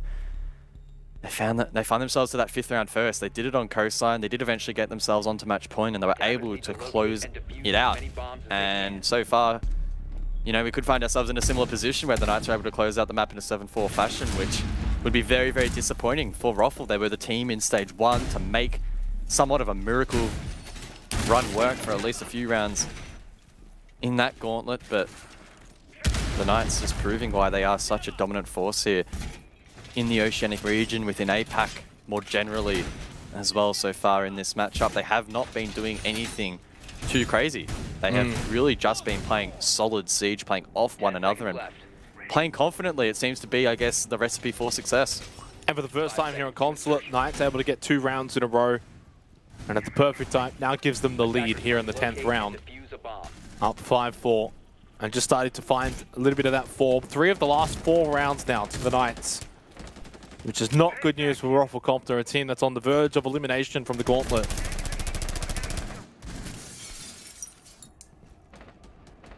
And 8 of the 9 rounds played so far have gone to the team that has gotten the opening pick. And unfortunately for Roffle, despite bouncing getting that first one onto Sage last time on that split defense, they couldn't quite close out the round. So a damning statistic for Roffle, but still an opportunity to bring this back. So an interesting defensive setup here from Roffle. They've elected to leave that right-hand side of the garage from their perspective soft. Of course, the left-hand side for the attacking team. Would love to know the exact reasoning behind that decision, as Roffle have used all their reinforcements, so I guess they've reallocated that somewhere else. I'd hate to think that they've accidentally left it soft. Surely that just wouldn't be a thing. I mean, maybe in my gold ranked matches, but definitely not here in OCN, so wouldn't mind understanding as to exactly why that is the case, but most of the action so far taking place elsewhere, particularly above here, the extension from Roffle. Bouncing 12 and 6, aggressive in meeting, but Hayward drops off.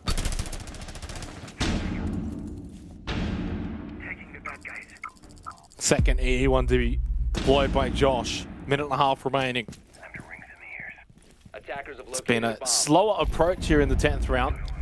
And as I say that, it's OJ who finds the pick immediately onto Juicy. Hot shot low, now dead. Josh. Courtesy of Josh, and Hayward too goes big. And the trades just quite literally ring out around the map. Now it's a 2 versus 3 in favor of the Knights. Bouncin also gets a kill. As we head over to Campo, he's pushing down yellow stairs, but I think this might be too little, too late, unless Bouncing can swing and get that kill. Unsuccessful. And with that plant down, it's going to make it almost impossible. If Bouncing hits that, it may have been attainable, but it's going to be tough. Dino, though, lets that player swing. Oh, no. He can tuck inside the corner. Sage can't get the angle, but Dino finds the first. Campo needs to stick. A second and a half left. He does fall off, but Dino able to clean up. A little bit too close for comfort there for the Knights. But, you know, they get the job done. They get match point. Look at Dino. You could just see it as well. A sigh of relief and match point both obtained for the Knights. Not only that, but it's also series point as well, Guz. 3 rounds in a row for the Knights. 4 of the last 5. And now in a position to send Rafflecopter packing out of the playoffs. 2 rounds in a row as well. Roffle have gotten the opening pick, but unable to convert the round. And I guess a lot of that was off the back of the fact that the Knights played quite aggressively and unpredictably in the mid-round. We saw Josh just send it down security hallway, and sure, I think he only got 1 kill in that round, but it really did dislodge the defense. Roffle not in a position really to deny the plan, as defenders were still rotating back towards side. And again, a great effort to try and bring it back to the post plan. And Dino was ultimately the player that nearly lost them the round, but then managed to win it back. Did leave things close for comfort, but again, the Knights, you don't expect them to lose from those positions. They've been taking their advantages and running with them in this best of 3, and with a 2-round buffer, that 2-0 victory to head them against order just continues to look more and more likely. 10 seconds left before insertion. Is this the moment where we see Rafflecopter bid farewell to their OCN season here for Stage 2. They had another impressive stage in the regular season. They won 4 games technically. 3 in regulation, 1 in overtime. Kind of matching a little bit of their Stage 1 performance. Just unable though to get out of that 4-5 position and find themselves in a better spot up in the standings. I'm really liking this use of the Ash here from the Knights. They're bringing in a once popular operator back into the meta to try and deny these electro claws, but OJ perfectly will juggle that first exothermic charge. Sage, no doubt, looks back in disappointment as he sees that precious wall still standing strong for the defense. Now, this may force the hand of Hayward to get more aggressive inside of Piano to try and deny these claws on an active basis, but Boydie, aware of that, will retake this position, making life a little bit more challenging alongside Boydie also denying that entry too. Juicy's down, now out for the count. For the 3rd time in a row, or the 3rd round in a row, Rufflecopter have been able to get the opening pick, but previous 2 rounds they were unable to convert though. So they need to sort of now buck that trend. And this time go on and win the round. Oh, nice. Sage going to stick this exothermic charge, and OJ not going to be able to deny it. Unfortunate for OJ, good attempt, but it was ultimately always going to be tough. Now Dino again trying to clear that pipe shield, and much like last time, will fail. Boydie up above with a nice angle on the entry will mean that the Knights will struggle to get in towards the site. Boydie probably good for at least 1 or 2 kills from there. Josh, playing off his own drone for the back push, might be able to disrupt and dislodge this defense. I think the game plan for the Knights here is to just go bang and try and overwhelm the defense. Here, 1D goes out, smokes as well, trying to take out Hotshot, and it looks as if going bang is going to work.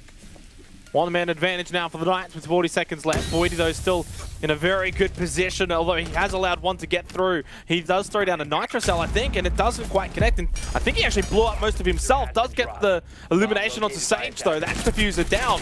Campo, big kill onto Josh as well.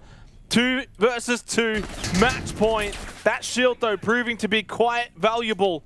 Campo, I don't sense how he's going to be eliminated from here.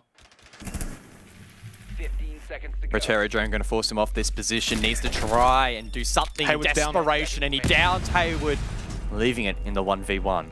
And the push from Dino gets caught immediately by Campo. Well played. And we go to a 12th round here to see whether or not Rufflecopter can extend their lifeline here in the OCN playoffs. A cheeky last stand there from Ruff will keep them in this matchup. Probably should have been traded. That shield probably should have been taken down by Dino. Again, just a couple of very small mistakes from the Knights proved costly, and finally Ruffle can capitalize upon that man advantage. That said, they didn't have the man advantage still again when it came down to that execute. So they're giving away picks here for free when they really need to be a little bit more cautious. And again, we love Ruffle for their aggressive playstyle, but it has not been working out for them with great success here on Consulate. That said, I guess we can't be too critical. They are 1 round away from heading this match to overtime and extending their life here in the gauntlet. And who's to know what could happen on Chalet? Anything can happen. It's a fresh map. Get a fresh opportunity.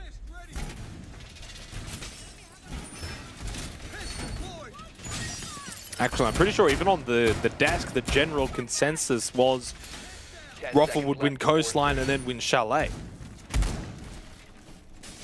So, an opportunity here presents it for Ruffle if they can win this round, send it to OT. Keep this one alive. Knights, I think the biggest thing for them right now, guys, is they need to get better at finding these opening picks. That's 3 rounds in a row now that they've allowed Rufflecopter to have this man advantage. Yeah, and the Knights have looked very, very comfortable when they have gotten that opening pick. So anticipate them to win the round, win the map, win the series if they do get this first kill, as the stats so far in this head-to-head would suggest. Easier said than done. However, as Ruffle's aggressive and unpredictable playstyle here on the defense has worked well for them over the course of the last 3 rounds. That said, Juicy at least gets a foothold inside of admin. Sometimes we do see the defense contest that very, very aggressively and delay a lot of time, but Juicy getting in early here is really strong signs for the Knights. Yeah, it's one thing to get in early though, but you need to eventually find that pick and try and get that man advantage. Campo still inside of meeting. I know though, of course, with a good sight line now, Campo can just drop at any moment if needed, but if he does get a little antsy and decides to swing that, he may lose it, and that could be a big loss for Ruffle. So needs to probably play it very defensively. The Knights trying to pinch out this position. Hayward elsewhere finds the first bounce, and he's good for 2. Josh and Juicy will fall. Dino as well. Where the hell is Bounce? How is he finding these kills? He's inside of admin. Wow. He's just decided to straight up retake it, and the Knights caught off guard. Hayward and Sage. 4 players standing between them and overtime. And Hayward goes down. Overtime is looming. Unless Sage has won for the ages, and he definitely won't now that his position has been uncovered. Well, actually, he should be able to get another kill here. Definitely whiffed it a little bit, but he's able to make up for it. Does he re-peek this hatch expecting someone to follow him? 45 seconds, 1 versus 2. And he repositions and rotates back upstairs into meeting.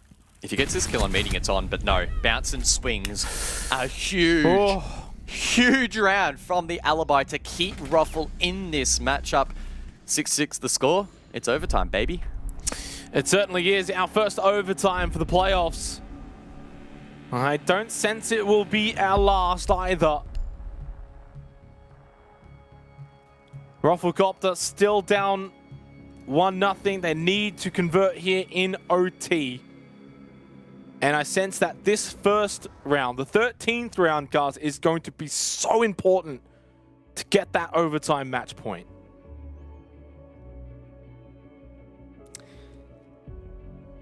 I would tend to agree. In terms of starting sides, Knights will be on the attack.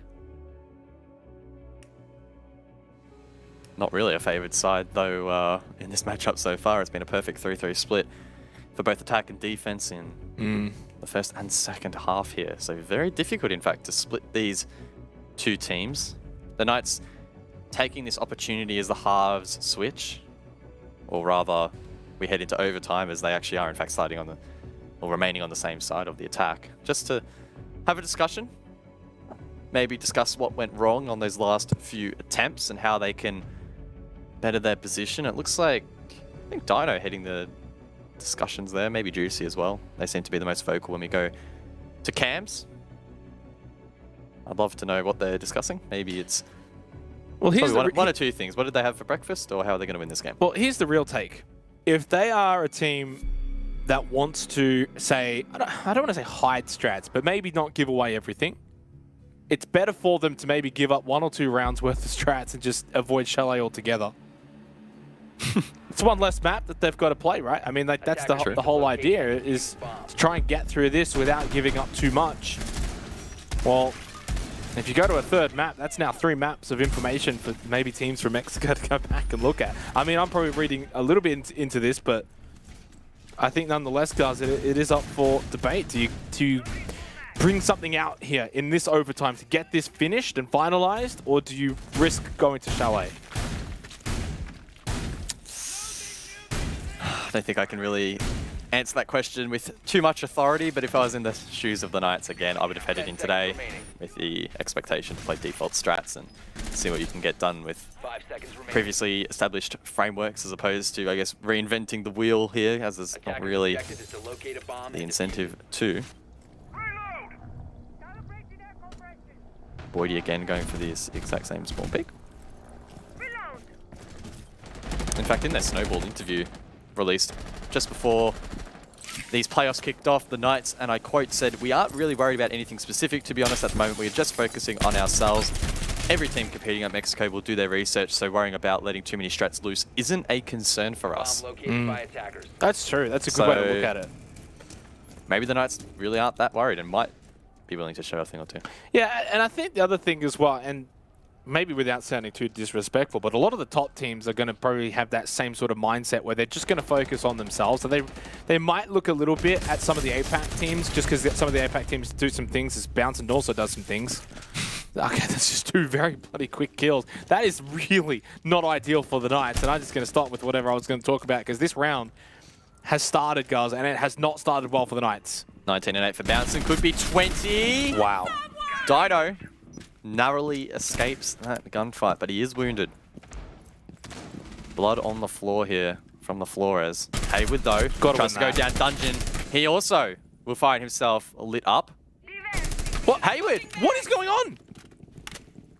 Am I watching Robert Monday or something? Maybe. Good shit. Good shot from Hayward. We get one. we get one. Good shot from Hayward. You can blame Rob for that. He was in your ear. So wants as much airtime as possible. Loves himself a bit, that bloke. That's why he's a tier 3 host and you're tier 1. But focusing back on the action, 1 minute to go in this round. Oh, good play above there. OJ's Electroclaw has been taken down by Hayward on the vert. Will someone from the defense go up above to contest that? It doesn't seem like that will be the case, as a Rotero drone will pop open the back push. Ruffle with the man advantage. The Knights with their backs against the wall on this occasion. 2 players are critically low, making this tough. Attackers have located a bomb. Go, Rotero. That could be a kill. He's still got 2 more as well, by the way. He ain't done. Although time is of the essence, not too long to go in this round, so I'm not sure how much longer Dino can really sit on those Roteros. It's go time for Sage. He'll throw out these smokes. And it's really just a hope and a pray sort of moment. Campo, can he win this? No, from above. Hayward, very critical kill. 10 seconds left. Red time we go. Sage is now in through those gas babes. Now into his own smoke. 3 seconds on this diffuser. If he can stick it, they could win the round. He does get it down. Bouncer took a lot of damage over towards Yellow Stairs, but Hotshot pushes in, gets the kill onto Sage. Dino solo in 1 versus 3. Already one onto the diffuser. Good cover from OJ. Overtime match point for Rufflecopter has been achieved. Defender mission successful. 20 kills for Bouncin on this map. A big performance from him so far, and Ruffle doing a great job to really wither that defense, putting themselves in a position to retake site despite that diffuser being stuck. For the first time, it has really felt in this series they are now a step ahead of their opponents. And we may well be going to this 3rd map.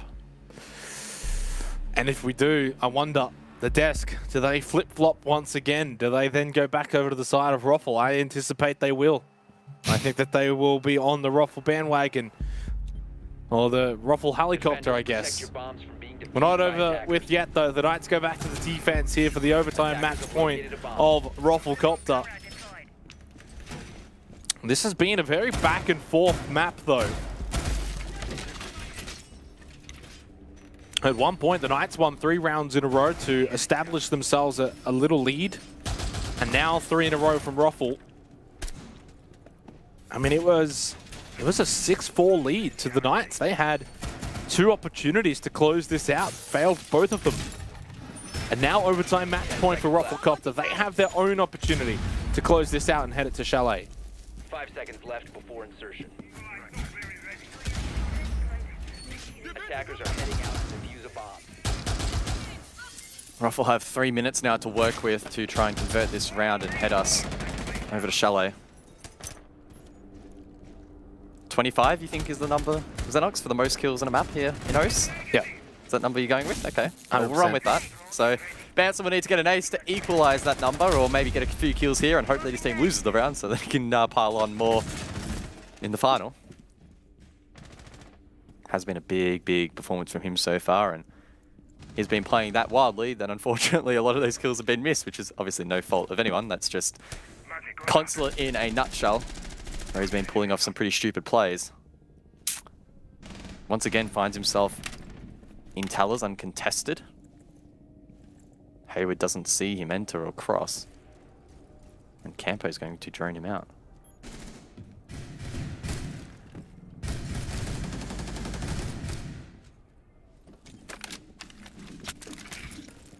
Such a big round for Rufflecopter. There's no guarantee that they would be able to stop yet another Knights attack. Swing from Hayward though, and bouncing. That's a big player to eliminate. If you're going to be able to eliminate anyone, you probably at this point just take Bouncing, regardless of any hard breaches. Ooh, Boydie though, the kill onto Sage. Again, evens things up. And that's been a common trend in this entire series, guys. Both on Coastline and now Consulate. We've seen these opening picks.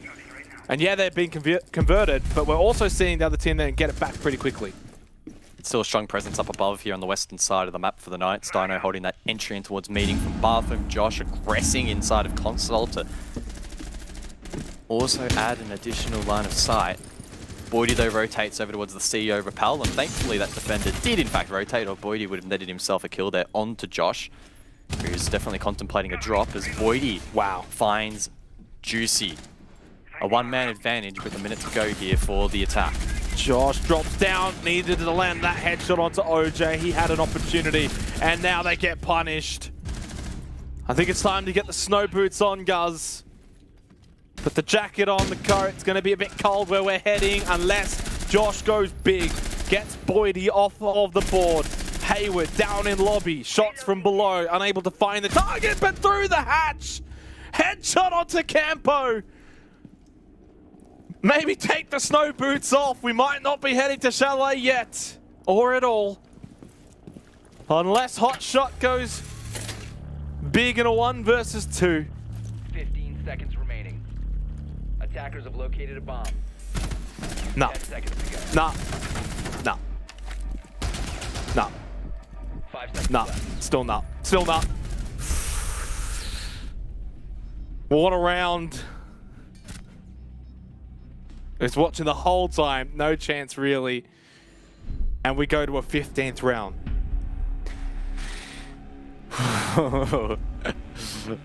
The conclusion of that round was, I think, a little bit closer than you expected, Zen, and honestly, I was in the same boat of it being unwinnable, but some huge picks. Hayward, in particular, he had 2 massive kills. Not only did he drop Bouncing off the board, but then he also hit that flick in the mid-round, and Josh as well, retaking up Yellow. He had a big impact too. 5 seconds left. Hot Shot with Bearing 9.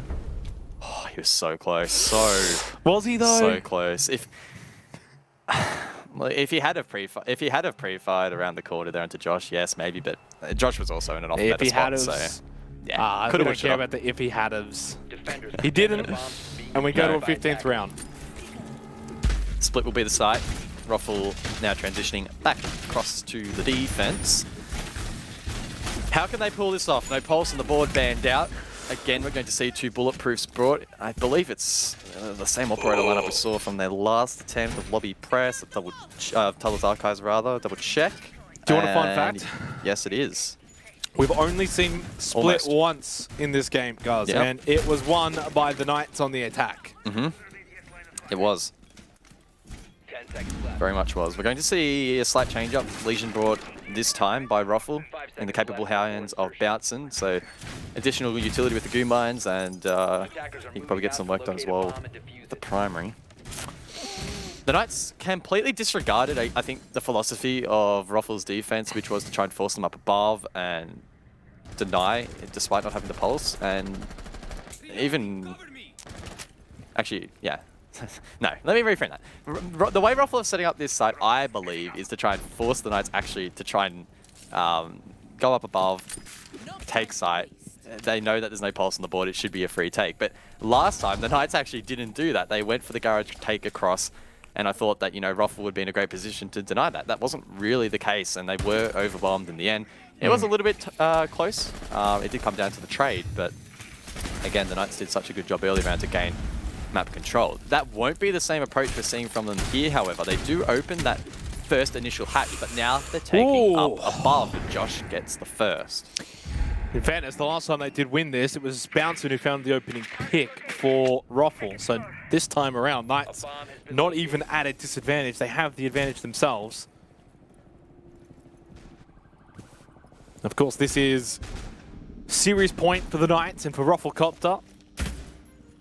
They need to win it to head it to Chalet. It's as simple as that.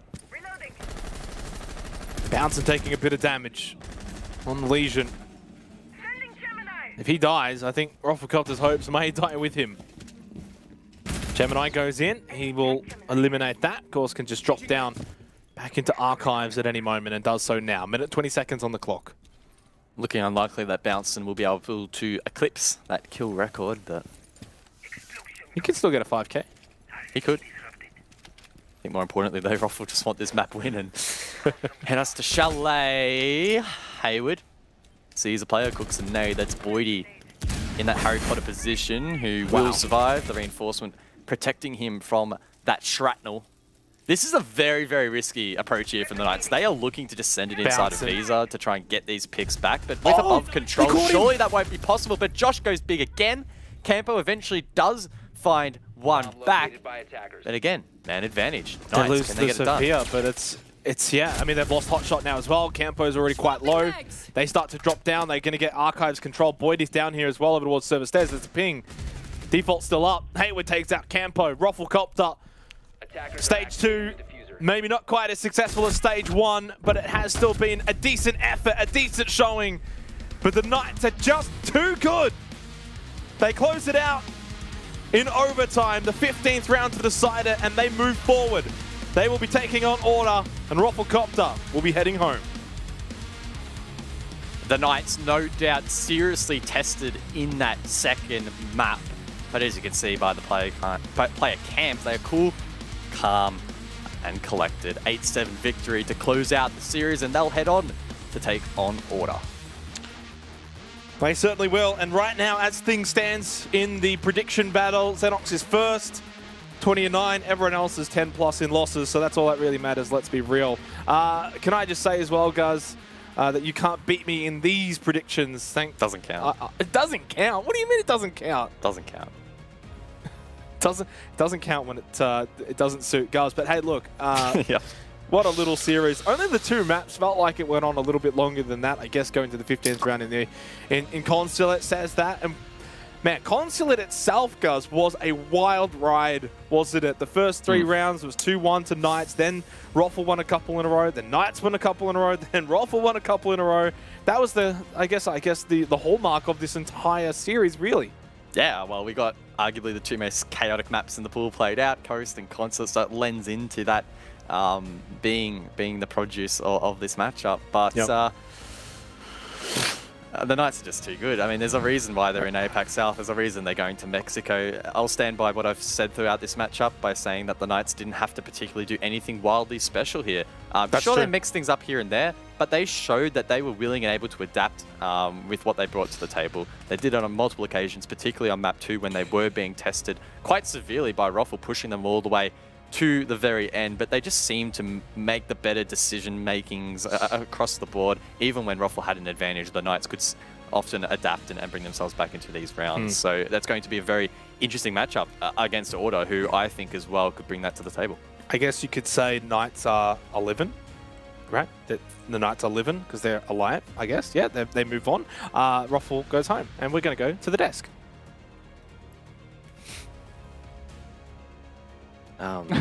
Do you know that guy, Dev? I sure as hell. Yeah, really good one. Good one, Xenox. You really got him. You know, we really got there. But I tell you what, Milo, what a performance from Bouncin. I mean, would you say that he nearly single-handedly gave Ruffle the opportunity there in the last couple of rounds of that second half? Without a doubt, man. He was just pulling stuff out of his hat. Man was running out of the building, getting double picks, jumping in windows, just stealing shots. I don't know, man. He's on the droll. I don't know what to say. Yeah, he's a bit cracked, isn't he?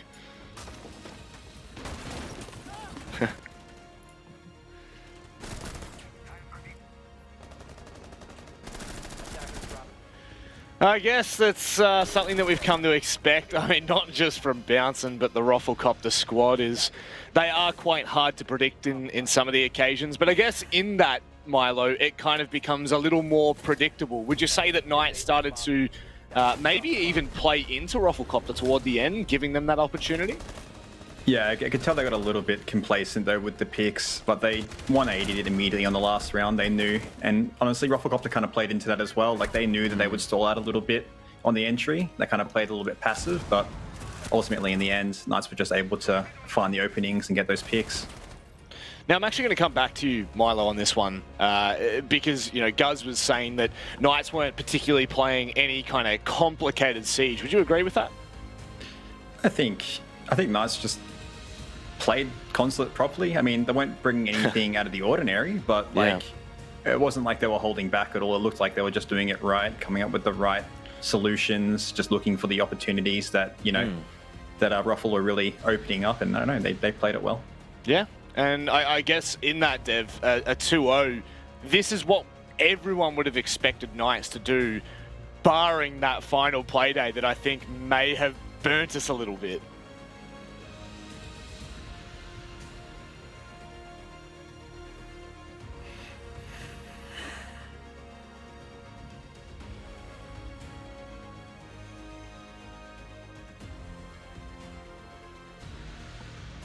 Kill record. We've confirmed the kill record at the moment in OCE. Rainbow 641 map is still Ethan from back in Six Masters over a year ago now at 23. But he did tie with OCN 2021's kill record, which is Jigsaw from Stage 1 against Chiefs. So, you know, 20 kills and a loss is still pretty admirable, I think. But, you know, at the end of the day, he did lose that 1v1 clutch where Dino kind of ninja diffused. And you know, if he had won that 1v1, then they would have won the match. So I guess sometimes it's not just about, you know, the pure numbers that you got on the scoreboard, but the impact of those plays as well. Of course, you can see he did get 3 multi-kills, so I'm definitely not discounting the fact that he was an impactful player. Yeah, I think you might have cut out for a small second at the start of that, and I don't know how much the viewers missed, but I'm pretty sure you actually summed it back up toward the end there. You didn't drop out for us, we could still hear you, but the old producer kind of said, well, you know, Dev, shut up now. So great. Unfortunately, that's they've just missed the start of that, which, I mean, you could miss the whole thing, and did we really miss anything at the end of the day? You know, it's one of those kind of things. I'll just leave if you want. Like, no, please don't, please don't.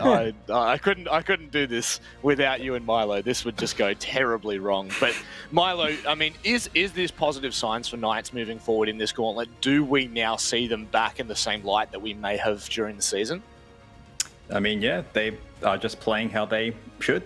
Yeah, just they are really cracking down on the solutions. Like, they see an opportunity, they see an opening, and they just full commit it.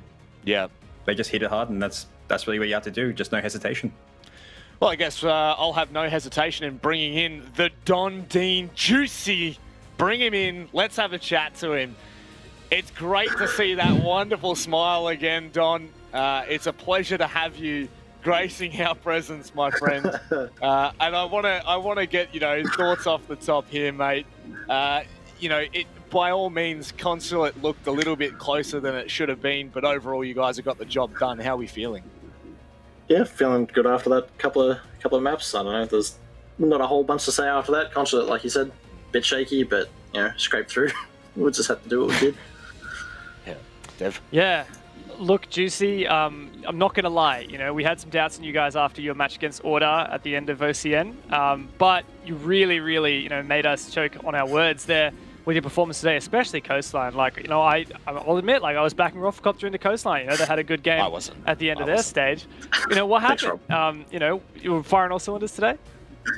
Yeah, I think, I don't know, we just went back to, I think I heard you guys say it a couple of times during the break, but, like, just went back to simple siege, just, you know, took it step by step, not show anything too rowdy or anything like that, so just play our game today and see if I could get us over the line.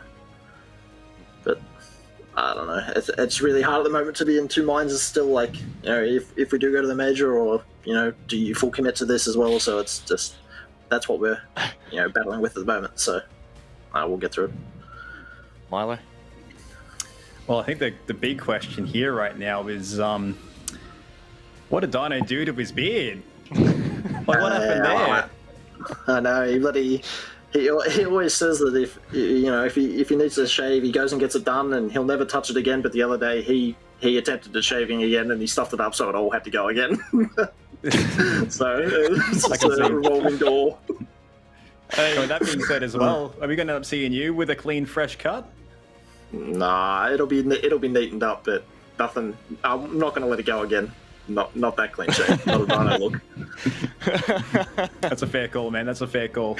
I always regret it every time, Don. I always regret every time I shave the beard. It's not a good feeling. You know that this nickname is sticking. It doesn't matter what you want. This is sticking forever now. You're going to force it. You are coming up.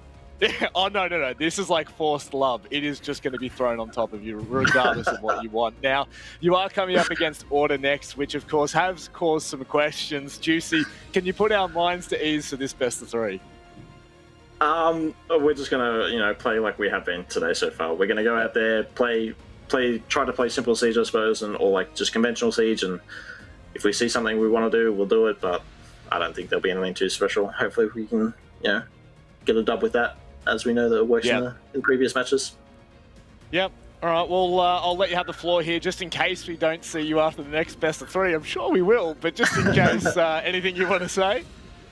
It's the same as always. Thanks to casters, thanks to support staff, all that stuff. Without everybody, we wouldn't be doing what we're doing, so thank you to everyone. Well, guess what? Without you, we wouldn't be doing what we're doing. So I guess it's like a coexistence between us. Juicy, congratulations on the victory, and we'll see you in the next round. Right, thank you. Bye. There you have it. Dev, I think that is kind of what we expected coming into this interview.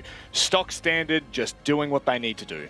Yeah, no, I really respect Juicy, and I'm glad that we have a little bit of validation. I know Guz got a little bit of validation with Juicy saying, yeah, we were right, what we were saying is, correct. That, just simple, keep it standard, don't have to do anything too crazy. And I think that, something you were saying, particularly with Coastline Milo, is it worked against Ruffle, because Ruffle are going to keep throwing bodies at you. You just play it simple, you just wait it out, and it's going to work.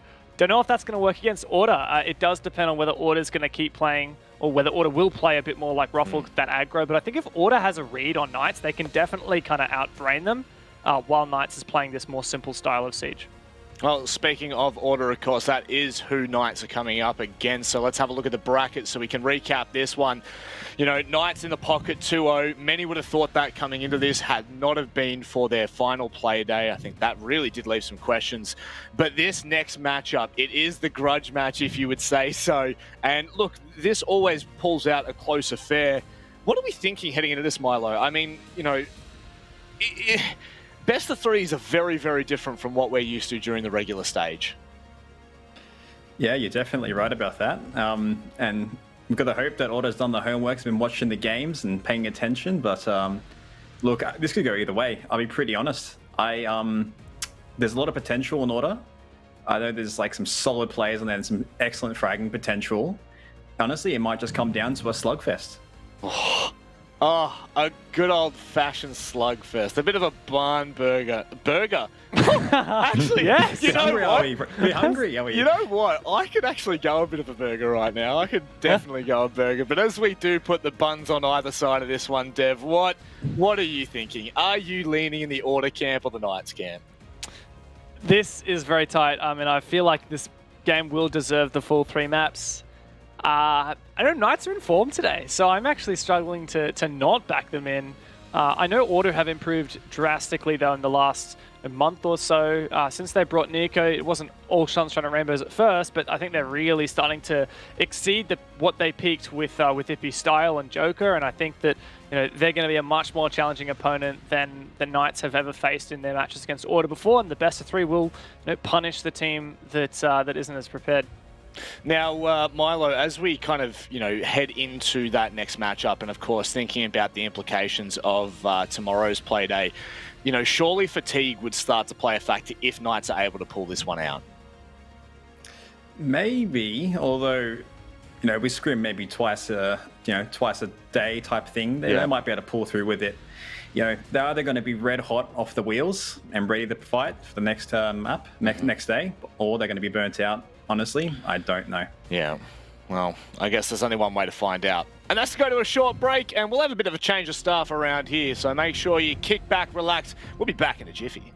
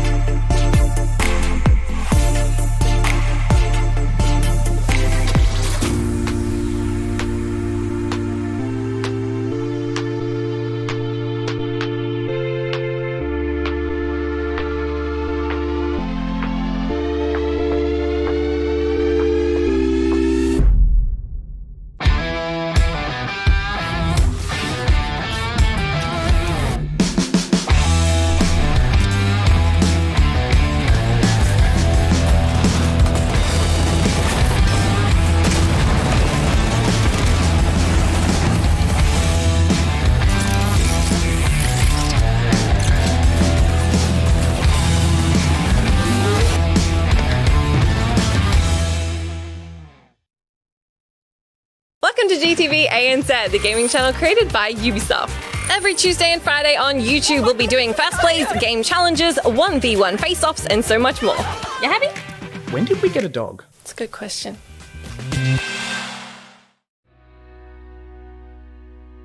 Mental health is one of the most significant things that is impacting our youth today. Yet it wasn't being taught or spoken about. Back when I went to school, there wasn't a lot of mental health education.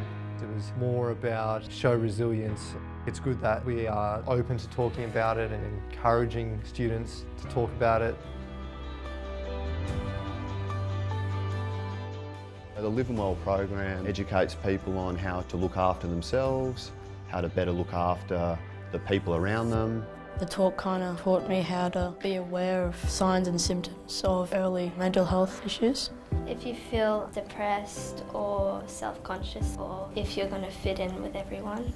It's very much delivered in a relatable, conversational way, and also educates people on where to go to get professional mental health support.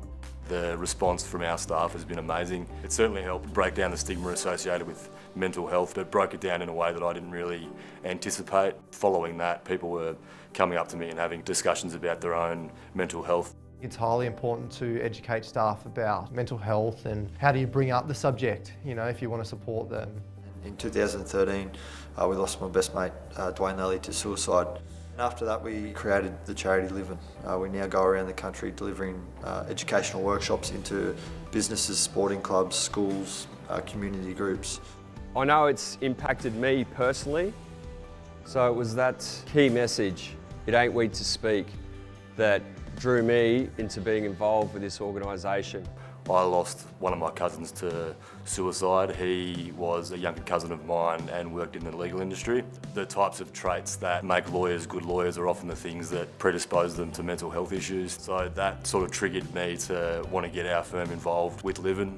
Mental health is a broad term used to describe overall mental well-being. So how we think, how we feel, our emotions, the good, the bad, the indifferent. If you've got a better understanding of the way that mental health works and the way that different people go through different things, it means that you can more tailor the way that you deal with people. The best thing that we can do is listen. You can do more by listening and being supportive. If we can accept people in a better way and know how to make them feel accepted, we're going to help save a lot more lives and help people live a healthier, happier and more fulfilled life, and that's ultimately our goal. We have to acknowledge that it exists in our community. If you think you're in a state where you need to go talk to someone, you should. And we have to be taking positive action to address it. Just letting you know that we're all here for you and that if you do have something wrong that you can reach out to other people. We have to be aware and we have to be educated. The important thing to note is that every single person has mental health. Not every single person has mental illness. It's not weak to admit that you've got a mental health issue.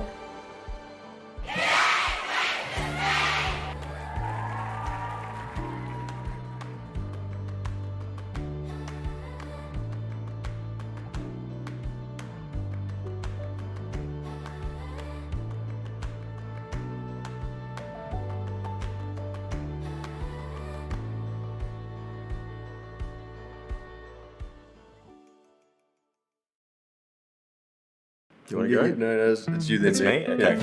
Wait, what was it? Breaching and clearing the air. Breach and clear air. I'm Blast. I'm Turtle. And this is Breach and Clear the Air. This is shit talking our teammates. Friends.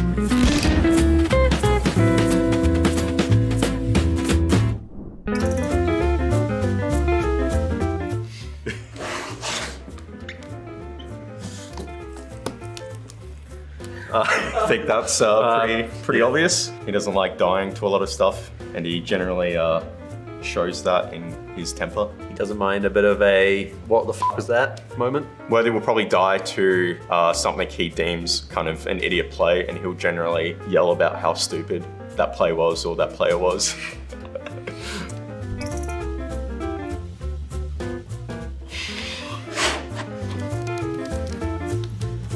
Oh. Okay, you go Right, first. I love Hal, don't get me wrong. He's our other coach and analyst, but a bit too corny for my liking sometimes. I chose God Legion because some of his jokes just don't really make sense and no one really laughs at him, to be honest, so.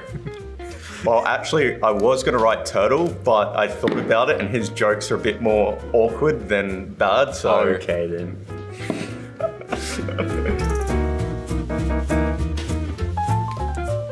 Who's got the weirdest habit? It's gotta be someone. I know my answer. I know. Nah. Oh, yes. Oh no.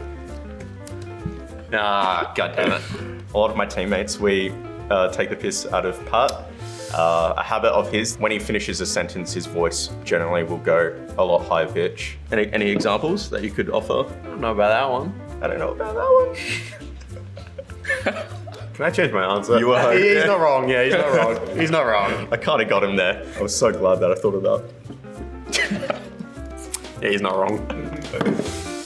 He's not wrong. Ooh. Oh, oi. Thanks, mate. Yeah, I was gonna put myself in. I picked Digital. He rocks the slides and socks combos. He doesn't mind the trackies here and there. I don't know, the man's always looking like $1 million with that chief salary, so yeah. I picked old mate here because, I don't know, just can pull off anything. Just chucks it on in the morning and it doesn't matter what it is, but you pull it off. Yeah, you're too kind, Pat. Yeah. You're too kind, mate.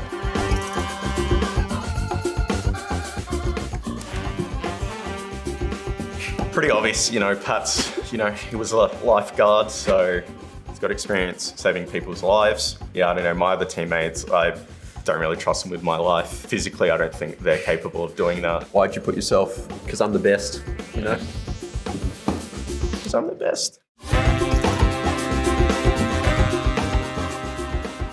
See, I don't even know what people eat, except I'm gonna just... Can we do somebody's drink? Someone's drink.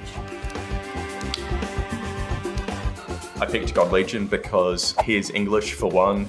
They have pretty weird food combinations, and also he calls French toast eggy bread, which is an injustice. So I think he's a weirdo just for those reasons. I chose Rain Digital because of not his food choice, but his drink choice. When he uses pre-workout or like energy mixes, he chucks it with sparkling water, which I don't really get, but hey, to each their own. I know. Oh, that's pretty mean. Oh, geez, this one's got me. I actually have no clue. Copying off my answers, typical. Yeah, I'm gonna trust your instincts here. Yeah. I rate him, but I feel like he would make an inappropriate joke to my parents straight off the bat, just after meeting them. So for that, I'm gonna have to, keep him away from them. Yeah, I totally agree. I think he'd be like really awkward and just making like anime noises or something. Oh my god, man. That was a bit of improv. Jeez. Genius. Anime noises. I'm very happy that Pat didn't put me down on any of them. Yeah, give you best dress. I'm flawless. That's true. Yeah, that's true. But you didn't put me down on any bad ones. So. Yeah. Feel like I'm gonna have a few angry messages from teammates now, but hey, we'll see how it goes.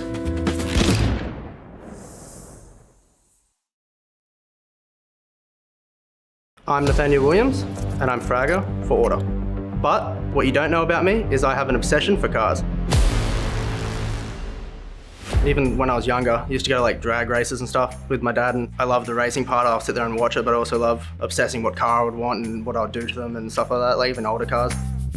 I grew up watching my dad and my brother fix cars. That's basically a family tradition at this point. My current car is a 1991 Nissan 300ZX. I love it. Just everything about it, the aesthetic. It almost looks like an old Lamborghini, but it's not the price of an old Lamborghini. So the only issue with my car is obviously it's old and I'm constantly working on it. The biggest job I think I've done on my car is basically going from front to back and fixing every little problem. Like I'm pretty sure the only thing that hasn't been replaced is the actual core itself. I think that's why I like it. It's like a constant job, something new every month basically.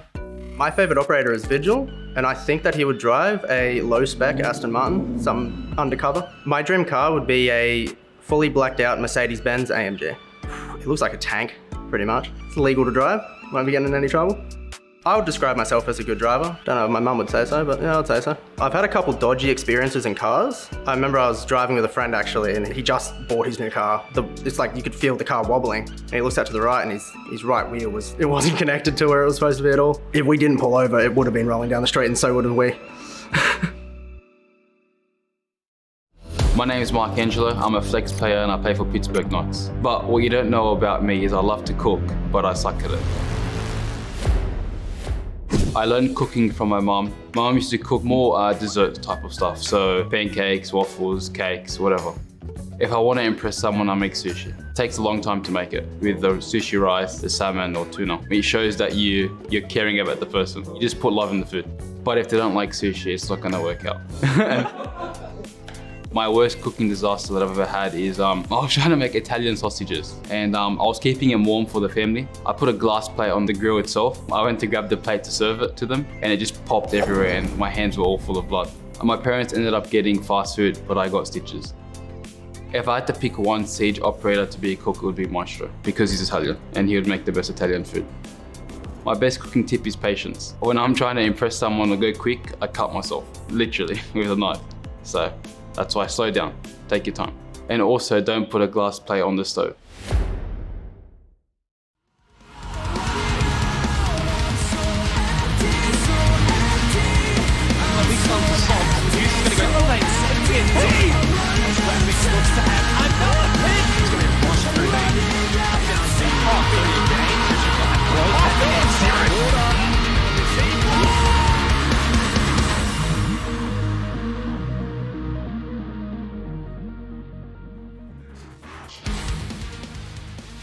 Welcome back to the Oceanic playoffs. The Knights deal with Rafflecopter. They move forward. They'll be taking on Order very, very soon, although maybe not too soon. We're going to give them a little bit of a time to, of course, adjust, go through the map vetoes, do all of the behind-the-scenes stuff. This is where we can just sort of dissect things a little bit, Guz. Of course, we're now on the desk, joining the lovely Milo, who's now the face of the analyst desk. He's obviously been doing an amazing job putting up with Devon Manic and all their shenanigans. But of course, Knights 2-0 in the end. They get it done. I'll go to you first, Guz, and give us your thoughts on the match as a whole.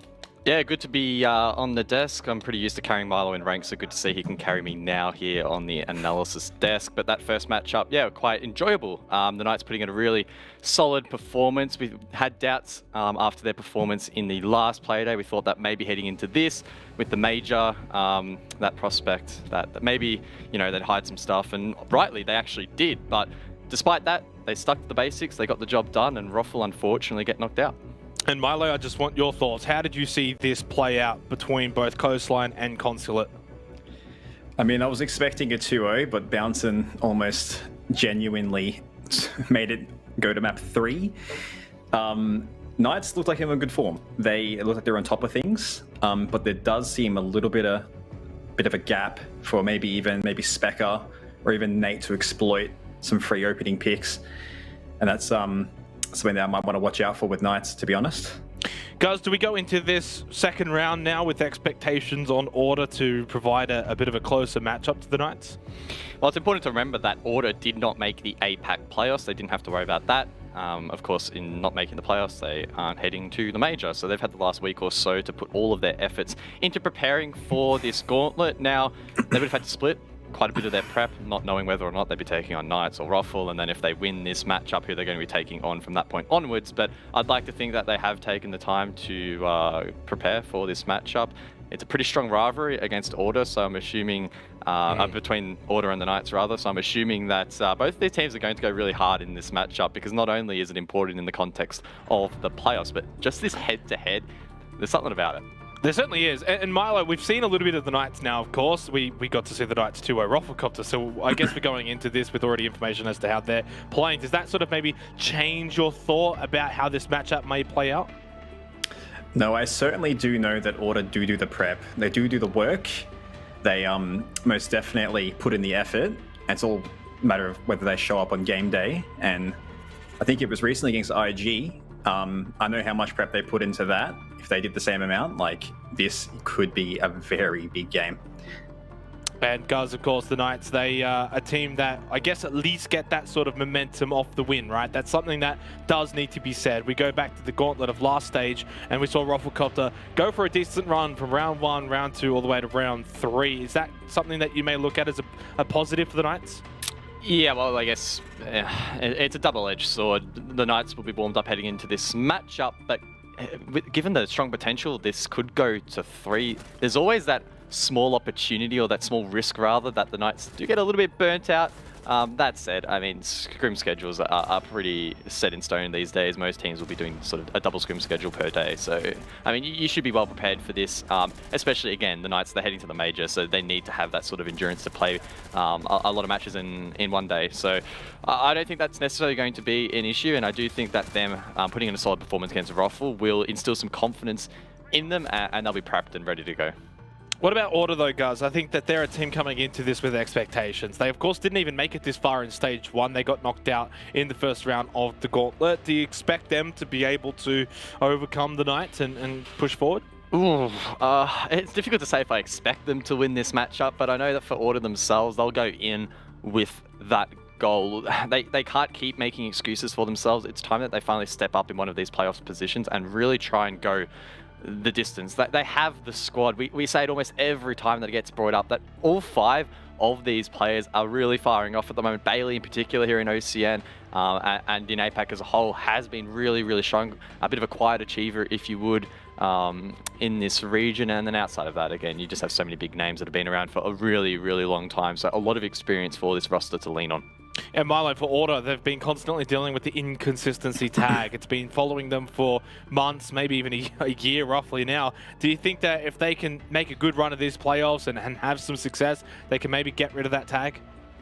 I do reckon that they've been on a pretty decent trajectory on improvement. I remember when the team first was created with the new roster with Nico on board, and I think with Joker slotted out for Nate, it just ends up becoming a Nico carry Order type dealio. And, you know, sort of evolving, kind of maturing into this league, even in APAC South. Like, I have been seeing the load being dispersed more towards the other players, and they have been having some pretty solid games recently, so I wouldn't count them out. Certainly would not be counting them out. I guess, though, do they go into this as underdogs, favourites, Guz? Where do you put them in this matchup with the Knights? Is it maybe level playing field? What are the expectations, I guess, maybe for either team here? It's such a tough question to answer. I'm sitting on the fence. I hate to say it. I love to be the guy that makes that bang decisive call. I'll give you a scoreline, I'll give you a result. But for whatever reason, I'm really struggling here. I do think that the Knights played super well at the start of this afternoon. And if they stick to basics, I'm not sure that's going to be enough for them against Order. I get the impression that Order is the roster that should be able to read into them, make the adaptations required, and exploit that. So, really tough call. I'm going to say that Order still just edge out, but that's only because the Knights are not going to go deep in the strat book. Milo, what's your thoughts on this? Because I think that when thinking back to the snowball predictions, a lot of people did have Order down as their team, except for Ducky, who obviously went all Knights. Do you think that Knights are going to benefit from having already played, or do you sense that Order may be a slightly favoured here? I think Knights is kind of like that case where they sort of don't really have much to lose. And that's kind of scary as well, that they're going in there with the mindset that they're kind of just playing to win.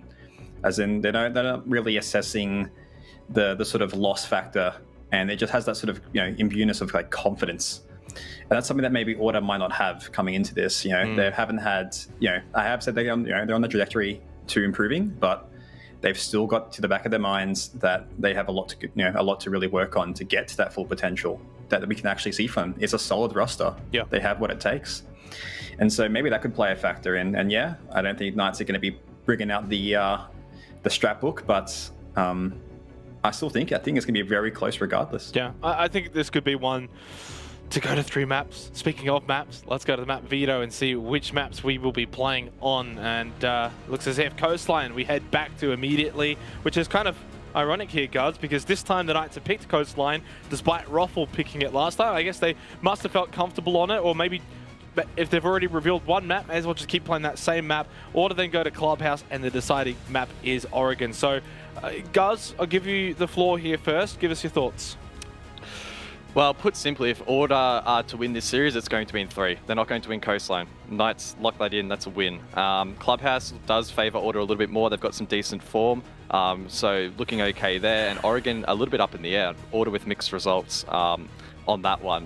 In terms of me calling Coastline so early here for the Knights, a lot of that is based on the fact that the Knights just played super well against Ruffle. So again, well trained, they're ready and waiting for that map. But on top of that, Order, they haven't played it in Stage 2, literally at all across 2 leagues. So either, I mean, Order maybe are saving it, who knows? I'll have to wait and see, but I have a lot of confidence in Knights taking that first map. And like I said, if Order want to win, it's going to go the distance. Milo, do you give Order much of a chance on Coastline and share a similar sentiment to Guz?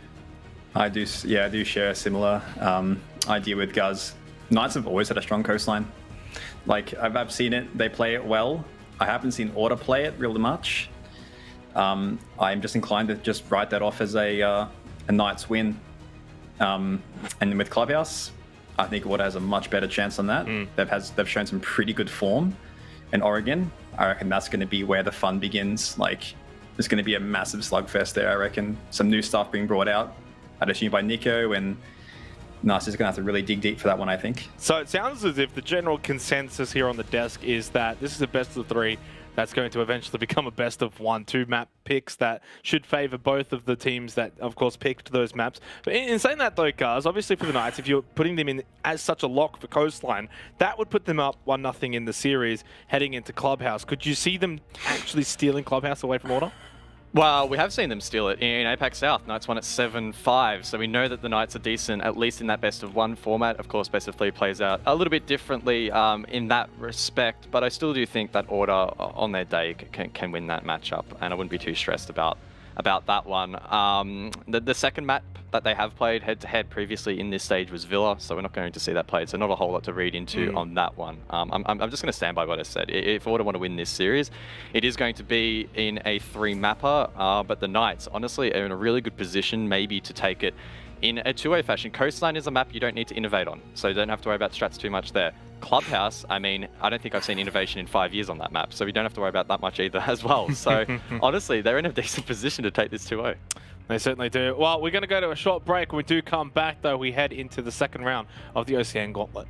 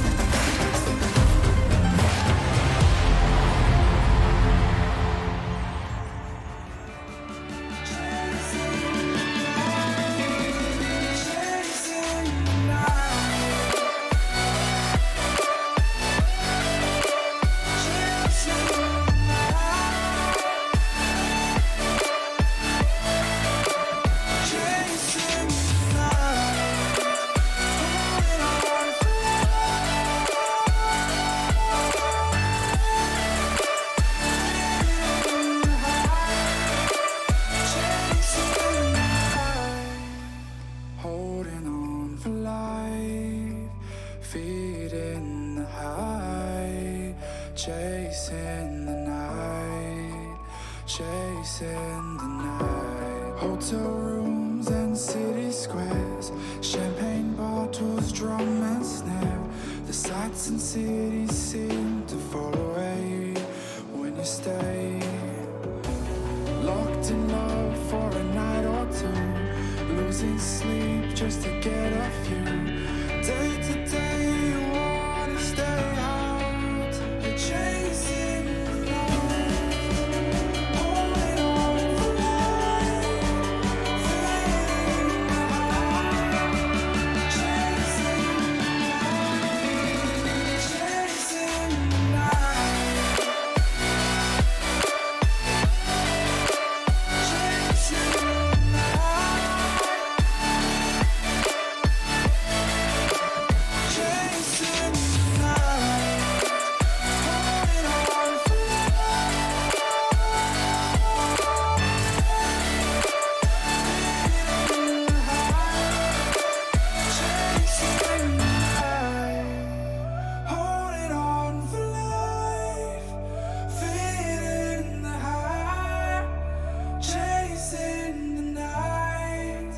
chasing the night.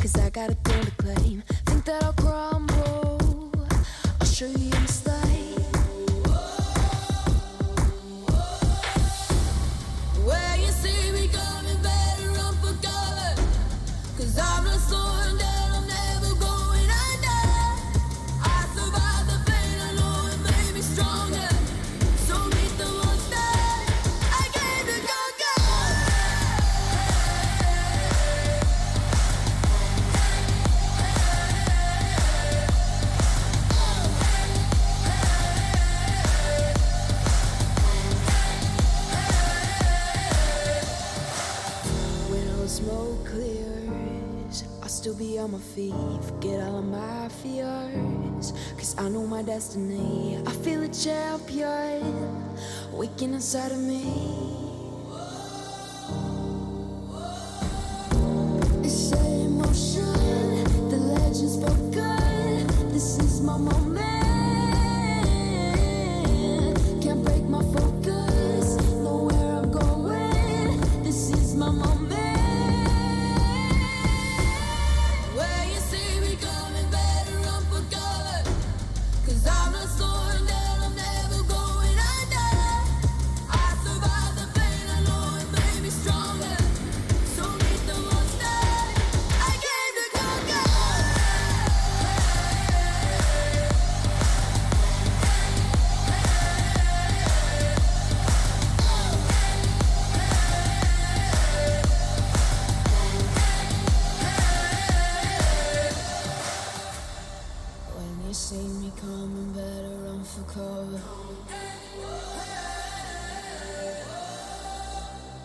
I survived the pain, I know it made me stronger.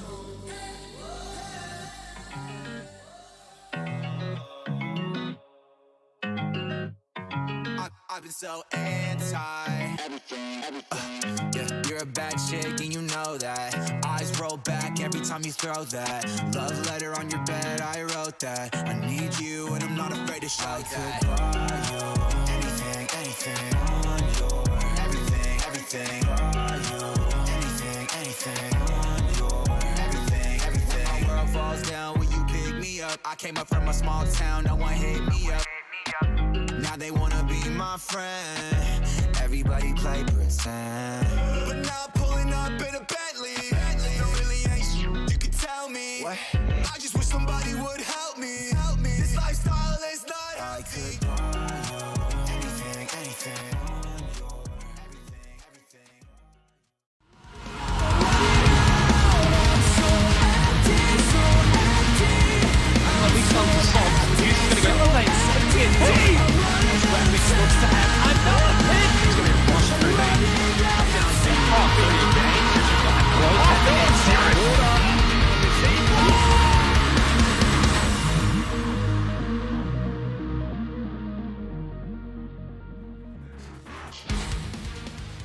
Welcome back to the Oceanic Nationals presented by Samsung, of course. We've already completed one of our rounds, 3 to go in total, and one to go for today. Order versus Knights coming up very, very soon. Not soon enough though, guys. We're getting pretty eager to get into it. So Order, look at their glorious faces as always. I'm actually surprised that all 5 of them are there. Usually Specker's off somewhere else. Yeah, Specker's normally off doing a couple hundred push-ups before the game. I mean, Jack Daddy lifting some weights and often eating his dinner, which maybe he's actually remembered to eat before his official tonight. But no, outside of that, looking cool, calm and collected. Milo, what's going through their heads right now from a player's perspective? Is it just waiting to get into the game and just ready to go?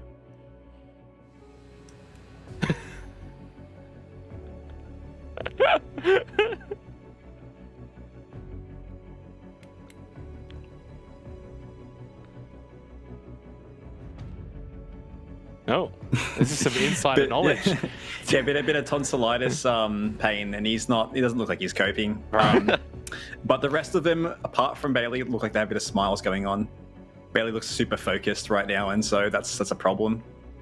Is there much? Nice to watch out. Is there much chitter chatter before you get into the game as a team? I mean, obviously every team's different, right? Order are looking pretty tired. Bailey wants to go back to bed. But for you and you guys as a team, are you discussing much before the game's about to start?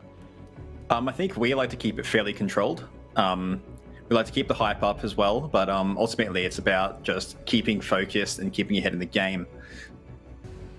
Yeah, it certainly is. I mean, that's definitely what we do in the the broadcast room as well. Before we get on, we're very focused. We're getting our heads in the game. Specker's head is a pretty big one, Guz. Wouldn't you love to have a chat with him at the end of the game? Oh yeah, wouldn't mind a yarn with old mate. Specker loves a cheeky chat, and I'm sure he'd be thrilled with the result. Again, big rivalry between these two. There's also, you know, maybe a little bit of blood in the water after their last encounter in a play day 7. Specker wasn't too thrilled with what the Knights had to offer on that occasion. So yeah, we'll have to see whether or not that rivalry shall continue. I'm not sure if we've got the Knights cam or if we're giving them more time, but I mean, I'm more than happy to stay on Order. Good looking bunch of guys. Of course, Jack Daddy had his lightsaber out the other week, and I'm hoping we might be able to see a little swing from him once again. Oh my God, is he looking at me? Oh, I just got flustered there for a second. You're a married man, Sadok. Or you're about to be. Soon to be. Look, Milo, we'll kind of go towards final thoughts here heading into this match. Do you sense this in any way going to be a 2-0, or are you like locked in that this is going to go 3 maps? Look, if this is going to go anywhere, it's going to be 3 maps. It's just like an insta lock-in for Knights Coastline. I reckon it'd be a close fought sort of game and club, but I reckon it's going to be an absolute blast, Oregon. Guz, do you give Order even the tiniest chance of winning Coastline? Even a little, you know, a little sheesh. It could be a bit of a sheesh, but anything is possible. You can't rule out anything in Siege, particularly OCN. I mean, Order and Specker specifically himself has said time and time again that he believes all of these teams are actually pretty closely matched in OCE. You know, you think about the big 4, Knights, Order, Chiefs, and Wildcard. They're all at similar footing, and on any day, one team can win. Best of 3, of course, a permutation to that. On Coastline specifically, I'm still very much backing in the Knights. They put in a good performance earlier, and they're looking super strong on that map. They're confident enough to pick it and go there again. A very slim chance for Order, don't get me wrong. If Bailey fires up, if Specker fires up on that entry, maybe they'll be able to pull it off, but it will be tough. We're just waiting on Dino Eye here. I've heard that he's obviously finished with the beard and now moved on to shaving his head. Milo, I'll ask you the same question. Do you give Order any chance on Coastline? Because this seems to be the general consensus that Knights will win Coastline. I think the only way that Order will beat Knights and Coastline is more just like they whip out something I've never seen before. Right. They whip out some massive Monty Ying strat or something, and they're just constantly planting. It's something that I haven't really seen much on Order playing, and so I will give them the benefit of the doubt. But I've seen Knights do wonders on that map, so I'm gonna stick with them. Right. And then kind of maybe looking a little to the future here, because the winner of this game moves on. They'll be taking on Chiefs. Do you give either team a chance against the Chiefs in current form, Gus? Again, anything is possible between the big four because they are so closely contested. But the Chiefs, they showed last stage that they can make that run from that second position. They won 2 best-of-3s last time to be able to pull that off. I do think, again, on their day, they could take down either Order or the Knights. Much like Order, they can go deep into their scrapbook. This is all they're fighting for at the moment. They want to try and replicate their Stage 1 form. So I do believe that the Chiefs will be a very, very strong contest for both of these teams. The Chiefs, of course, overnight, they can watch back these VODs because that game will be played tomorrow. So that is something to remember. But yeah, this is only the start of a really long road for both of these teams, I think. I'll ask you the exact same question, Milo. It's just that simple here on the desk with Xenox. Do you sense that either one of these two could be able to take down the Chiefs? Definitely. Like, it's just going to be one of those things where I wouldn't know where the maps would be chosen, but in a best of 3, I really couldn't tell you. Yeah. All right, so at least we know now for next stage we won't get you back because you can't tell me anything. That's right. They'll be in the playoffs. They'll be in the playoffs next stage, hopefully. So. Yeah, exactly. There you go. Next stage, maybe we'll have, I don't know, Specker or something. But hey, you had to get the bus treatment at some point. It's just part and parcel. Look, I think that, for me, I'll give my opinion here. I think that, yeah, I agree with Guz, 100%. I'm backing my co-caster. I think when you get down to that sort of, top 4, big 4, whatever you want to call it, it is very difficult to sort of say this team's going to win 100% of the time. They can all beat each other. And they've all beaten each other as well over the last, 6 months or so. So yeah, it does make it very, very difficult. And it comes down to sort of on the day. And I think this match as well encapsulates that as well, where sure, you get rid of Coastline, but then Order should be able to maybe win Clubhouse, and then Oregon becomes that 50-50. So maybe we should just go straight to Oregon, Guz. Well, that would be a little bit disrespectful to the first 2 maps. Yeah, it is very difficult, I think, when we really start to narrow down these games as to who can win. It's very difficult to just look at raw stats, raw numbers, and make valid insights as to who's more likely to win. Again, because a lot of what we have to go off is in best of 1 format, as I'm sure Milo can attest to. Those games are very much more random, and you can't get away with making as many mistakes here on, from a round-to-round basis. So that is true, actually. And Milo, obviously, you guys haven't been able to play too many best of 3s recently. That's dog. It's just, what do you want from me?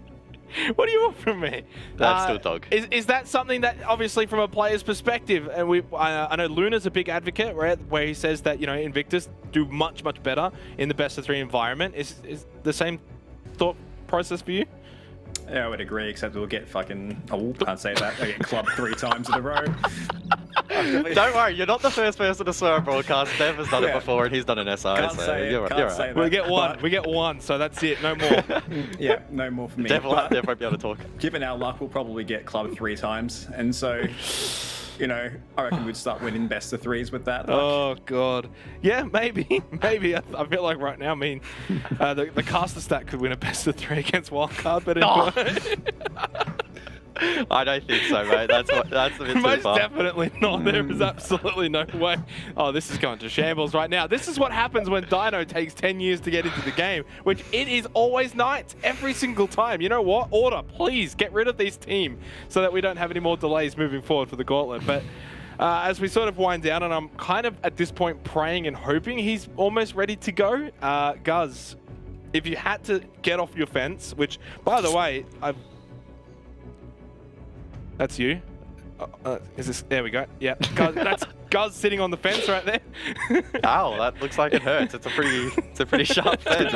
If you had to get off the fence, and I don't think I'll be able to have kids anymore. Oh, Jesus.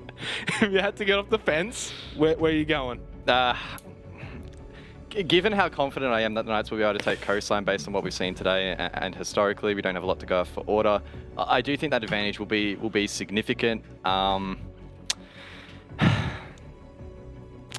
The Order bring it back though. That's the question that I keep asking myself. I need an answer. Order. The casters are ready. Order 2-1. Stuff it. Let's go. Lock it in. Milo, quick answer. 2-1 Order. 2-1 Order. I'm going to say 2-1 Order as well. And we're going to throw it over to 2 guys who can now fill for the remainder of the time.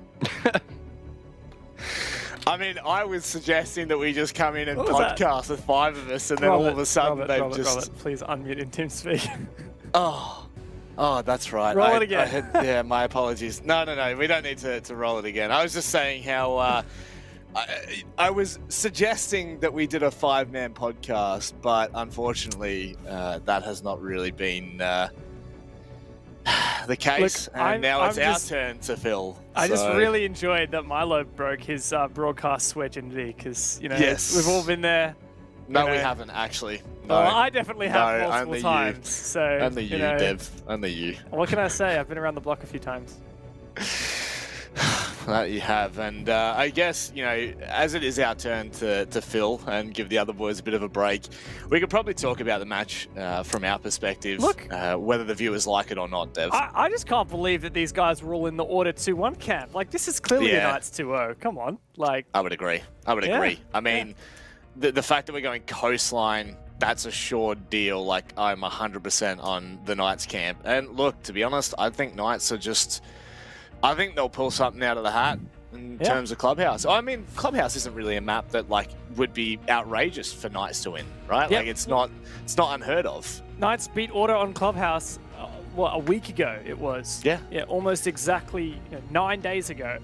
So it's totally achievable. And of course, that was a high-stakes game. That was the game that qualified Knights to go to Mexico and locked Order out of the APAC playoffs. So it's not like that wasn't a high-stakes game. So I definitely think we have plenty of reasons to argue that Knights would take this 2-0. I could see Clubhouse being tight because it was tight when they played each other. It was 7-5.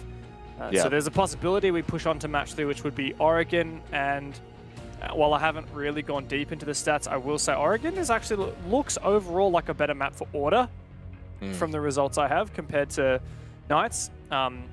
In fact, Wildcard, I got one of their only wins of Stage 2 against Knights on Oregon. So, if you lose... Oh, sorry, no, that was a loss from Wildcard. No, that's unfortunate. Never mind. That makes a lot more sense, though. I'm sorry, I know Milo can still hear me. So. Poor Milo. I think Xenox threw in one of the bus enough for all of us before in that final segment before they threw. I think, I've figured it out with Xenox, and it's when the fill becomes a bit too much and he starts reaching, that's when he starts throwing people under the bus. That's when the true Xenox shows his appearance and he kind of just goes all out. And to be fair, I start to understand how that is, kind of appropriate when you get to a certain extent. But, some of us are just nice. Some of us, like to be a bit professional with our jobs, Dev. And in doing so, talk about the game at hand and don't waffle like I am right now. But certainly, I can hear him laughing in the background. Oh, that's grouse. That is grouse. But no, let's be serious here. I do think that the Knights are coming into this the favoured team, which, I mean, I had predicted that to begin with. That's what I just thought Knights were going to show up and show us something that we had seen before, which is just the siege that they play, right? When Knights are taking things seriously and when they are focusing on their team,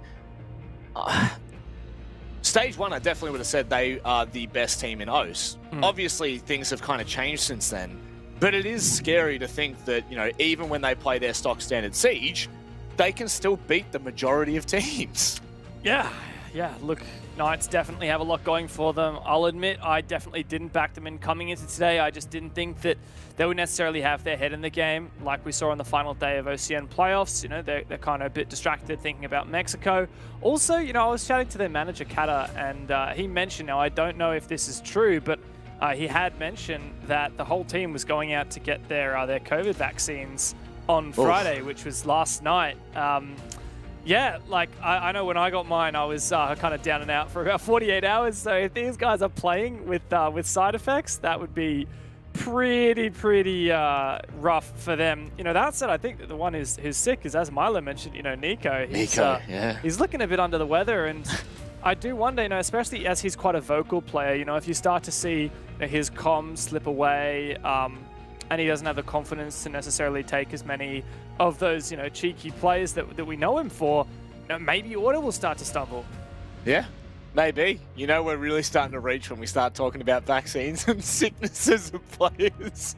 That's when we're really hitting the point of no return. But I mean, I would honestly agree when when Milo said that Nico, had mentioned to him that he was sick, I thought, that could actually be a bit of a blunder for Order coming into this. They are a team that likes to get rowdy, and Nico is cheeky at the best of times. He's always got a little bit of how you going about him. You know what I mean? There's a little bit of a special spark. He may not be the rowdiest of players, but he certainly can turn it on when he needs to. And, it could be something that we talk about. I mean, speaking of talking about anything, Specker with his... I don't even know what you call that. Is that a hairdo? Is that like... I feel like that's the 90s style, right? I bet you this is one of those hairstyles where he's going for the just rocked up out of bed look, but it took him like 30 minutes to actually get it to look like that. Standing in front of the mirror with like 3 different products. He's like, oh yeah, now this looks super natural. This looks very realistic. Yeah, just looks like it. Xenox. It looks like Xenox at call time, honestly. Legit, every single time. This is straight up what Xenox's hair looked like when we rocked up at 1 p.m. for our call time today. At 1 Not p.m. even joking. Dare we think about what he will look like at 11 a.m. tomorrow when we've got to get up for that early call time. I mean, like we say early call time. Xenox, I don't think has been up before 1 o'clock since today, I guess. I feel, oh God, jeez, he's already having a snooze. He's having a snooze fest. I tell you what, we're all about it here at OCN, ladies and gentlemen. Of course, presented by Samsung. What a product. We got snooze fest, we got hairdos, we got all sorts. And we got commentators that just feel like it's nothing. Yeah, Philharmonic Orchestra out here. Look, I do wonder what Juicy's listening to. He's got Billie Eilish's new album there, just vibing out, having a bit of a snooze. By the way, Billie Eilish, if you want to sponsor us for some music, hit up at DevMarta James on Twitter. Please, yeah, we'd love do. to. We'd love to get the Billie Eilish track on the pre-show. That'd be fantastic. Yeah, look, she seems to be cool enough. YouTube. What? What is that we're doing? He's watching cleaning tires. He's learning how to paint his rims. This is amazing. Why is that a thing? Just gotta kill time somehow, I guess. Oh God. I guess our killing time is watching other people kill time. Is that worse? I really don't know. I don't know what's worse, whether it's us filling time or them filling time, but regardless, we are just but a short minute away from getting in a game, or at least we've been told that for the last 10 minutes. So we are getting a bit delirious here, but it's all about the troopers, and I am curious to see, Dev, how Order go in this, because we have labelled them. We've slapped them with a lot of inconsistencies over the past 2 stages. Yeah. And the given thing with Order is the fact that they just pop off on any given night. There is no real telling what Order will show up, whether it's going to be the destroyer of worlds or, the little cat sitting on the fence. I'm so unaware of what they really have to offer in terms of consistency and showing up every day. Yeah, look, we got Order who beat Invictus 7-3 on Clubhouse and Apex South, the same Invictus that went on to qualify for the major by making a lower bracket run. And, in the same breath, there's the Order that lost to Wildcard in Apex South on Clubhouse 7-3. That's the same map, same league, and no doubt Invictus at the moment is probably a stronger team than Wildcard. And the Order still had such a distinction between those different results, so they're kind of all over the place, let's be honest. Also lost to Chiefs at the start of this OCN season, 7-2 on Clubhouse. So Order have had their fair share of difficulties. And mind you, Clubhouse is their map pick, right? Should we get there? That was what they wanted to play. First up, they've got to go to Coastline, which is just not a good map for them whatsoever. They don't have a single win in their last 31 games on overall and then looking at Coastline, they've lost it twice within that. So and it is their insta-ban from stage 2 so far. So yeah, look, I think that this map 1 is definitely going to be cut and dried. I don't think if Order are losing really badly on Coastline, I don't think that is going to affect my judgment of this series at all, because I feel like that's just a given at this point. That's fair enough. And we have had word that the Knights are kicking into gear. Nice. Now, what gear it is, I don't know. We could just be getting the first gear. Let's go! Yes! Let's go, That's boys! what I'm talking about. It's Order, it's Knights, it's round 2 of the Gauntlet, and it's the OCN playoffs. Let's get into it. Who's gonna go forth and face the Chiefs? Let's find out where the Knights get that rematch, whether they get another crack at the OCN title, or whether Order have got something to say about it. Look at that. Enjoy all, Specker says in the chat. Very polite, as always.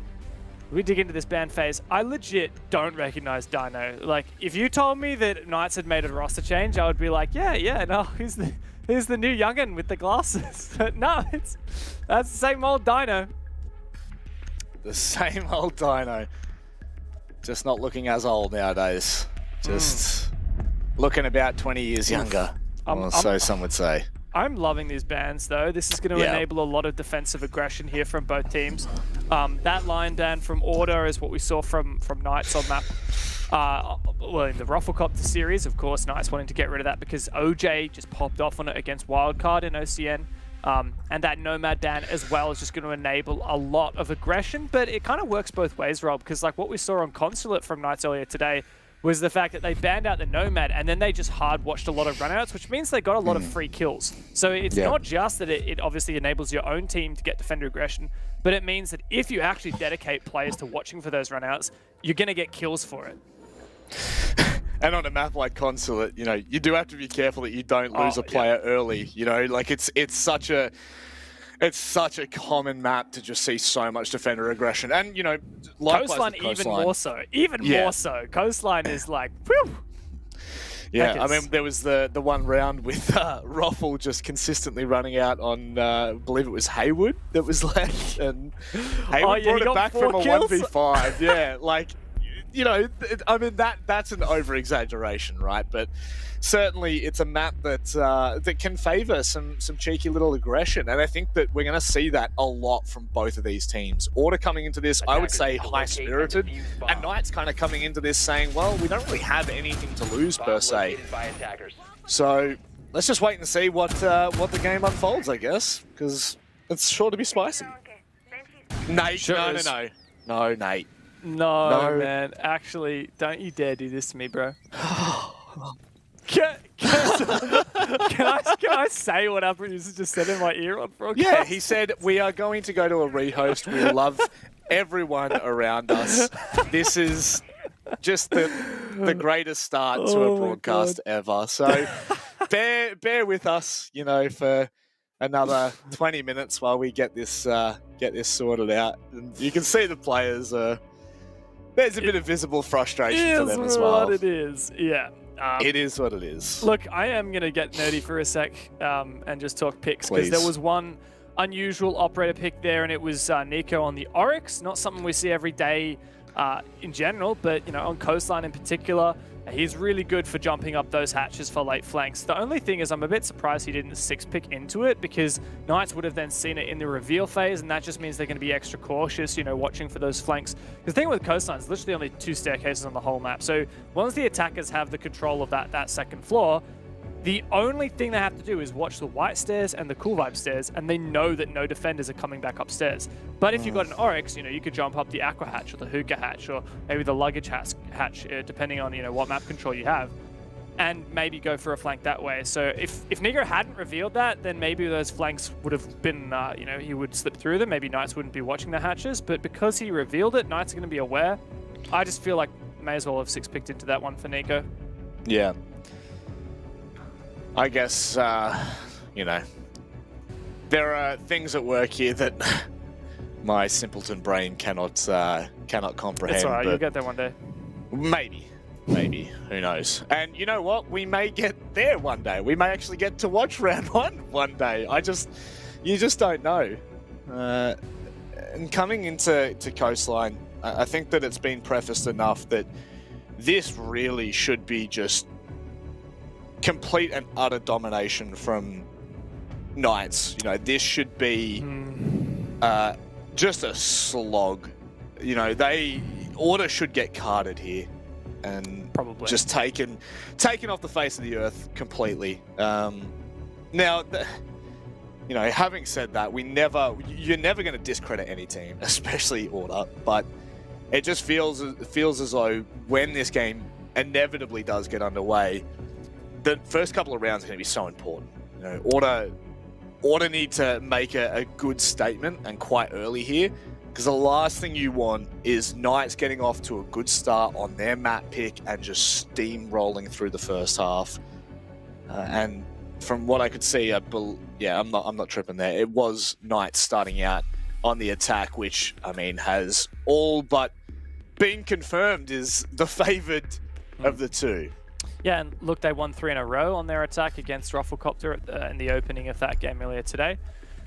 And look, another thing here for Order, just to put some more context behind why we're roasting them so hard here on Coastline, is, you know, this is one of their Instabans. Of course, they've been playing best of ones through APAC South League and OCN, which means that you get a lot of bans, right? So their number one Instaban is Chalet. They've literally, Order have never played Chalet in their life. You know, the last 31 games they played, they banned it 26 times, which means the only other 5 matches the enemy banned it, right? So Chalet is not a map that they play.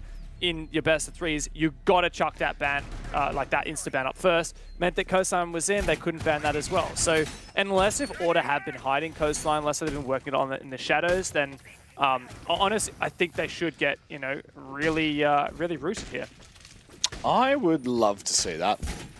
I would love to see this just be like the outbrain from Order. Not Order get rooted, sorry. Just wanted to make sure that I thought that's what you wanted to see. You know, I don't know if we can show that on broadcast, honestly. No, I don't think that would be legal. I'll be completely honest with you. So, although we have seen some spankings and some hidings on Coastline in the past, so this could just be another one of those occasions. In which case, you know, viewers' discretion is advised. So here's old mate Nico with that Oryx. I mentioned it. A couple of hatches he can jump up. Can't jump onto the roof through that hatch, unfortunately, but you know, he could go up the master hatch from lobby. He could make a flank up the luggage hatch from inside security. Also the office hatch into aqua, and then the hookah hatch back from red bar. So depending on how strong Knights are at holding these flanks, he might have an opportunity. Drone activated.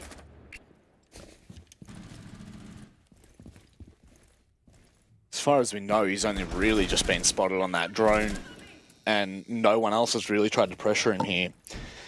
So he'll be sitting very comfortable until a point where Knights start to... I guess you don't even need to necessarily deal with him in that position early on, but you certainly need to be aware. You know, it is just so dangerous, him being able to maneuver around the map in the way that he can.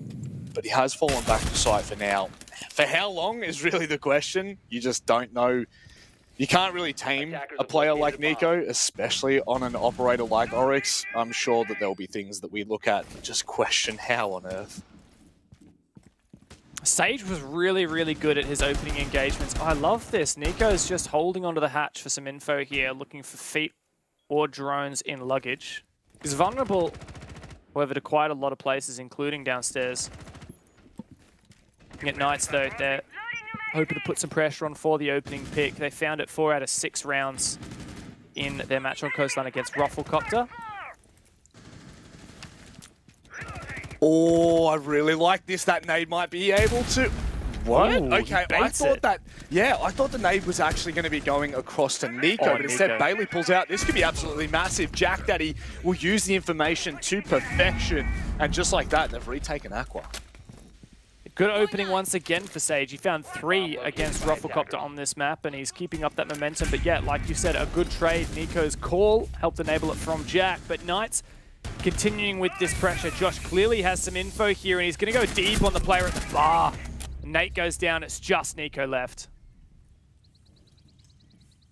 15 seconds left. Not really much he can do in this position. Needs to try and isolate a couple of 1v1s, make this a little bit more believable. But as the diffuser goes down, I mean, there's just no real hope in this. He's got to hit some of the most unbelievable shots. Time continues to tick away here, Dev. And Knights have really shown us what they're worth here in this first round. Despite losing the trade on that opening kill. Doesn't seem to matter for them. Nico's trapped outside. And this is all but confirmed here. Trying desperately to pad his stats a little bit, but it looks like the attackers have become the defenders. Dino can clean it up. And just like that, Rob, nice easy start there for Knights. Yeah, it is. I guess that's a breezy way to kick off your coastline. And all things considered, I'm sure Order will just take that in their stride. Move away from the Bars defense and up to Hookah. Nate pulling out the Tachanka. Yeah, okay. I like it.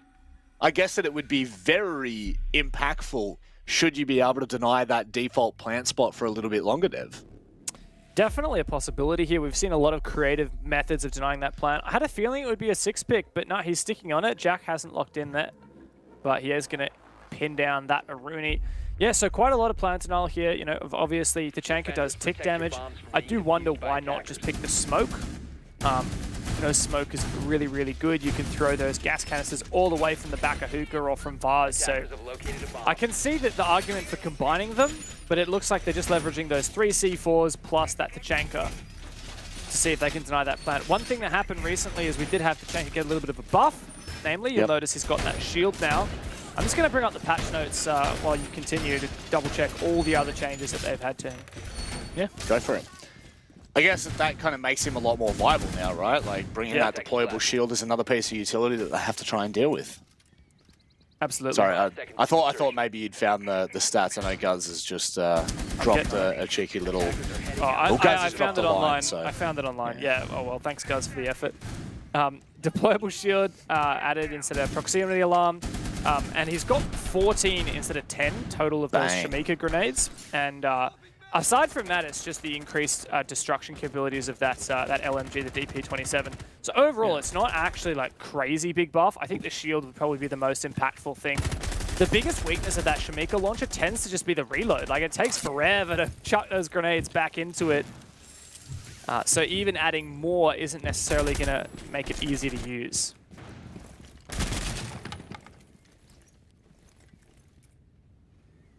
Okay. Oh, Josh just missing a couple of shots there on Nico. Good to see that he's actually running a sight on the goddamn SMG-11 for once. And not just rocking the iron sight, that's for sure. But now, moving forward into this round, you know, I am very curious to keep my eye on Nate and on how impactful the Tachanka can be in the late round, which I am assuming is where it's going to be most impactful, right? Just coming down to the wire. But that also means that Order can't just throw this round away. They have to stay quite sharp and not necessarily play passive, but they certainly have to be playing a little bit more conservative. 100%, and it does, of course, flip as well back onto Knights. If they are too slow in this attack, and they get caught off just because it comes down to a late execute with strong plant denial from Order, things will definitely be difficult when that execute does come through. We might end up seeing Knights go deep. We saw them try that against Rufflecopter, but they've had the Ying from Dino when they were doing that earlier today, and they don't have that this time. Attackers have located. Oh, hello. Dino trying to force the issue here. Some old information, not giving him the best. Maybe just a piece of gadget that's stuck in the corner there. As you can see, Knights really don't have a lot of information. Only 2 drones on the board right now with 1 in the pocket. Juicy, however, finding the kill on the Jack Daddy. I guess it makes it all worth it, and the man advantage make that 2. Oh, man. This is starting to fall to pieces. That C4 could have caught Hayward off. Hang on a second. Hayward's already on site. They've taken complete control, and oh my word.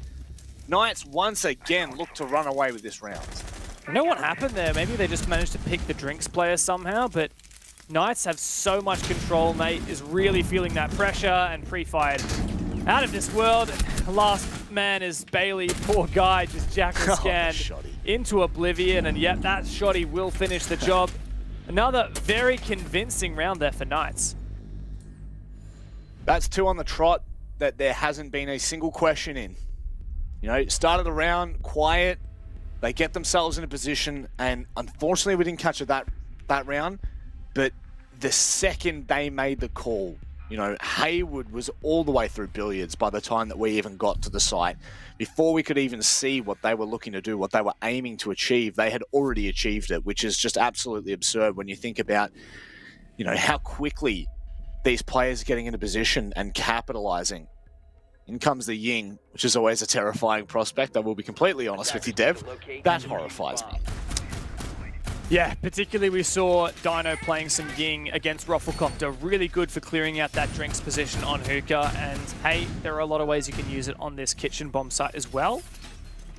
I'm really interested in that roam clear, and I'm also going to be keeping a keen eye on Nico this round, because if there's any bomb site where having the ability to jump up hatches is powerful, on Coastline it is this bomb site kitchen. Typically you'll see the attackers try and take control of this top floor, and once they do, they'll likely be getting Vert, you know, opening up the floor with Sage's sledgehammer, the shotgun from Josh, and starting to dislocate those site players.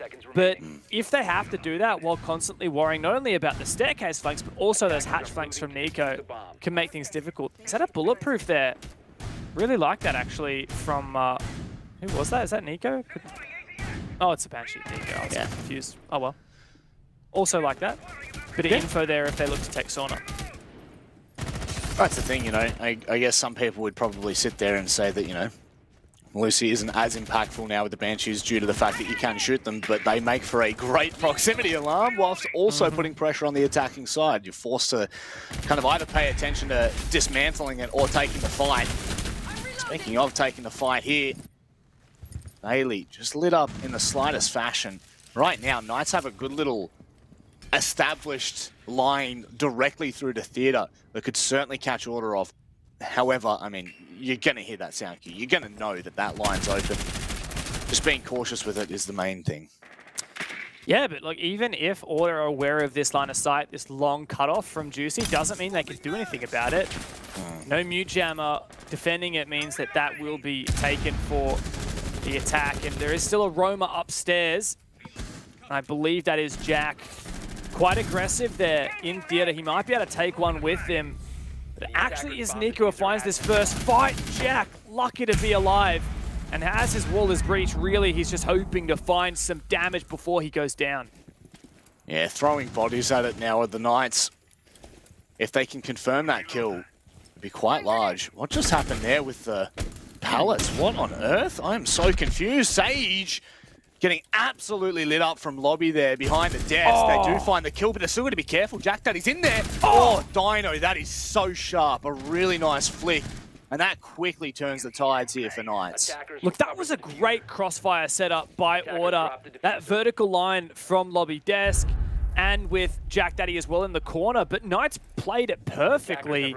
Isolated those fights one by one. Now, even once again, after Specker finds that C4 pick, with that Jackal off the board, it's going to be a lot more difficult to get that late round info. Last round you mentioned Knights were low on drones. This time they still have quite a few up on the table. Attackers have located a bomb. They're going to have to see if they can manage to cover these flanks while also finding these remaining players. That's the thing with Nico still alive. He is going to be an absolute menace when push comes to shove. Could turn the tide if he's able to, go up a hatch and completely flank. With Knights unaware, of course, that's a little bit harder and easier said than done. Hayward goes down. They're starting to try to force themselves into this site, but they're not being given any sort of presence. Nice. That's a big pick from Sage, but now it's all onto Dino. 1v2. He looks to stick the plant, Dev. This could be it. But he can't really stick this. They're going to have to push through, and they do. Specker had a massive round there playing site.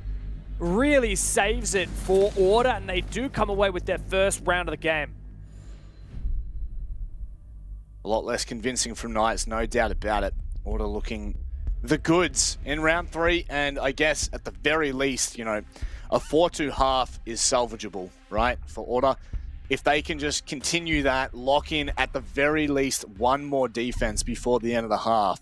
We're not talking about something that is out of the realms of possibility. It obviously is incredibly hard to do so. I'm really keeping my eyes on Knights and how they bounce back from that round. Because really, so far, they are the team that have shown us that this is going to be their map.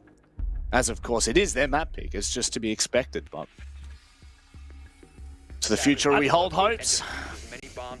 I think Order will be happy though. They're already doing better than Rufflecopter was because Knights went up 3-0 in that game. So yes, we're definitely looking at Knights. Like you said, they're the ones with the expectation on them. We know that Knights have really strong defenses on Coastline though, so Order do need to really make sure they have a strong defense half to match. Otherwise, they'll likely lose any potential lead they might have in that second half. Now, Knights likely to come away with a 4-2 here, but if Order can make that a 3-3, I would call that a massive dub. Yep. 5 seconds left.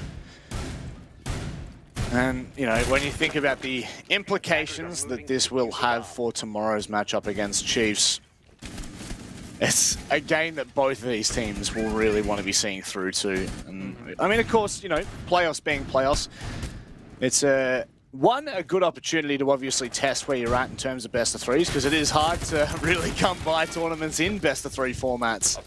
But certainly that all-important glory of the OCN title that Chiefs are currently holding, going up against the reigning champions in the next match, could be an excellent way for either of these teams to kind of cap off their stage so far. And just like that, I mean, it's Nate that goes down with yet again minimal impact. Yeah, especially, my God, he's just found 2 picks from In Ruins, looking and waiting patiently for an over-aggressive Order. Nate going down is really big. That's all 14 Shamika grenades from Tachanka just out of play. Jack Daddy fortunately had his util down already, but a 5v3 man advantage for Knights, and it looks like this round is once again squarely theirs. I would ask for how long, but I think it's a little more convincing than that. Order knowing what they're like, changing on dimes. This just makes life so much more difficult for Order, forcing players back to site that either aren't on site or are currently on site and need to be moving. Information now given to Knights. I believe there's still 2 chances to scan the foots. The tracks, I should say. Now, Nico on somewhat of a flank. Oh, they know. Josh seems to know that too well, Dev. Surely there's a drone in bathroom somewhere. They have some kind of info on Nico. Hayward as well, pushing from above. Nico is trying to make a C4 play onto VIP, but it looks like while all that's going down, there's an execute coming through for Dino. The C4 goes out. Oh my God, he is lucky to be alive. He doesn't survive much longer than that. Bit of a bloodbath here as Knights start to enclose, but Order are holding on to that bomb site. They are, and that's really all that matters right now. Nico needs to be cautious, but with Specker going down, the comrade of Nico, it's all left onto the shoulders. You would just have to imagine that Knights crossfires are established and well set up. Does make the cross in to Billiards itself behind bar, but that's pretty much it. Drinks is no safe place when Cool Vibes is around. Yeah, and look, that was probably the most dominant round we've seen so far from Knights. Yeah, there was a flash of a good moment for Order once they were able to deny Dino planting, but it didn't last for very long. Once again, Knights showing their proficiency, especially on that Hookah Billiards bomb site. They seemingly had info everywhere, and man, like the op comp that they're playing is just so frustrating to play against, right? Like you've got Ibana, you can breach that VIP angle. You've got the Jackal, for example. We saw how much info Josh was getting from those scans. Really, really abusive. Plus, Dino essentially has enough util on that Ying to just solo execute, which is what he did. So Knights are just bringing a really strong comp into this, and especially since they got those picks early, and particularly because it was the Tachanka that went down, it was just such a breeze for them. That's, you know, it's really unfortunate because we haven't seen what Nate is trying to achieve on the Tachanka in either round. You know, we've seen the story it of Tachanka, man. Literally. that is Tachanka in a nutshell. Yeah. It's almost the Tachanka curse, you could call it, because the fact that Nate has hard-picked onto the Tachanka twice, and both rounds, well, the first round, the rest of his team crumbled around him, and in the second round, he was the first to go. It's I would love to see it. I just want to see what they're trying to achieve and how they're trying to do it. Nico, what are you doing? Oh, I've seen this before, Dev. Oh, it's so gross, isn't it? I hate it. I hate it. Was it you that we saw that on? Like it was. I think we were playing a ranked match and someone did that to you. Was that you? I probably, honestly, knowing my luck. Yeah. It's disgusting. Actually, I feel like that was Sky. I very rarely spawned Guz. there. It was Guz Guz. has just said it was Guz. Yeah, nah. Oh, here we go. Early engagement, surely. That's a bit of a freebie there for the Knights. Nice attempt at a refrag with that pre-fire through the wall, but yeah, Nico just completely caught off guard. And this is once again, like, Nice just really, really good at punishing any kind of aggression here on Coastline. They did it against Rufflecopter. They're doing it more here, and like, there's the story continues, right? Like, there were literally 2 players headshotting Specca at the same time as he ran out. It's just clean. It's really clean from the Knights. And again, I mean, please, you know, prove me wrong, but it just doesn't, nothing that Knights are doing seems overly complicated. They're not doing convoluted strats that are, you know, incredibly hard to dismantle. But what they're doing is just clinical. They're just showing us how you can play this game without overcomplicating things. And Jack Daddy right now might be next up on the chopping block. Dino, they are really starting to make a nuisance here. Oh my God. Yeah, I mean, what can you say about this? This is Knights returning to form. Coastline is their domain. Rufflecopter were punished when they picked it against the Knights, and here Order are just absolutely speechless. This is the thing when you start departing from best of ones, get into those BO3s and BO5s, your reduced map pool will absolutely harm you. Let's have a look at this replay. Just once again, like, Order cannot have any success with their aggression when Knights is just shutting them down. It's like I was saying in the up-ban phase as well, Rob. It's like you ban that Nomad, and which is Knights, by the way, which not only makes it so you in a way have more freedom to run out, but it means that if you're just hard watching those rounds, you're going to get free kills. It was almost like a bait. Like, Knights banned Nomad being like, hey, Order, I dare you to run out on us. I dare you. And we're going to be watching. I mean, you did call it. The second you saw that ban, you'd mentioned the Consulate game that we saw earlier, and it really is just showing itself in its full light. And I tell you what, it's pretty ugly for the defensive side. And I have absolutely no doubt that coming into the second half, Knights will probably abuse the fact that there is no Nomad, right? It will just be a peak fest. We'll wait and see, though. Because right now, they are really starting to steam away. I mean, just... I hate to point out the KDA, but you know, Specca being the only one over 2 kills on Order's team 6 rounds in, it's pretty devastating. Yeah, look, Order can salvage this. A 2-4 for them would be passable. It's what Rufflecopter managed to get, but Rufflecopter really struggled on their attacks. Knights had some really good attacks. We'll say, though, like with Thatcher in, if Order are good at using that on their attacks, they could definitely, I think, counter some of these setups that we saw from Knights earlier today, especially considering, like, Order were probably just sitting back and watching the Knights game, so they would know all of their coastline strats. And, you know, for one, there was a strat very similar to what Order's doing right now with this mute jammer, which denies the Hibana on the long angle. Like, we saw Knights doing this, and if Thatcher was being played here by Knights, like, that's just an easy counter.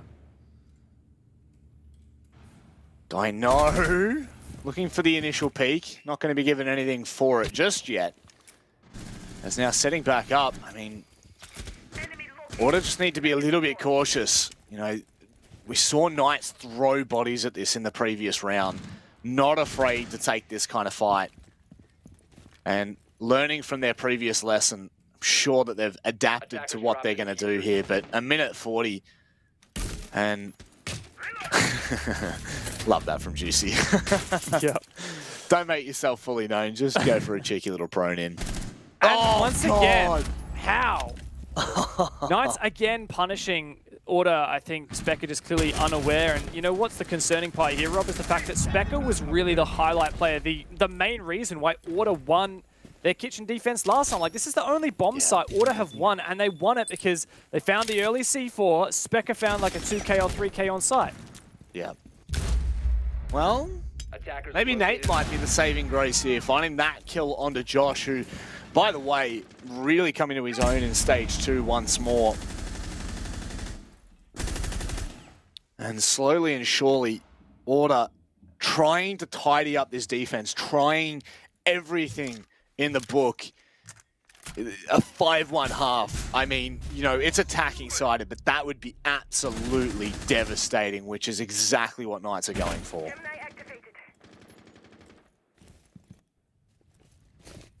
Still, as time ticks away here, it does get tense for the Knights. While they do have the advantage here, a simple slip-up could go a long way, and we're seeing Order now even up the numbers. And Knights are going to have to go for this execute with 20 seconds left from the kitchen side. It's big from Hayward, though, finding that kill. I believe that was out nearly into lobby there. What's the decision? Hayward's going to have to make himself known. Thought that was Bailey. Oh my God, a triple kill. That may well have just secured the round. Surely there is no time left for Hayward to claw this back. Bailey plays massively for Order and saves the half 4-2.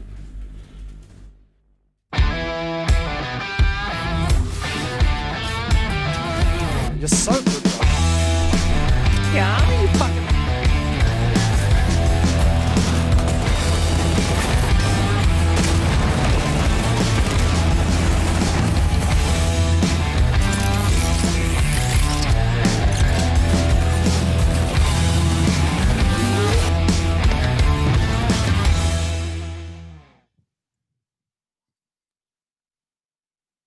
Well, all things considered, Order have fought hard enough to bring it back into the realm of possibility, but they still need to secure this, Dev. They still need to get their attacks right, which coming up against Knights could be somewhat of a difficult challenge. Yeah, look, solid C, maybe C+ from Order there in that first half. Getting 2 rounds is good. I think that those 2 rounds were probably closer than they would have liked. Both of them relied on just a really strong performance from their kitchen player on that defense. And they're now going to have to pivot into some strong attacks, which is difficult because Knights have proven to be really, really good on these defenses at Coastline. Like, they won 3 and only lost 2 against Rufflecopter. And if Knights are to do the same here, then obviously they would win. You know, 7-4 once again. So, you know, Order aren't getting absolutely slapped about as much as we perhaps expected coming into this game. But yeah, maybe just a C so far. It's really going to come down to their attacks. They're not bringing the Thatcher, which I think is interesting. I'll be very curious as to how they're trying to address these setups. Or undress them, if you know what I mean. You know? Be careful, Dev. Be careful. Always they ready do for bite. a bit of cheeky action. They do bite, that's for sure. And I have heard that 1 bite from the Knights is lethal to Order. So they just need to be treading quite cautiously and making sure that they are not overcommitting. I feel like Knights will punish anything the Order have overcommitted to as of right now, with absolutely no presence up in VIP or Penthouse. They'll be left uncontested for now. Ooh, good on you, Dino. That's nice. It's going to deny that long line of sight. The attacker's bomb diffuser has Really nice way to do so as well. Usually you can only really put feasible wall denial on that wall if you bring the Qayyid, and yeah, they're not gonna. So nice little vertical play. Of course, it does tell Order that there was a player in kitchen. Oh, ooh, that C4. What? So close to hitting the mark. What? I am so confused. I thought that was smack bang on him. Was that not? I think there was like a little bit of like a lamp or something that kind of blocked it. Like one of those like ceiling lamps. An indestructible ceiling lamp. Yeah, I've heard of those before. Yeah, bro. They make those in Russia and they just like... just made out of pure Kevlar, apparently. That's it, yeah. Cost, you know, $2,000 a pop, but they're worth it for moments like that. Exactly. When you just, you know, you don't want to walk into an unknown C4. Dino still peeking this.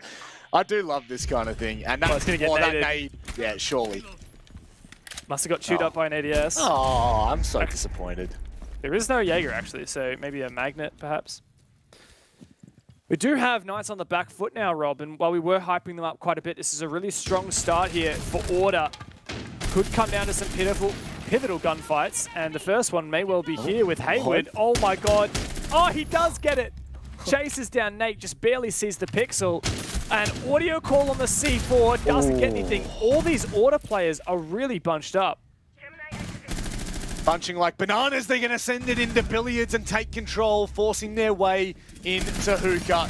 Knights have no response, and Order absolutely dominate, if not for Haywood, goodness me. I mean, hey, I see a world, he finds that knife and it's on, but it's not. Good old-fashioned knife battle. Nice way to end it there for Specker. He certainly stepped up that round.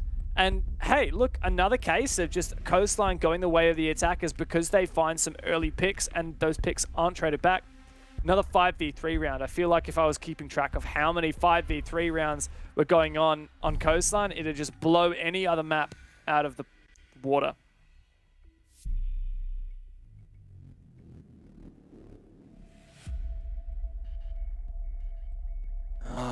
So, we're are very we close. Are We're we very about close. to actually have a barn burger, Dev? Are we about to have the juicy lettuce, tomato, onion, tomato sauce? Is it the full burger here with the Knights in Order? Good old BLT, maybe a bit of extra avocado in there for good measure. You know, I am a Melburnian after all. You know, they say we've got a game on our hands. I think we're very, very close to getting to that point here, Rob. Look, I wasn't expecting Order to be shocking on their attacks, but hey, that round was actually really good. And it was, in fact, their two defenses that they won that looked pretty shaky. That I would argue, is the most convincing round Order have won all maps so far. So if they can keep that up, if they can crack some of these defenses, then yeah, look, I believe him. Attackers are moving to defuse a bomb. Long time between then and now, and knowing the Knights, they will surely claw this one away from Order's grasp, which it currently, you know, it is there. It's there. Now, again, absolutely hate seeing a Frost on a competitive lineup, but god damn it, it is so impactful sometimes. It just has so much to offer.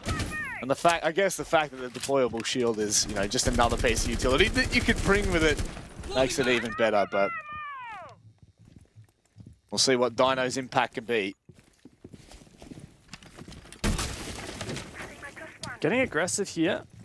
You'll notice he's running the red dot. They actually took the 1.5 times scope off of Frost's C19 mil. Gave it over to Alibi, which we actually are seeing on Juicy. Ooh, here comes the logic bomb. Once again, an attack man advantage nice and early, and it looks like we're about to find another one. Ooh, that was just the Gemini. got a little bit baited there, not gonna lie. Hit it with the debate. That's fine. Dino is still holding firm here, and I guess Knights really need to be careful. This lead will slowly and surely dwindle. Oh, Dino, no, not like that. Oh, God. Not like that. Oh. Look, this pot is starting to stew, and doesn't look like Knights have put the work in to get the job done. Order tightening their grip. Oh, feeling that pressure, my God. Haywood has to come up with a big flank here. Sage, a nice nitro cell, but it gets shot out of the air by Nico. Oh, what a gnarly shot there with the MP5K. Haywood is so far away, but they might actually be able to pull this off. Surely not. Sage might just give them an opening here, but needs to be careful. Fair bit to be exposed to when you are in kitchen, especially when they've opened things up like that. Dev, I'm starting to believe. Sage going absolutely massive. Haywood, the Frostmat! Oh, no way. Oh, my! Oh, Dev, no way. It's a 2v2, but very quickly it's clawed back by Order. And what could have been an unbelievable round for Knights has just, well, it's been shut up pretty quickly. Very, very narrow there. A solid effort from Sage there in particular on site. Hayward as well. But yeah, Order, look, I respect the way that they handled that. They did let the time tick away quite a lot, but that was because they were trying to be thorough. They were trying to drone out these players as much as possible. That was absolutely horrible and terrible and just, all the things. Yeah, feels bad there for Dino. He was trying to vault up, but he just couldn't quite make it work. Yeah, look, almost a really good 2v5 there, but hey, I'm going to give credit where credit's due, and Order really, really nailed that one home, so credit to them. They've evened up the scoreline, Rob, and you know, all they got to do is find 4 attacks and they guarantee at least overtime, which, considering we were really spelling death for them here on Coastline, look, that'd be pretty amazing. And look, if they can push overtime, I see no reason why they couldn't actually take this out in overtime or in regulation. That's literally all 3 frost mats. What is that? Why? That is disgusting. It's so dumb. That, you know, that third frost mat as well, you could literally just shoot that from the window. Like, that is... I love a good double frost mat, but I'm not gonna lie, that third one is a bit small brain. Yeah. 10 seconds remaining. I mean, it should Order make the same mistake, surely. It would be hilarious. I would love it. Attackers must locate and defuse a bomb. I'm still just so cautious of saying anything here because you just know the kind of impact that it will have. We said it last round, and it is one of those speak of the devil moments. Now, Knights are, I mean, slowly and surely, Dev, the belief is just gaining on me. And my worry for Knights is that this could very quickly just lean into Order's momentum, not just for this map, but also next map as well. You know, going into Clubhouse, the last thing you want is Order bringing back a 4-2 first half and, you know, kind of brushing you aside on your own map pick. Definitely would set the tone for this series. Ooh, really good drone there from Nate, but not able to action on it as of yet. Gonna chuck another one out. Surely that nade doesn't... Oh, it does actually manage to get that. There's no denial of any kind for that nade. I just realized no Jaeger, no Wamai on the board, so Knights can't expect to stay behind their shields safe and intact. They might be able to make a flank work here. Oh, Nico! Having none of it may have just given Order a better look into this round once again. Geez, Dino's not had the greatest start to the second half, has he? The poor guy. Attackers have located a bomb. Oh! So close. Juicy's trying to put on practical showcase of what you can do with that new 1.5 times sight on the MX4 Storm. Sage has been pretty hot in his shot as well. Not complete map control here taken for Order, not all of top floor, which has allowed this flank upstairs from Knights, but I do think Order are being extra cautious about watching that Cool Vibes flank. I feel like if this stays a 4v5 for Knights, they could probably win it. If this drops to a 3v5, I'd be a bit concerned. Nate about to go head-to-head with Josh here, but Josh holding the angle, just needs to be cautious of the undoubted swing that might come through in security. In the meantime, Nico holding hard lines. Juicy needing to be very cautious. I mean, right now the round hangs in the balance, Dev. 30 seconds left and only one player down for Knights. This could be massive on the flank. Juicy's really feeling that pressure on site. Hayward makes a big flank, finds one, likely to get refragged though from Blue Bar. But it might not matter at this point. He's aware of the angle, and Knights have just shut down everything Order put forth. It's just Bailey left, 1v3, and at this point, Rob, it just ain't happening. 5 seconds left. No belief whatsoever. Oh, yes, Frostmat, yes! Oh, gotta let him in. Oh, they shot the Frostmats out. Yeah, I got so excited for a second there. But, you know, denying them not only sight, but also the building access, I guess, is huge from Knights. But that flank, I mean, you know, maybe the round still pops off with Juicy holding anchor on site. Maybe he can do enough to hold things out. But Hayward getting into position, finding the flank, finding a double kill, just secures that round and makes things so comfortable for the Knights. We do head back to hookah and billiards, which Order kind of absolutely steamrolled, I'm not going to lie. When they decided to push, Knights were left with no option but to try and take the fights. And, well, if a game is about winning your ones, they lost it. Yeah, look, I was really expecting Order were holding those flanks a little bit more vigilantly than they ended up doing. But despite that man advantage, it just didn't quite work. Didn't win those ones on the entries to site. So that's a good round for Knights, and it has shown us that they have a little bit more gas left in the tank here on their defensive side. But we do go back to Hookah now. Now, they only gave that one shot before moving to Kitchen. And look, if I recall, this was just a pretty cut and dried Order, just kind of establish that man advantage and just work forward from there. They had one player VIP and just really hard stacked the Aqua execute. What is this setup though? It looks like they're... Is that going to be some like magnets in Aqua? Okay. Yeah, look, not a fan? I mean, it's no biggie. It's nothing to write home about. This is pretty standard from Knights, like nothing crazy. I guess it's more about how they actively play this, whether they can get a C4 kill early round, because I know that's what they were trying to do previously around VIP. Dino, you sweat lord. I hate that. I absolutely hate that. Like when you die to that, you're like, oh my god. It's, yeah. Boy, if he'd held it long enough, I think, yeah, Nate would have just walked directly, or at least close to the line. So, actually, yeah. Oh, it's so unlucky for Dino. That's okay. Be like that. It do really be like that. Siege do be timing quite often, actually. Now, this defense for Knights, should they follow any kind of suit from last round, they will be absolutely laughing. I mean, how much control they really had still with the time left. This time, Order will get to work nice and early. It doesn't look like anyone's going to be able to deny the Habana pellets just yet, or at least Dino's not going to show him and reveal himself as of yet. Doesn't look like he has any info either, so just blind C4. Hayward does find the lead off. This is a big flank from him. All the way up in the theater hallway. He's going to take this fight once again, and he gets it. Wow. 2 ones that Hayward manages to win, and suddenly the Order is just absolutely chaos. Now, Bailey can get the eventual refrag, but that's far too little, far too late.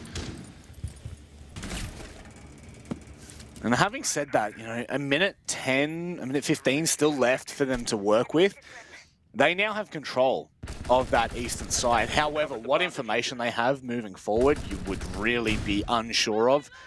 But Bailey on the Gemini just giving so much information all the way from security and deep into Aqua. I actually really like this from Sage. This could be devastating for Order to try and deal with. Very interesting setup. What a pre-fire through the briefcase.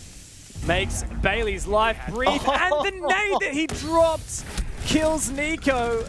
It's all on Nate now in the 1-on-3 once again. But Rob, I think we're going to Knights match point. Took long enough, you'd say. The way that Knights have performed today, they still have not lost a match and are not looking like doing so anytime soon. Nate going for the Hail Mary. He's brought it back into a 1 versus 2. Don't you dare. He's still got an opportunity. Diffuser all the way in Aqua, but Sage says no. And Knights, they are storming to a victory here in map 1. Yep.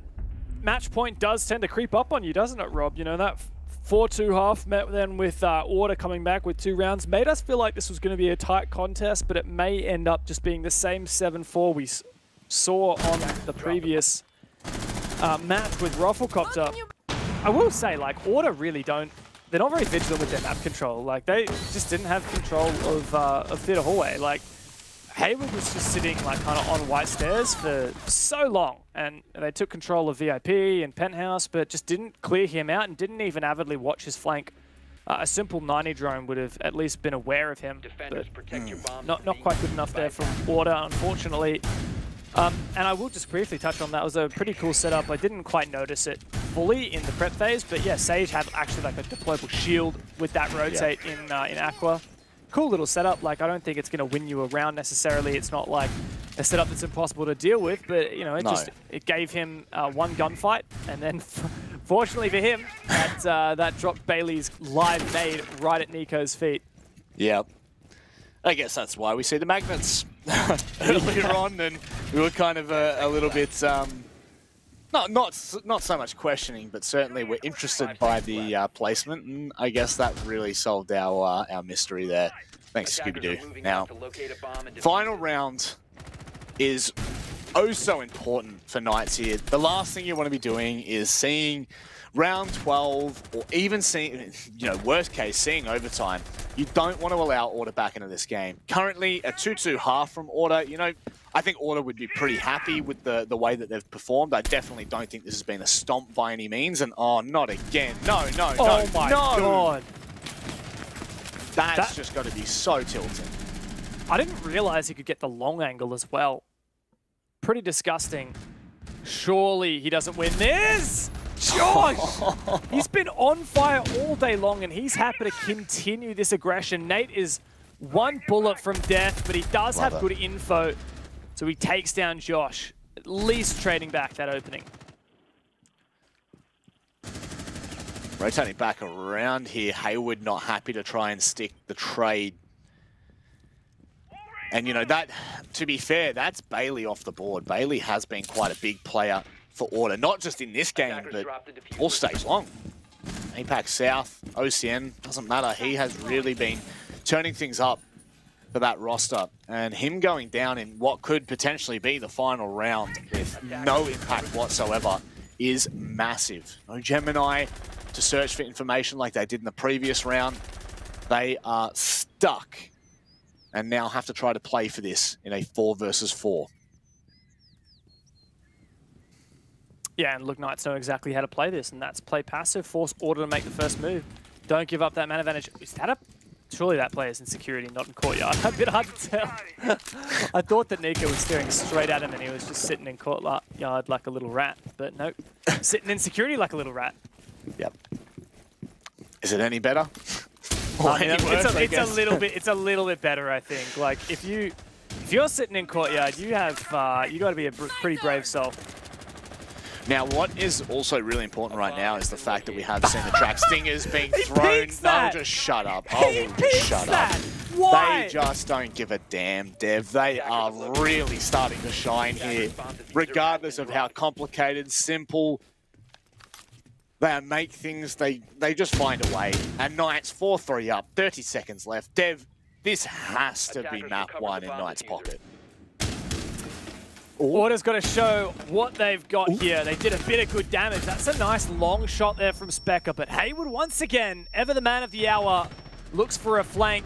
As Jack Daddy starts to send it, he does a bit of damage there, taking down Sage, but Hayward has this control above. Now, Order have the man advantage here, Rob, but the positions are not there, and Hayward might be able to do even more. Pushing down the cool upstairs. We go into red time. Dino tries to push forward, and he can take down Specker. Jack planted, and now has got to cover, but it's going to be so difficult in the 1v2 to make this work. At least he's got the one reinforced wall. So many times we see both just unreinforced. It makes things a little bit more difficult to get into, but at least he's got something to play behind, some protection. He holds firm. 3 flashes in the pocket to use. First swings. He'll take him down, but he can't see the feet. And that might have been a really crisp shot. But Hayward, he deals with it. And in doing so, secures map number 1 in this best of 3 against Order. What an excellent start here for the Knights. On their map pick, they do away with Order, who made it look close, but not close enough. Knights, 7-4, same as what they did to Ruffle. How incredible are the signs for Knights? You know, they've made it to Mexico, right? Now, whether or not they're going to be able to make it, it's anyone's guess at the moment, but they will certainly be making it here in OCN. They are fighting their way through the gauntlet, one map at a time. Currently flawless against Ruffle and now against Order. Although there is still a couple of minutes. There's still potential, Dev. There is still the ever-looming Clubhouse that we head to next. However, the signs are just looking so damn positive. They are. Look, we did preface this game saying that Knights very, very favoured to take Coastline, and they delivered. They have been delivering so far during the Gauntlet bracket. It's funny to think, in Stage 1, Knights seeded straight into that grand final, and they lost it. Didn't even win a single map. Well, I think they won one map, actually. But coming into Stage 2, right? Like, bottom of the barrel, how the champs have fallen. They went all the way down, seated in 4th place. They had to play through Rufflecopter, now through Order. Look, honestly, I'm getting the feeling that Knights might actually be gunning for the Stage 2 championship. You know, they could get their revenge against Chiefs if they beat Order here. They'll play Chiefs tomorrow. And then even potentially to take down Bliss. I can 100% see a world where that happens. And this is coming from the guy who didn't even think they were going to win against Ruffle. So, look, Knights, they've showed up. This is what we've been wanting from them all stage long. I mean, we all laughed at Ducky's prediction, but now it's starting to come to fruition. That is absolutely terrifying. The prospect that maybe they might just run the gauntlet. But I guess we get a little bit further to go until then. And in the meantime, I'm going to throw you back into the capable hands of the bus. Jeez, I feel like every time we throw it back over to those two, Dev loses a button on his shirt. Guys, it was a very good game from the Knights, a complete replica of their match against Rufflecopter, 4-2-half Knights, and then 3-2-half Knights. Guys, I mean, we kind of obviously spoke about this in the pre-show. This was the expected outcome, though.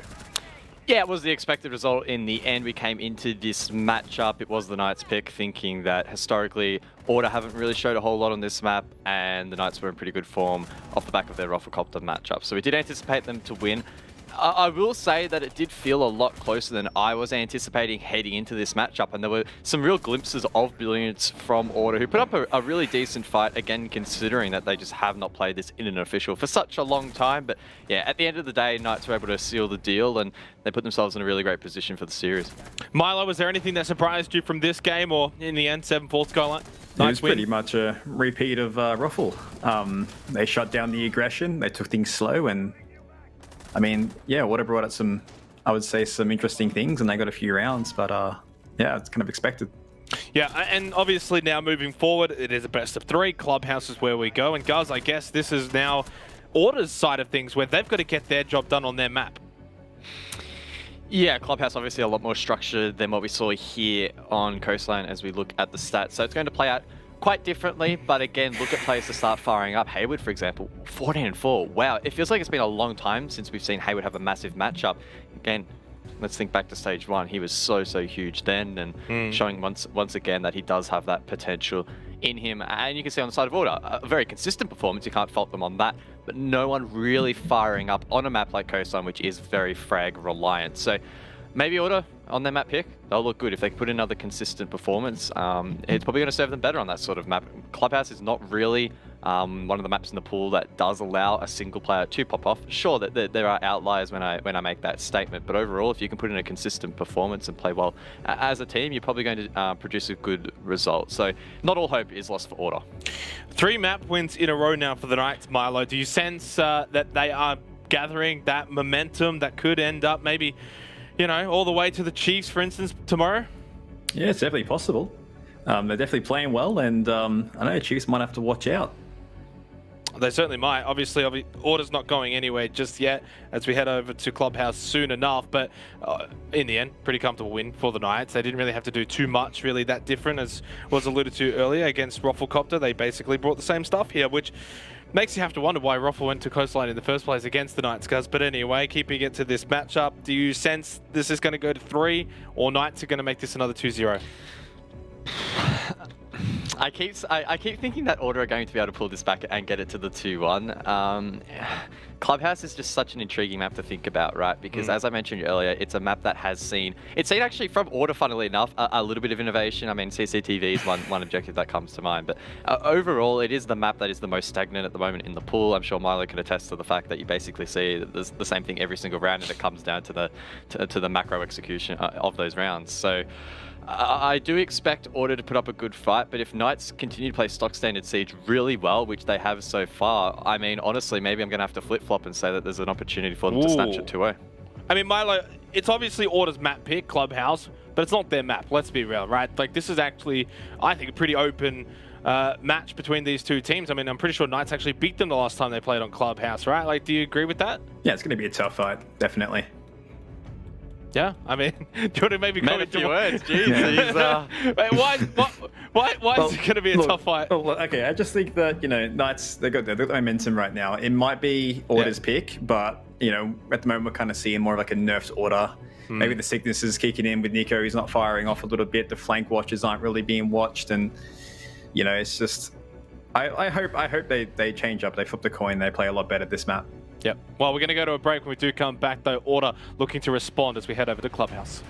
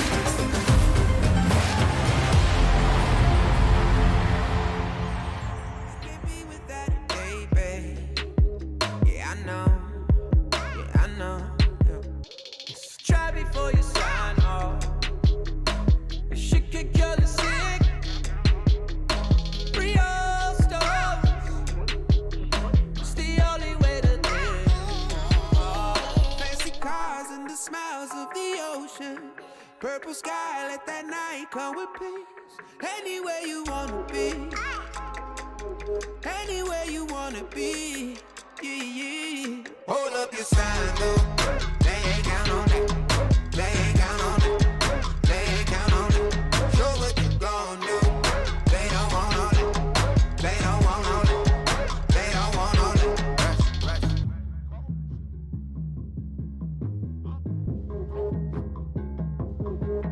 Pick up, I know to be right on. Yeah. 'Cause no one really gives. Don't look back, I'll keep your eyes on. Long ago. Doesn't matter what it gon' cost. Never gave a shit. Real soul. Let it take a hit. Hey. Who's getting high on emotion? Look around. People fight all their life for some peace. Yeah. Look around. Fancy cars and the smiles of the ocean. Purple sky, let that night come with peace. Anywhere you wanna be. Anywhere you wanna be. Yeah. Hold up your sign, though. They ain't count on that. They ain't count on that. They ain't count on it. Show what you gon' do. They don't want all that. They don't want all that. They don't want all that.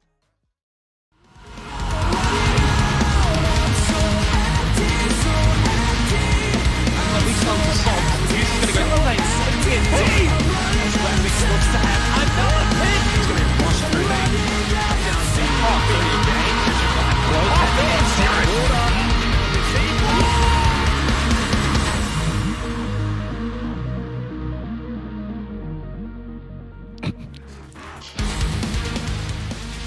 ladies and gentlemen, here for the OCN playoffs. We are halfway through the Order versus Knights matchup. Knights have made it 3 maps in a row here for the Gauntlet run. They are up 1-0 in this best of 3, guys, as we head over to Clubhouse soon. Of course, Order's map pick, but Guz, it doesn't necessarily mean it's their map. No, because funnily enough, the last time these two took place a head-to-head on Clubhouse, it was Knights to get that dub over the board, 7-5. So, you know, a little bit of a worrying sign there for Order, but again, that was in a best-of-1 format, so can't read into it too much. Is there a bit different? Oh, bit different. Is there a bit of a difference here, Milo, now that it's a best of 3 heading over to this Clubhouse and it's not a best of 1, or is it basically the same thing? Look, you know, hope there's more time for preparation and stuff, but we got to hope that, you know, that in spite of it being their pick, that they actually really knuckle down for this map. Because, yeah, Knights seem to be on a bit of a tear right now, and they've got to stop that momentum coming through. Right, well, I'm sensing we're going to go to 3 maps. I'm sensing we're going to go to Oregon. So what we're going to also do is go over to the caster so they can bring you this wonderful game. Well, I guess there was no compliment, but there also wasn't like any kind of harsh comments to us, Dev. So I can't complain. I don't have high expectations anymore with Xenox.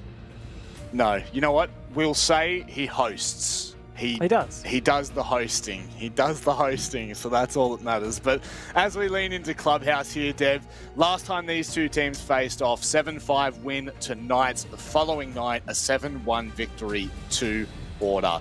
This is what we're here for. Knights are 1 step closer to booking their place against Chiefs tomorrow. That may decide who is going to the grand final against Bliss. It's all quite convoluted, it's all a little bit complicated, but we're getting there. I have absolutely no doubt that Knights would love a grand final rematch against Chiefs in this game that they will play if they beat Order here, but I know that Order want a rematch. They were a bit insulted by the way that Knights played on Villa in their final game of OCN. Like you said, these teams played on Clubhouse and APAC South, 7-5 to Knights. The day after they play in OCN on Villa, 7-1 to Order, and Specker was not happy. He didn't think that Knights were on their game, and he wanted to play the real Knights. Well, you've got a taste of it now, but Order are fighting from behind, 1 map down. As we get into the ban phase, Maverick left in, Thatcher is out, as is the Flores. So we're going to see a lot of that Mav picked, no doubt. Mav and Hibana likely potentially seeing that Thermite creeping in. No, depends on how they want to play it. Probably just, I mean, I think Mav and Hibana are the way to go, personally. I'm a bit of an enthusiast of that combo on this map. Kind of intrigued that there's no hard breacher bans at all. It's probably, as far as I can remember, the first time I've never seen either a Hibana or a Maverick banned, but Guz would like to let us know that we can lean into this storyline if we like to, that Knights banned Bucked last time trying to quote-unquote nerf Nico. Now, whether that's true or not, who knows? But it certainly is something that we didn't really get to see the full impact of last time, right? We didn't really get to see how hard it was for Order trying to, I mean, assuming it was for that basement site, didn't get to see the full effect, and we see I'm trying the to vigil, remember right now. we see the castle. Shoot. Yeah. Well, I was just going to say, just on that Buck ban that we didn't see this time, but we did see last time, like, I'm trying to remember. I feel like we did see quite a few C4s through the kitchen floor from below onto, like, the sledge players, because obviously when you lose your Buck, you have to try and find someone else who can do that vertical destruction. You're probably leaning towards a sledge who's a bit more vulnerable to that C4, because, you know, you can't be as far away as a Buck could. So yeah, maybe the C4s be a little bit less powerful, but like you're saying, this is a roam here from the defense, looking to extend all over the map with your Castle Vigil, pretty classic SSG roam strat here. Bit of impact tricking as well from Jack Daddy, likely under the kitchen hatch, though with Dino playing the Hibana, that impact trick should be null and void.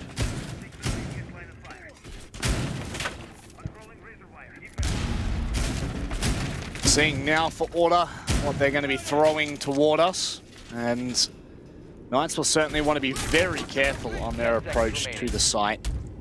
Obviously without Mute Mozzie, a little bit more difficult to hold that harder style roam, but certainly maybe they may just leave Nate to run his lonesome upstairs on the Vigil spec up. Could well join him in lounge at the very least, lounge toward top red, but we'll wait and see. Knights approaching the building actually without hesitation. So Josh trying to get some early lines all the way through the bar. I really like that, I'll be honest. And the LMG. Yeah, it's nice to see some changes. Yeah, obviously, you know, with the M762 getting a little bit of a recoil nerf, you know, a lot of people gravitating towards that LMG, but like it's always been a good gun. The main weakness is just the aim down sights time, of course, being an LMG is a bit slower. But, you know, bullet penetration on that is insane. Like, it's pretty high damage as well, and it's got the largest magazine, if you can call it that. I know it's belt-fed, but the largest magazine, if you will, of any gun in the game. 150 bullets before you have to reload.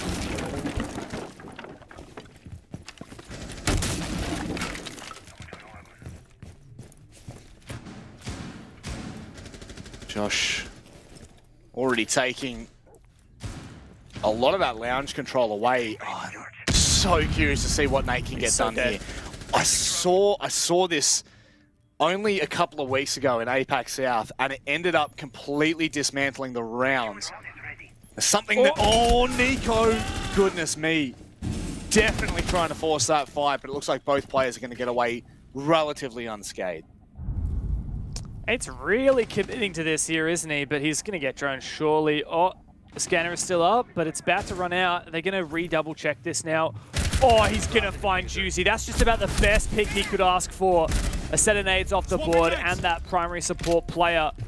Fortunately for the Knights, they've gone for the triple hard breach. So between the Hibana and the Ace, especially with that Kaid band, the loss of that Maverick won't be quite as detrimental. Drop the bomb diffuser. Now it's just about treading in kitchen with a little bit of caution here. Bailey, the only one with the C4 in the pocket. Waiting for the right time to be used, and this is what we needed to see from Order, rather from Knights. Starting to get to work, a lot of hard breaching to be done, but certainly doing it with a lot of pace. How did that miss both Solomons? Far too far out. Nice shot from Sage here. This is looking to be a really good shape up for Knights here, Rob. They've got this man advantage, and Bailey's the last one left. What can he do? Before you could even finish saying the word man advantage, the round was almost done, but Bailey could go nuclear here. Already finding one, Hayward puts him to rest. And that is a scary round and a very terrifying prospect that Order now have to come to terms with. They are here to play. Knights are certainly starting strong here on the attack on Clubhouse, where we know they can pack a punch. Now, they only won 2 attacks in that APAC South match that they won over Order 7-5. So that was a 2-4 attack half for them, Rob, and then a 5-1 defense half for them. So Knights really flourish on their defense on this map, slash, you know, Order do struggle on their attacks. Bit of column A, bit of column B. So, like, Knights getting 2 rounds of attack here is probably enough to win this game. Order really have the pressure on now, starting on the back foot. They are on the favoured side, and they really need to step up and show that it looks like that.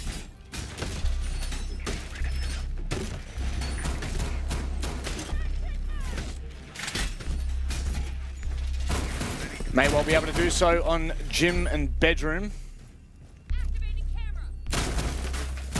You really just have this feeling like Knights have just consumed all of our conversation. There has not even been an opening for us to start talking about what Order could possibly be able to achieve because of what they've really been able to shut out so early on. The fact that we've just seen a best of 3 with Knights, now coming into this best of 3, they're looking the exact same. Mind you, the difference is a team from Rafflecopter standard to Order standard. It's kind of terrifying. Surely Chiefs are sitting back right now looking at what they're doing. First round of the map here on Order's pick, thinking we are going to have a real contest tomorrow. Yeah, there's absolutely no doubt about it. Look, honestly, all of the teams left in OCN right now, you know, you've got your Knights, Order, Chiefs, and Bliss. All 4 teams I could see taking the championship. All 4 of those teams have the potential, and I could see any of those games going any direction. But right now, there is absolutely no doubt that Knights are in form. This is excellent. Knowing that they're going into the Mexico Major, a lot of people would be making excuses for them and saying, hey, you know, they're focusing on Mexico, they're not going to focus as much on OCN. You know, put that to bed right now, because they are here to play, and we have to hold them to those high standards.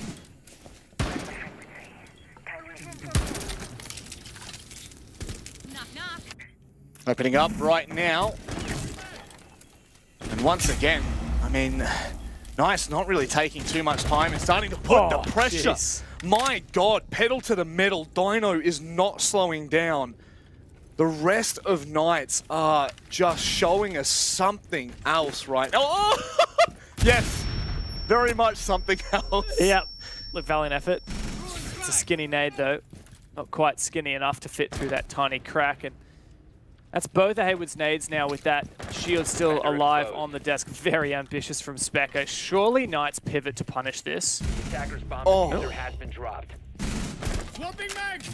It's actually a diffuser down from Sage as well on Con. Hayward could risk a jump in here, but it's very, very risky. He's right around the corner.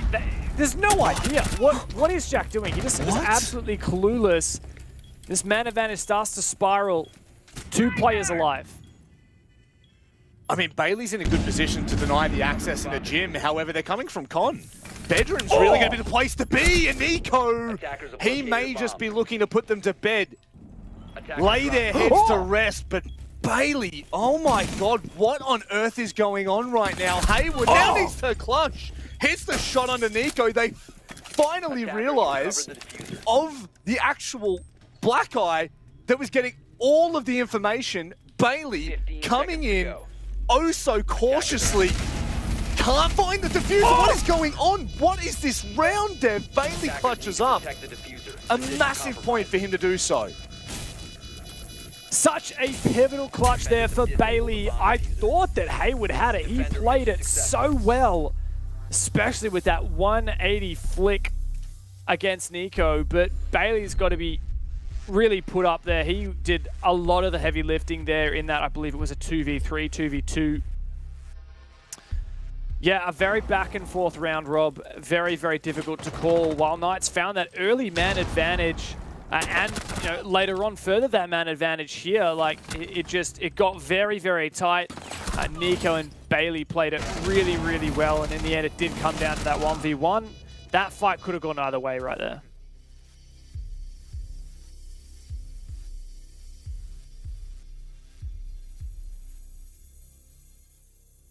God. You know, Milo was convinced coming into this game that it was going to be an affair. You know, we were really going to see some insane amount of pressure being put on Knights, as well as Order just pushing the limits of what they can achieve. And it could come to light here on Clubhouse. It could, regardless of all the umming and ahhing that I've put forth in terms of how Knights have been performing up until right this point. If Order decide to turn up to Clubhouse, if they feel comfortable, there is no doubt in my mind the third map is on the agenda, in which case it really is just anyone's game. Yeah. And when they can show the kind of, look, when they can show the ability to do that, then that's when we start to get convinced. Yeah, I mean, coming into this game, yes, we were really rooting for Knights here for the 2-0, but at the same time, like, this was close when these teams played it in Apex South. 7-5 is a close scoreline. And I would expect it to be a lot closer than Coastline. Order actually managed to 7-4 on Coastline, you know, losing, but still getting 4 rounds is pretty good, honestly, against Knights. It's, you know, just what Rufflecopter managed as well, and that was Rufflecopter's map pick at the time. So I wouldn't be surprised if Order give, you know, push Knights really hard here. But it is going to come down to how strong they can dig in on their defense to start. You know, like I mentioned, Knights were so strong on their defense when these teams played each other before. So Order really needs to set the pace here with their own defenses. Agreed. Now, as long as Knights can keep that pressure on, just apply the finger point on top, the thumb, if you will, on top of order. Keep that defense maintained and trimmed. Well, it'll certainly be a little bit more complicated no matter how hard you try. And oh my god, everywhere that Specker walks, he is contested. But it doesn't make a difference when you hit shots like that. Oh! Don't give him a What is this gunfight match so far? That's the solution. Just don't give him a fight. Chuck some coconuts his way. Oh! He landed damage there as well. Nico just straight up takes Specker's position back. Still a nade left for Haywood, and he's got it out. He throws it, but it doesn't land. Juicy has some, but I don't think he's in the right position for it. Plus, they need to deal with Jack.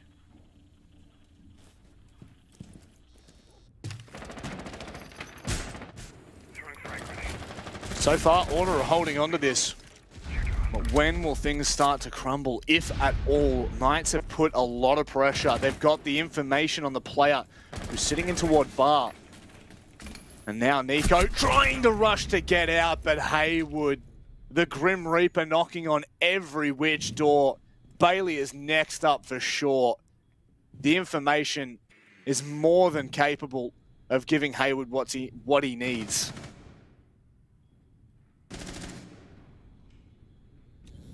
4v3 now advantage Knights, but they've got to clear rafters. They're just going to refrag it out. Oh, but they can't manage to land the shots.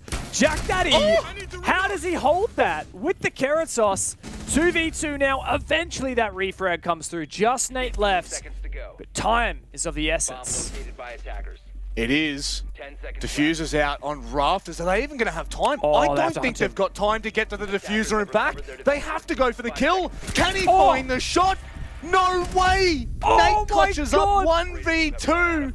Back-to-back clutches for Order. That's what's on the agenda.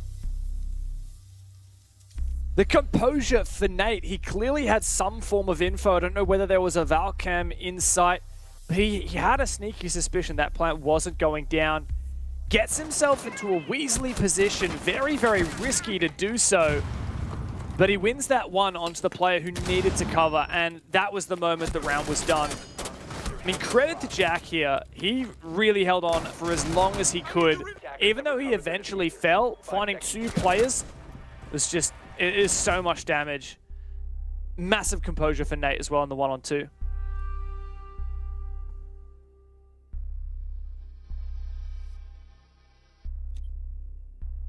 Attackers need to locate and defuse bombs.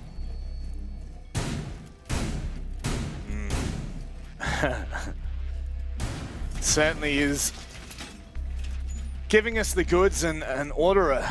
I mean, for all intents and purposes, this is really their best opportunity here.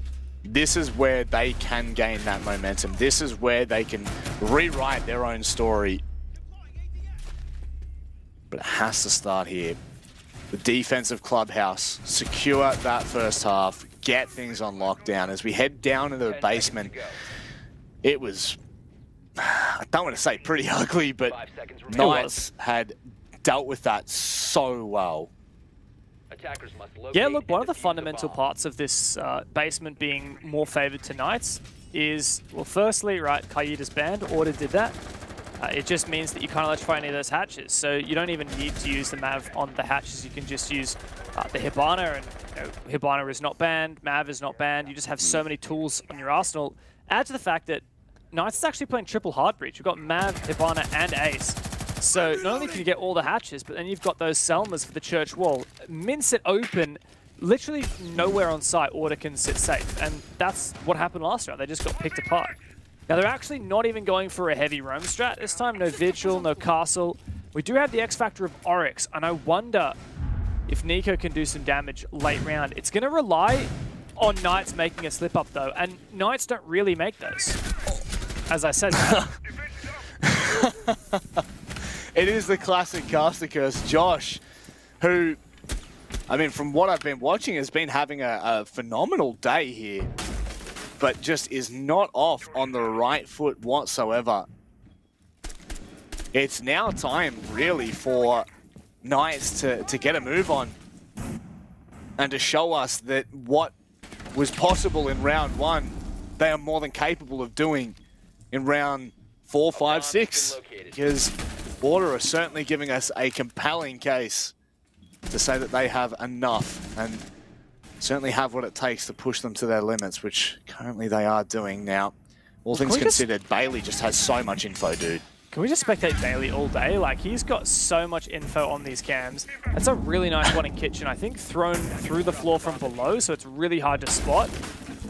He's got one in bar, I think, as well, and in secret or storage. So it's just a lot of info. This hatch should be opened. Oh, Bailey, yeah, that's actually really interesting. It's like in Arsenal on the far west side, but it can see into kitchen. That impact trick is good, but Dino should have enough pellets to deal with this.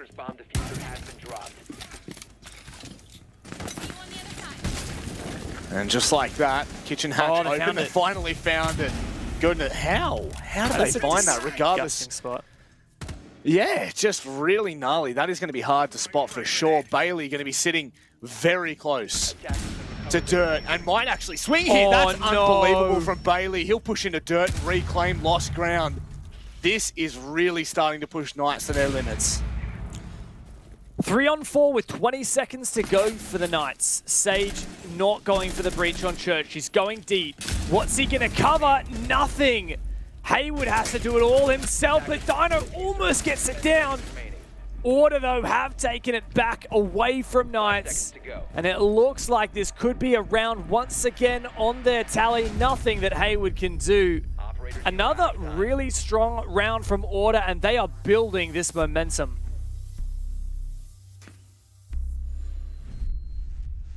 Oh, this is really good for Order. The kind of capacity that they have to play at this level and what they can show us may be on for display if they can continue this up. It's like a snowball. The more you push it, the more it gains in size, and it's that round in particular, Dev, like thinking back to that final, let's say 20 seconds, felt like if they had have been able to hold the hallway as well as whoever that was up in kitchen holding the line to anyone pushing to the diffuser, they might have been able to hold that for long enough to at least get it down. But even from there, Order just had them absolutely consumed and suffocated to the point where post-plant might not have made a real difference as to how Order were able to retake it. And again, just moving forward on sites. Jim and Bedroom was such a strange one to watch in that first round, that's for sure. Or second round, I should say. Honestly, Rob, every round here has been pretty strange to watch on Clubhouse between Knights and Order. Very true. Very true. Yeah, it's been a bit all over the shop. I love these barricades downstairs for Bailey. Just going to allow him to roam a little bit more. It means he's going to get info. If anyone tries to hunt him, right, they've got to tear down those barricades. That's info. So I like that. Yeah, look, honestly, I think I don't want to... I want to bring some more emphasis to how big a deal it was that Knights just lost that round. Like, that was the only attack site they've won so far was Church Arsenal. They were definitely in a decent position to win that one as well. I would definitely say that they could have won that. Couple things didn't go their way. Bailey's cams have been instrumental in Order's success, though. I want to see Knights be a bit more proactive at taking them down. Because if Order's allowed to make plays based on those cams, Knights are really going to feel this pressure. Look, if Order run away with a 4-2, that's just kind of par for the course. That's what we saw in the game previously. These teams played each other. But Order could be on track here for a 5-1. If so, very dangerous for Knights. It is. It certainly is. Two clutches out of the way. Both of these sites, Gym, Bedroom, and CCTV Cash, just give... I mean, it kind of leaves things up in the air. And yes, Dev, you say it, and there it is. Look at the cams. Look at that information Order are gaining bit by bit. I mean, has that really been like the difference maker in some of these rounds? Because it feels like every single round we've highlighted those cams. Honestly, like, you know, the first kill last round when Specker kills Josh just rushing into storage, like that was based on a cam. They had a cam in storage. So, yeah, 100%. Like, Bailey's actually looking for a C4 here. He's playing in bar, but he's opened up holes into stock so he can throw C4 onto the roof. He might actually be able to land this. Look, he's going to go for it right now. Hopefully he has a teammate to call for him on the cam. Yep, there you go. There comes the call. He might be able to make this land. bit worried. He's not going to commit yet. You can see himself. He's prepped, waiting to see if there's any information on the player by window, because that C4 could be gold. This is really nice. These are the micro parts, the little mini games that you never see, but we're catching it right now. Yeah, wow. So really well played there from Nice down on that table. It kind of baited out Bailey. Ooh, that Prisma does a bit of work. That X-Kairos finishes off Nate, who was down. I guess he was right up close to that wall. The X-Kairos finished him off. This is good progress now for Knights, especially with a two-man advantage. Hello, grenade. Nico and Bailey go scuttling back, but Specker does a good job of holding on site for just long enough. The team kill could be detrimental. Josh just gobbles everybody up. Now it's all on Nico. One-on-one. Josh claims another.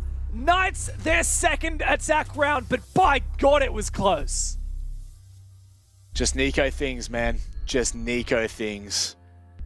Order right now are really, they are playing for that clutch moment. They are playing for that individual prowess late round, and it is turning the tides in an insane way. Knights are now really in a position. 3-3 half would be, I would say, incredible. And I mean, when you look back at Order's 3 rounds, one of them was really convincing. That was their basement defense. But the other two, they had to fight tooth and nail for. So there's something to be said that if Knights can bring this to a 3-3 half, they might be able to run away with this on defense. Knights are already so strong on their defense on this map. They proved it when they played Order in Apex South. Like I said, 5-1 they went on their defense half. So if that can happen again, right, in the second half, then Knights literally don't need to do anything more. In a way, Knights are kind of set now. They've got the 2 rounds that they needed. Now all they got to do is just be as strong on their defense as they were before now. And it'll be more challenging this time because Order picked this map. They will have been prepping Clubhouse. They wanted to go back and face Knights. They would have taken learnings from that game. But like you're saying, if Knights can make this a 3-3, which is very possible. I mean, we've had 3 1v1s so far, Rob. That's how close this game has been. And 2 of those 3 have gone to the way of Knights. Look, if Knights can make this a 3-3 half, I think we may be spiraling towards the inevitable, which is Knights moving forward in the bracket. Yep. Imagine that. Your first 4 games. Oh, God, not again. Not again. Oh, Nico just misses the timing. Haywood now fully knows of the positioning as Nico fades away. Surely he doesn't go and rotate to dirt, no. Wouldn't surprise me, honestly. Would not surprise me. The reattempt from Jim here is a decent call from Order, but they have really struggled to deal with a lot of the setup that we're seeing from Dino here taking the jacuzzi wall. Remember last time Nate was killed in bathroom? Wonder how they're going to try and counter this, because it's not like they've revolutionized their wall denial, I don't think. I'm pretty sure that mute jammer was there previously. It can be cleared off using a nade. So there's a lot of options here for Order, or rather for Knights, on how they want to deal with this.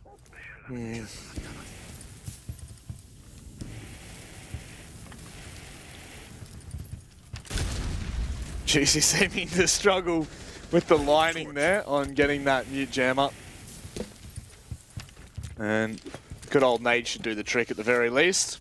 So that will be construction wall open with an opportunity to progress. But Nico just... Oh, my God! Bailey! How quick the tides will turn, Dev. That must have been a strip run out onto Jacuzzi balcony. It must have been. What a big play from Bailey. Nico as well. And Jack Daddy even wins that on Sage.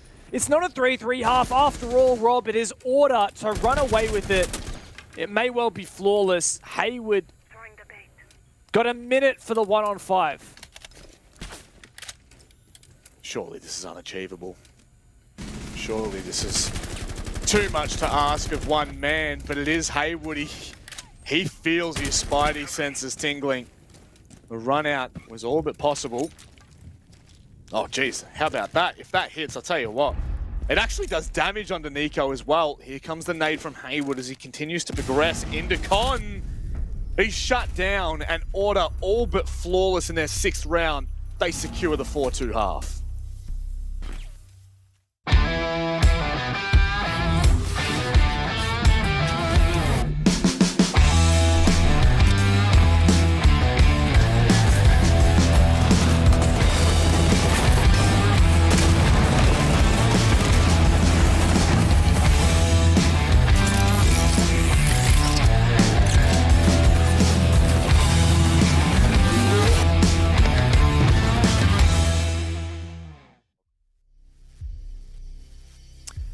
Welcome back, and it looks like it is Freaky Friday. We are seeing a repeat.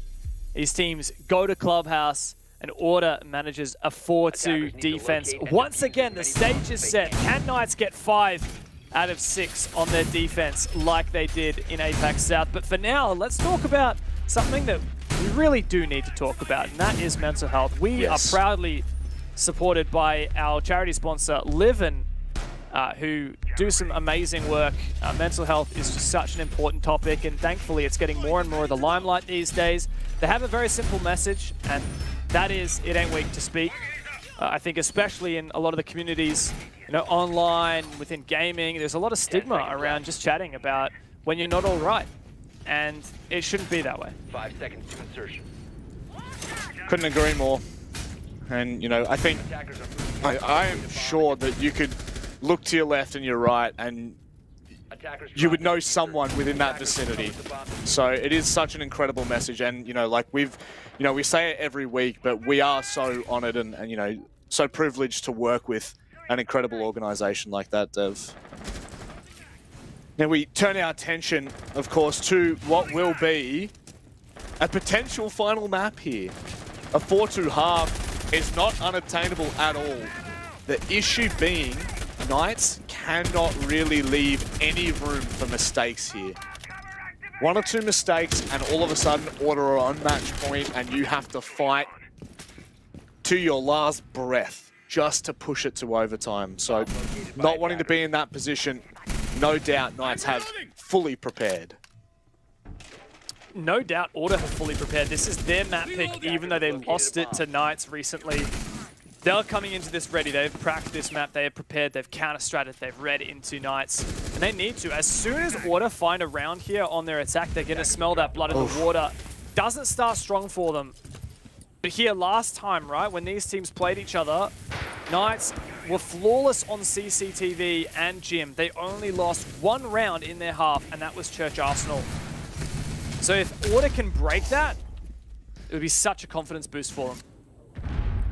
I believe that might have actually been Sage's C4 trying to catch Nate off guard, which, look, it could well have done the second that you deal with that reinforced wall. If you hang around for even a second longer, you'll definitely be punished. As Order slowly and surely start to get into position, you wonder what this is going to look like. Kennel's wall open, control taken in lounge. Con as well, starting to be a point of contention here for Bailey and Specker. They have a lot of what they need to get done. It's just about choosing what they want to do. Oh man, this Maverick has just been bit pitiful, mincing up the wall. But Specker does find a really good nade. Oh, Josh really wants to make a play here. He would be walking into a crossfire, but there might actually be an opportunity. Specker is low. It's just about how much of a gamble Josh wants to take. He is punished, and straight into sight goes Nico. Pre-fire to cover. Hayward does take down Nate as well. Oh my god, out of nowhere. It turns up Nico left alone. The advantage Order had managed to obtain has slipped through the cracks. No diffuser. Oh my god, that res just allowed to come through. Nico be walking straight into this crossfire. That suppressor, as lovely as it may sound, will not save him. Knights do start strong here on their defense. Yeah, one key part of that round that was just too hard to catch on camera was actually Sage's flank all the way from Jacuzzi, I believe it was, at least through logistics, which pretty much dismantled that con push. The fact that Hayward was down really left that last solo anchor on site to do all of the work. And if Sage is not in that position, that round just becomes so much more difficult to deal with. You then have Nico coming up red stairs, putting the pressure onto anyone sitting behind the deployable shield. Solid work from the Knights, and all of a sudden, you know, it's crazy what a 4-2 half looks like, but how quickly the storyline changes the second you win your first round and you go to 4-3. Yeah, definitely, but look, we saw this on map 1 as well. If you remember, Knights managed a 4-2 attack half, and within 2 rounds, Order was back even, and Knights just won every round after that. So we definitely do see, I like to call them streaks in games, you know, when one team gets a bit streaky and goes for a couple of rounds in a row, and then the reverse. A bit less common here on Clubhouse, I would say. You know, more so Coastline. You know, all the bomb sites are more similar, whereas here on Coastline, whether the attacks or defenders win the round is much more bomb site dependent. Speaking of Church and Arsenal, here we are. This is the only attack round, the bomb site that Order was able to crack when these teams played each other in Apex South, and that was on their second attempt as well. See whether that holds true or not. Order can crack that egg, crack that nut. Nico and Specker both on soft breaches will give them so many avenues, so many opportunities to open things up. Lines of sight. Plus, I guess the frag grenades of both Specker and Nate will surely come to cause Knights quite the nuisance if they're not cautious. This is a very weird roam from Knights. I'm not 100% sure if we've seen it before. I don't remember all their strats for this site, but yeah, very weird roam. Like not a vigil, not a you know, like castle roam. I don't know why Specker was all the way up in Moto. It took a bit of a gamble play, but yeah, I think he was trying to make something work, and unfortunately it didn't. Order's got to pick up the pieces, but like look at this. You got all these roamers upstairs with Vert down into logistics, even a shield downstairs. Like the thing is, this is so default. You see this in ranks. Like Order will 100% be aware. But that's the thing is, like, are they going to force a way to deal with it? No, they're not. They're actually going to send it down the hallway, Dev, but this is devastating. As long as Knights can hold, they might be able to make this work. Oh, no. Sage doesn't realize how close Nate is, sorry. A 3-3, oh my God.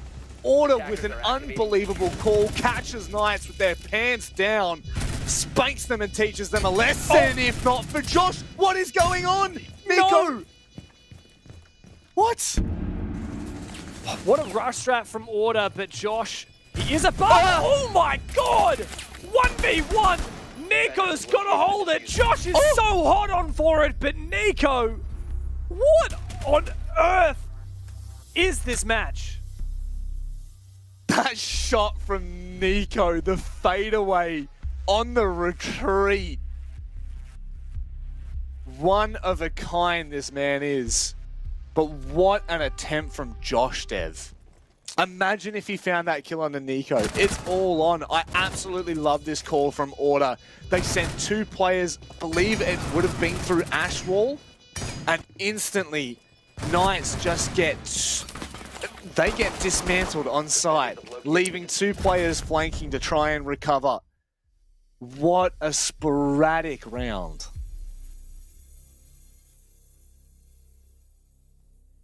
Yeah, I don't have a lot of words for that. You know what's funny though is Order have always loved pushing Ash Wall. So I think we got Mandy on ops today. Hey Mandy, can you do a spin if it's Mandy? Oh, that's a spin. Yes, let's go Mandy. So yeah, Ash Wall. I mean, we call it Ash Wall. Doesn't have a formal name, but it's that soft wall right next to Arsenal. It's the closest way to rush into sight from that double door. And like I am telling you, man, literally since 2017, this Order roster and the players who are still around from those days have been rushing from that wall. Like, in fact, what we used to see is they would get the buck and they would like open up a massive hole in that wall, and then they would just march Monty in through. That used to be one of their like mainstay strats back in the day. And I just can't believe that literally like years later, Order is still just sending at that wall. It is their favorite wall on this map.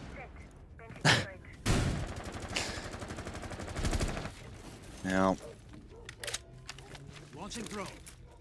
I guess that really puts Order in good stead. So this is the problem. It's always too hard to put your finger on what is actually happening and where the momentum swing currently is.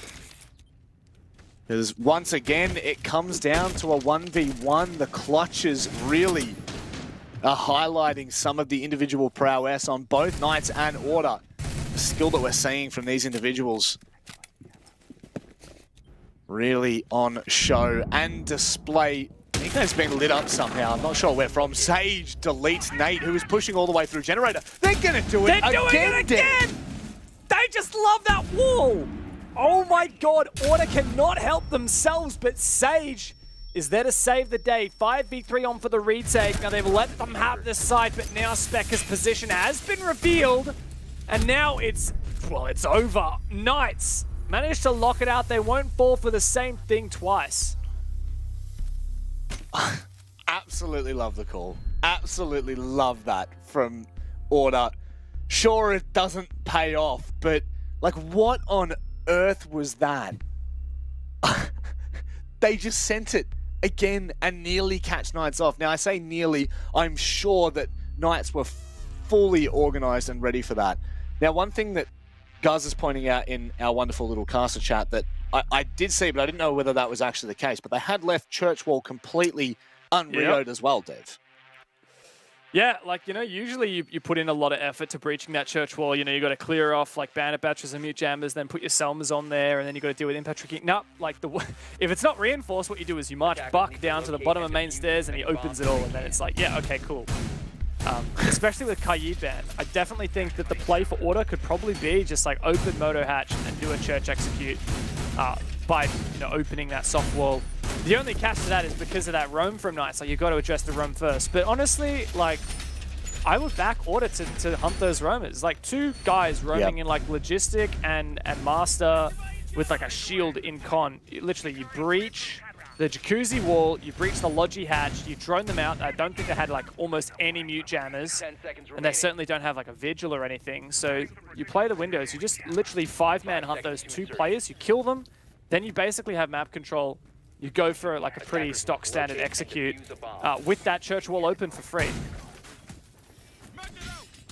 But instead, I think Order, like they might not have even realized, just saying, like Order might not have known that church wall was up. Like, it totally is plausible. They were just so focused on like, yeah, because they were tunnel visioning. They're like, okay, they've got this roam set up. We want to try and avoid that and just rush. Like, how are we going to play that?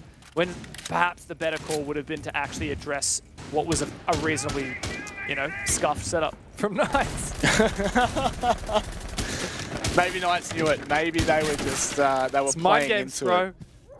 Sacrificing, the chess piece. I'm not quite familiar with the chess terms, but I'm sure that there's something about sacrificing something to save the queen or the king.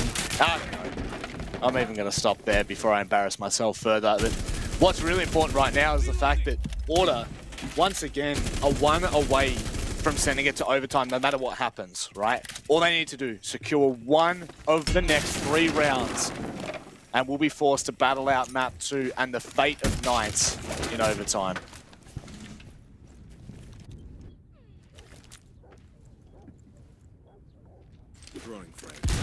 Order is still 1 round off match point. They have really struggled in the past to attack any bomb site that's not Church Arsenal. Oh, really good aggression there from Josh. He perfectly countered those nades with his Wamig magnets, and he takes down that Maverick player. Nate was really, really struggling on the Mav. You can see why Knights wants to play with that Mav on the board against Order. It's just not Nate's forte. Now, Order have got to do without that Maverick. He does seem to have butched it quite a number of times, which is definitely not what the Doctor ordered, especially if you are looking to breach, open the line of sight again. Knights somewhat coming out the better in that engagement. Specca, or rather Nico, taken very low. It's Specca who's upstairs trying to fight for a bit of cash control, con presence. Right now, they are starting to get to work in con. They might get enough done here. Got the breach open onto the wall. Time ticking away, however. We do have 1 gas left from Juicy. Doesn't have a shield, though. So this could be quite difficult.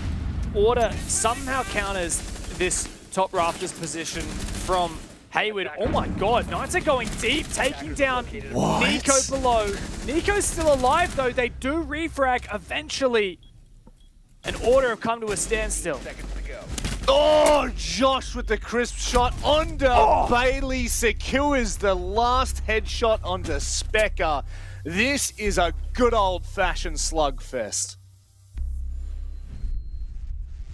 Once again, we are side up 5 rounds apiece, and Order still haven't been able to crack any bomb site that is not Church and Arsenal. If this pattern continues, Rob, like, we're likely to see overtime, or like if this pattern continues, Order can't break Jim. Knights go to match point, and then we go back to Church and Arsenal for what would be a really, really important round for both of these teams. Knights looking to see if they could back in that Church Arsenal defense, and well, obviously Knights or rather Order as well, looking to see if they can take it away from them like they have done before. Need to locate and defuse. Nico off the buck for, I believe, what is the first time, or feels like the first time anyway, and onto the Thermite. Some additional hard breaching utility.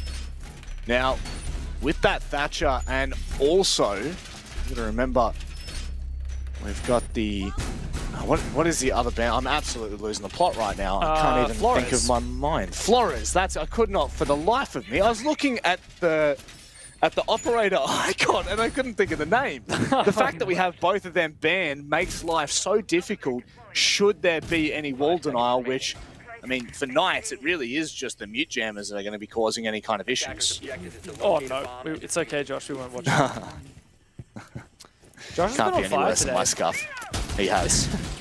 Considering he started out 0-4 in this match, he has really turned things around. Yeah, a lot of big rounds from him. Even a team kill as well. He just wants all the kills.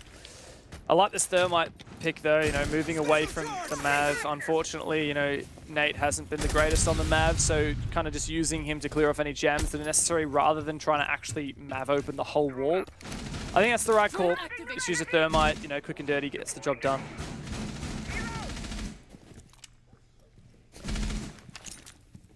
Now as they start to put a little bit more pressure toward the top of red, Nate doesn't really hit the mark, but I like this from Knights. Really early call, fall back to site, anchor in, and support each other. What are Dino and Josh going? Where are they headed?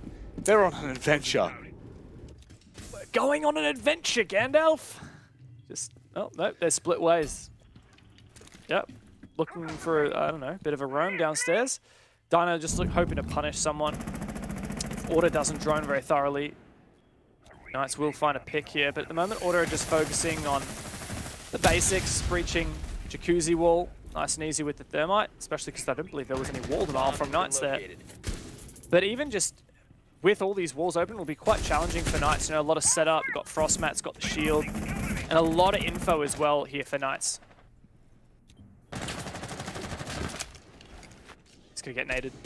Oh, yeah, this could be quite, devastating, but it's not at all. In fact, Hayward, the shower protects him for now. Not like Indiana Jones and his and the fridge. I don't know how effective it is in real life, but sure it works here. Oh, C4, that's perfect! Specker gets nuked. And another C4 coming up, but no info for this one.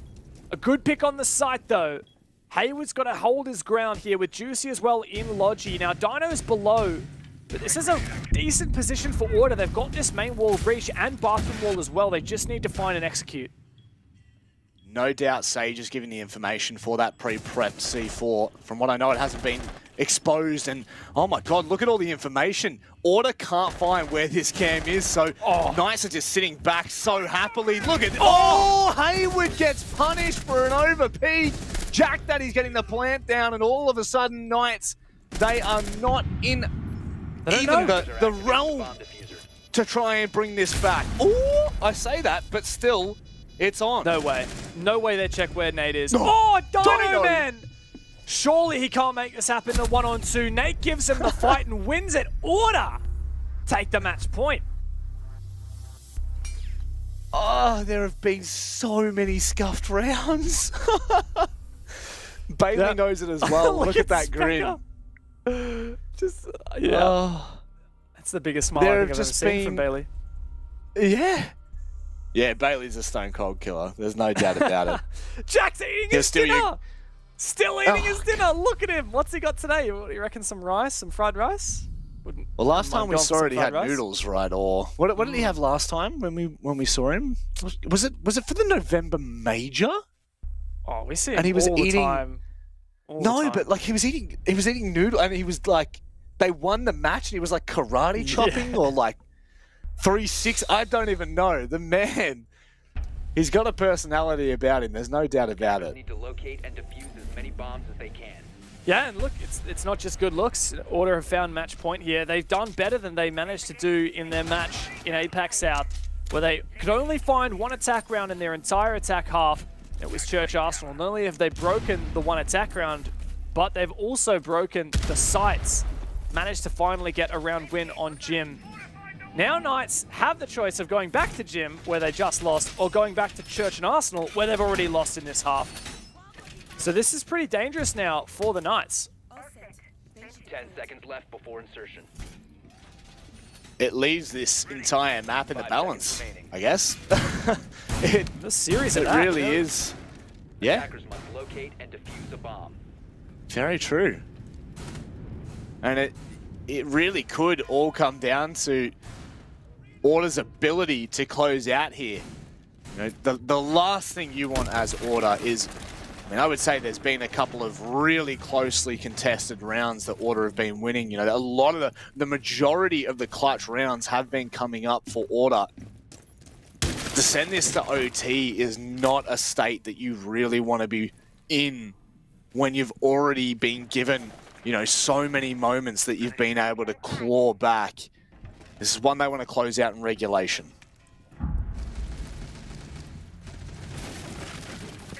Definitely capable of doing so. I want to see if they go for that rush wall once again.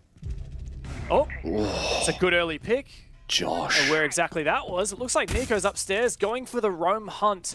It's exactly what I thought Knights would be susceptible to here if Order make the play. Oh, what an angle. Who else but Nico makes that work? Two-man advantage already in the round, and it looks like Order are poised to push us to map 3. Map 3 is on the agenda, especially with Haywood falling as well. Juicy would have to have an unbelievable round here to even make this possible, and he has had one of the all-time quietest nights from any player that we've seen. He has to come up massive here, Dev. 1 on 4 for All Mate Juicy. What a tough position to be in. Gonna let that nade roll past. Order have so much time. He's gonna have to land some crack shots. They know exactly where he is now. Attackers have located a bomb. So much time to work with, so many drones to work with. They once again find out where he is. Pre-fire through the wall is almost the end of him. Now he's just caught between a rock and a hard place. There is nothing that he can do. Order push us to map 3. That's the performance we've been waiting for. That is the real test that Knights have been given. Specca needs to get up and have a quick stretch. It was all too easy and in a day's work for them as they push us to, as you've said, Dev, a third and final map. They could stop what we thought was going to be an unbelievable gauntlet run from the Knights in only round 2. Yeah, it's been a great showing from Order, and honestly, the big storyline here is that it's so exciting for them. The fact that they lost to Knights on this very map, which locked them out of the APAC playoffs. They go back and they practice it, and they work on counter-strating, figure out what they went wrong, and they come back and they pick it against Knights and beat them. Doesn't get much better than that. No, that's the storyline that they would be looking for. However, they've got one more chance to really close this out and send Knights packing. We're going to go back to the desk and they'll break it all down for us.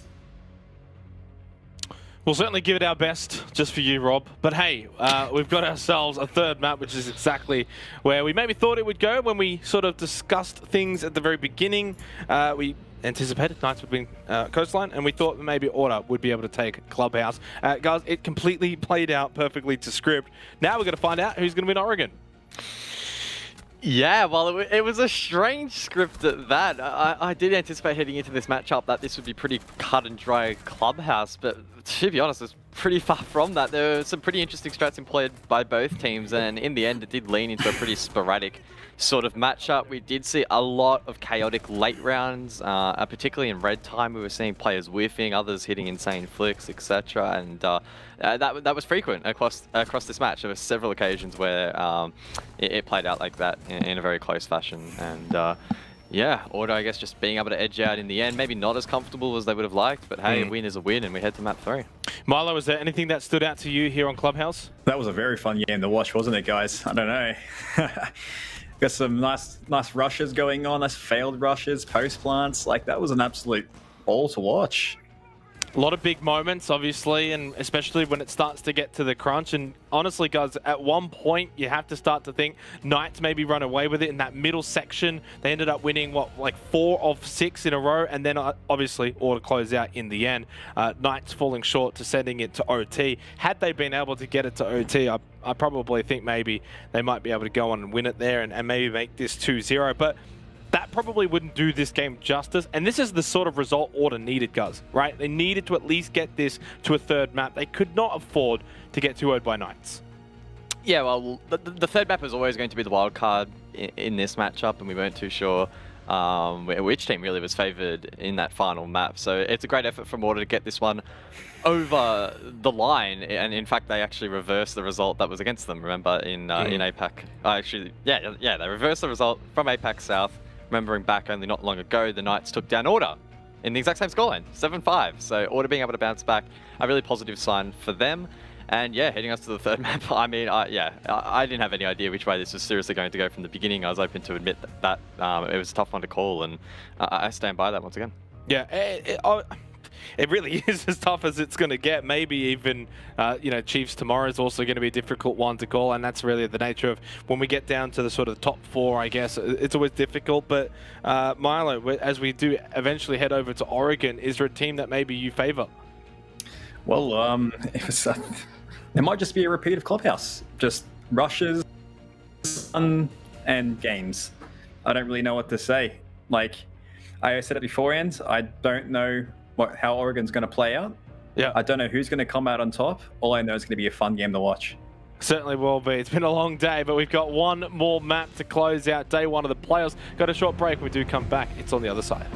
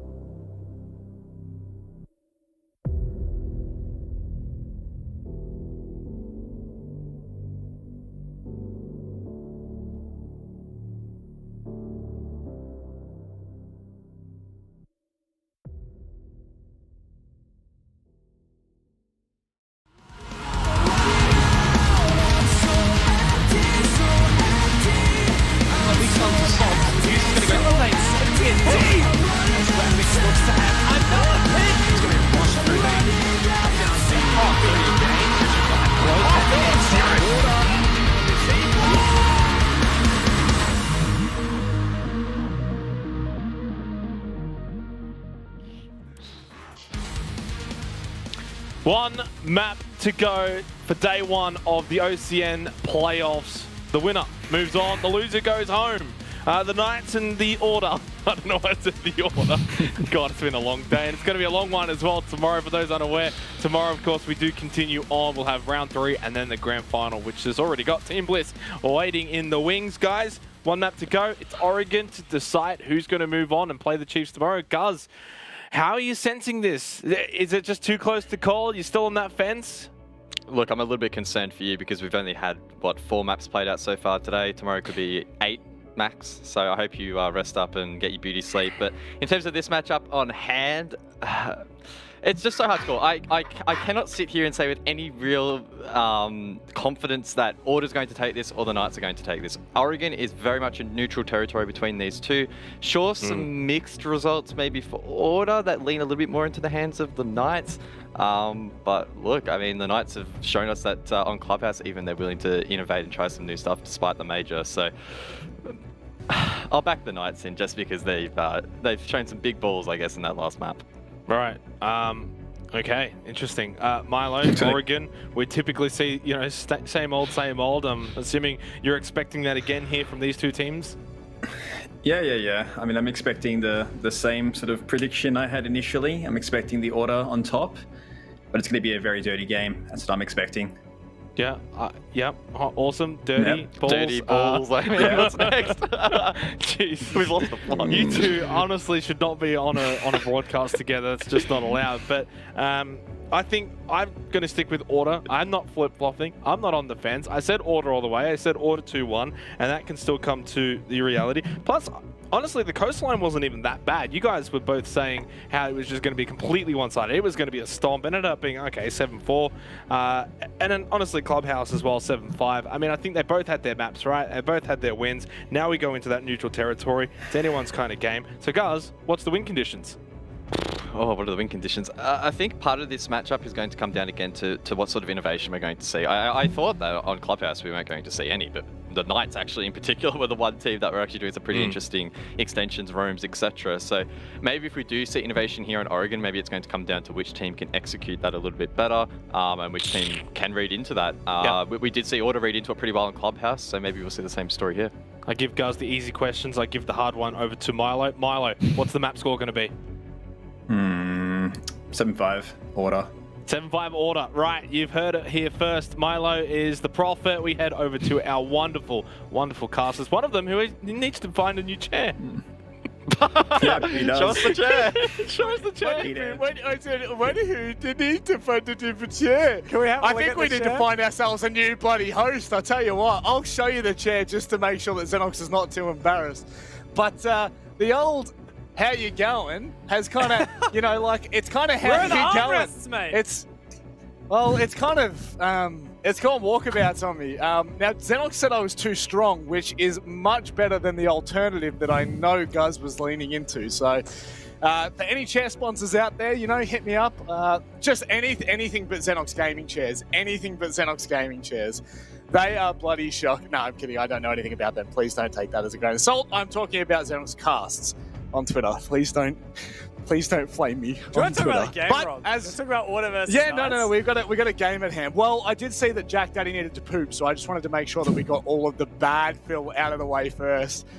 That's what sometimes she's going to drop the kids off at the pool. Yeah, well, it is. But look, it's time to get underway. Our final match of the night, Dev. This is where it all lies. The fate of two teams, the fate of two titans in Oceania. It's Knights, it's Order, and more importantly, it's Oregon.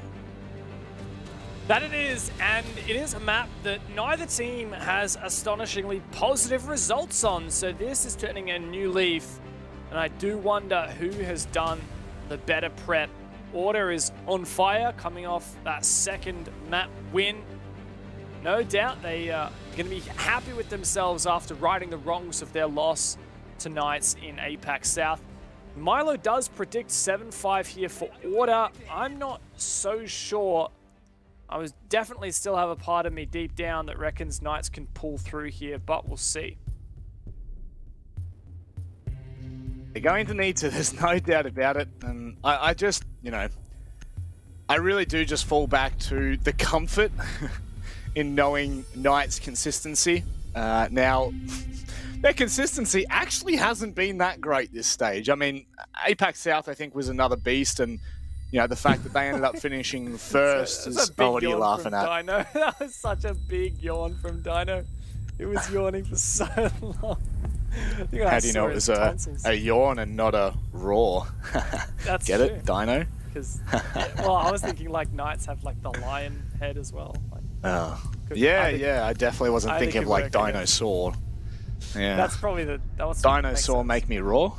Yeah. Well, I guess we both make sense in that. In that category, bans is probably more important to talk about than yawning. Look, Mav ban from Order. I think they're trying to. Well, obviously, it means that you're going to have Thatcher and Flores, at least one of them in. So a bit of a, I guess, like a forward move from Order there, trying to just get rid of the Mav because they're not so keen on playing it. They're probably keen to play the Flores, is my guess. But yeah, Knights actually kind of called their bluff and didn't even ban the Thatcher or the Flores. They actually just banned the Nomad, which means that flank watch is going to be a bit more difficult. We've seen Knights pretty keen on avidly watching their flanks, and we saw on Coastline how they get a lot of picks from that. So I like this. Does, however, mean Thatcher and Flores are both in. Funnily enough, neither picked from Knights, which is very odd. Oh! Do we just see a little bit of a bait and switch? I think we did.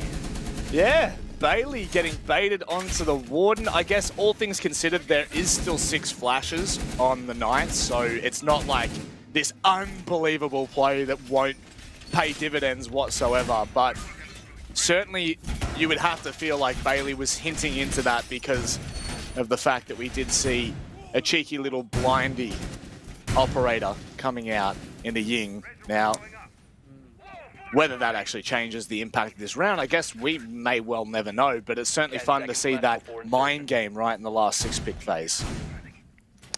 Yeah, it is. And look, as well with that 6-pick onto the Warden means we've got another shield. So we've got Goyo for 2, the Tachanka for 1, and the Warden for another one. So this is a heck of a lot of shields here that Order are going to have to play around. No Wamai to protect them, but we do have the Jaeger.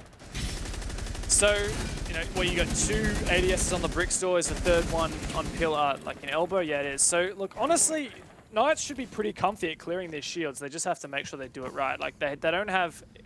They got 3 explosives on the Yana, 2 on the Zoph, and 2 more on the Sledge. So they have enough to clear these 4 shields. It's just a matter of they make sure that they clear the ADS before chucking that util through.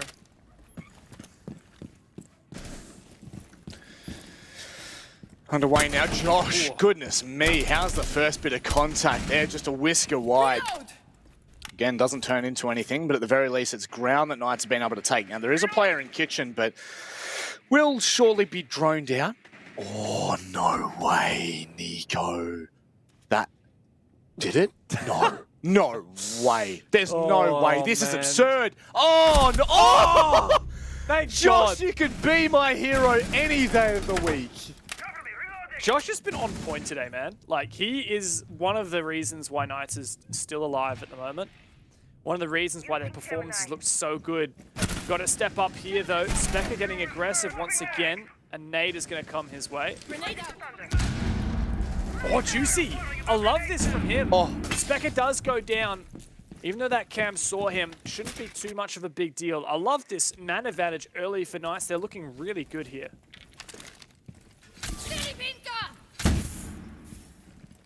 Hayward dealing with at least a little bit of the utility that Knights have in front of them. Jack Daddy, could he re-aggress up the stairs here? There is no barbed wire to kind of give the sound cue, but in the meantime, look at this timing. Surely Jack Daddy can find the kill. Hayward just spotting him, decides and opts to run away to safety, but he'll be met by just the same kind of contact in blue if he's not careful. Another nade comes through, likely to clear the mute jam. It doesn't get it though. Bailey's getting aggressive.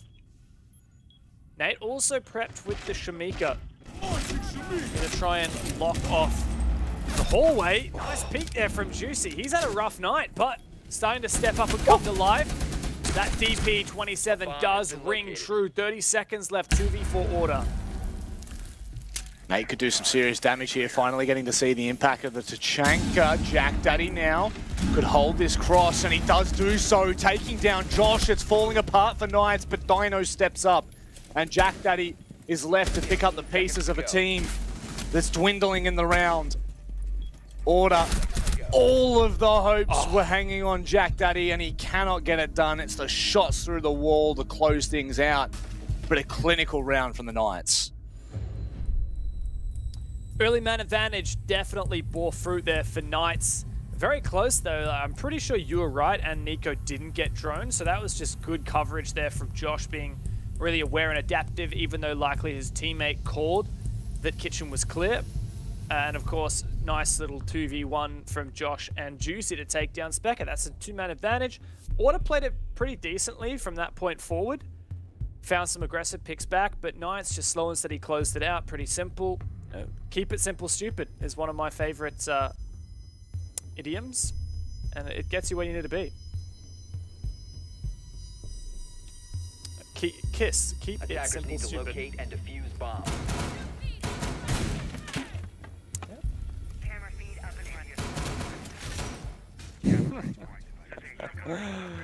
That explains a lot, man.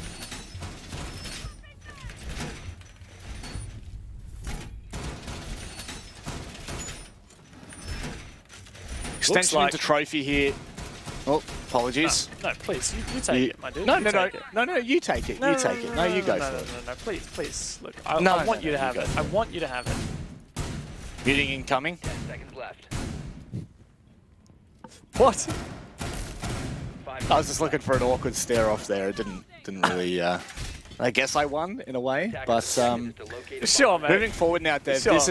I mean, are we worried for Order here? You know, the basement defense doesn't get confirmed. Yeah. What about if we don't see this? If we don't see a confident second round here? Yeah. Look, we didn't see a great start for Order either on Clubhouse, and they did manage to bounce back from it. They found 3 rounds in a row after losing the opener, so I definitely wouldn't want to call it just yet. Look, it's hard. I think the Order are taking a lot of risks. Like, look at this position from Nico. He doesn't get punished as of yet, and he gets taken out a few drones, which is always nice, but every now and then we're going to see Knights punish those.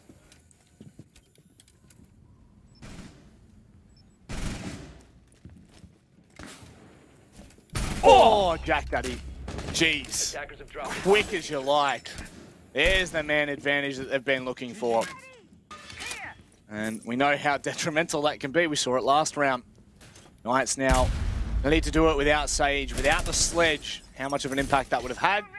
Really no, but certainly 2 grenades off of the board at the very least.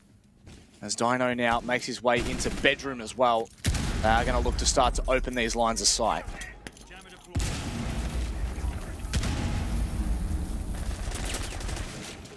Knights are shaping up, starting to enclose around the site. This breach will definitely open it up significantly. Hailed on the double window as well. Just a bit of pressure everywhere. Jack Daddy takes a bit of a risk, and that gamble does not pay. There's the information Hayward's looking for. Can he do anything with it? Looks like Juicy in the meantime going to work, doing God's work for Knights. Love to see Juicy have a massive map 3 here. It certainly has been a quieter day for him, but this is the moment to step up. What's this C4 going to opt for? What kind of damage can it do? Specker still pretty much calm, safe as houses. Nothing testing him just yet. Yeah, Order's just going to wait for Knights to start making a move. If they see an opportunity for a play, they might take it, but otherwise hoping for Knights to mess up, and there you go. Bailey just heard Juicy in the kitchen. At least Knights know that there's a player downstairs now, but they're going to have to make some good on that action. That diffuser is still not been picked up here for Knights as well. 30 seconds left, and this round is just getting the supercharge. Like, anything can happen. Yep. Again, hangs in the balance. Oh, Dino, that is so unfortunate. Runs back into closet, Dev. This could be it for Order. 15 seconds to go. But Josh has been the man to step up every single day for Knights. Hayward's got to cover him now. Nico and Bailey on for the retake. Do they know where this plan's going down? There's a ping, and they can take down Hayward. All on Josh now, and he is just doing everything. 1 versus 1, Nico wins it. And the Knights let it slip through their fingers. Order, another close 1v1 slips their direction. these clutches may determine. Generally, we talk about a round or two, maybe a half win, but we're now talking about a bleed into map 3 after so many clutches in map 2. It could just come down to it at the end of the day. Order firing on all cylinders, no questions asked. I mean, Dino was pretty unfortunate here. Like, the timing on that, unbelievable. As I guess you couldn't really ask for too much more from Nico. I'd love to know how many clutches that is. I'd have to go back and have a look, but it honest to God feels like 3 or 4, at least 3 or 4 attempts. He's just a madman. I don't know Nico specifically, but I know on Clubhouse we had 3 1v1 or clutch rounds, and that's another one. Very, very unusual. And you know, a lot of them as well are on Knights' own attacks. You know, Knights get really strong attacks, and then in that late round order, just hold on. Make it very, very tight. We go back downstairs here, Rob, and if you recall, this was where Knights found their first win. Down on Laundry Supply. And it all started with that early 2-man advantage. I do wonder, though, like if Knights don't manage to get these early picks, if Order don't forfeit those early players, then are Knights really going to be in such a strong position to close out these executes? I don't think so. 5 seconds to insertion. So, finally retesting the basement site, and it's always so hard to look at a point like this and to see the rounds that have unfolded, because, you know, generally I would say, well, you can't rely on clutches to get you through, and, you know, not by any means did Order have a bad round necessarily last in round 2 at the very least, but we look back to Clubhouse and we see how many times they were able to successfully convert, and it really does just beg the question, what can Knights throw at them, if anything, to get this map over the line? Maybe some of their own heroics. We've seen it close, and Josh once again making that early contact.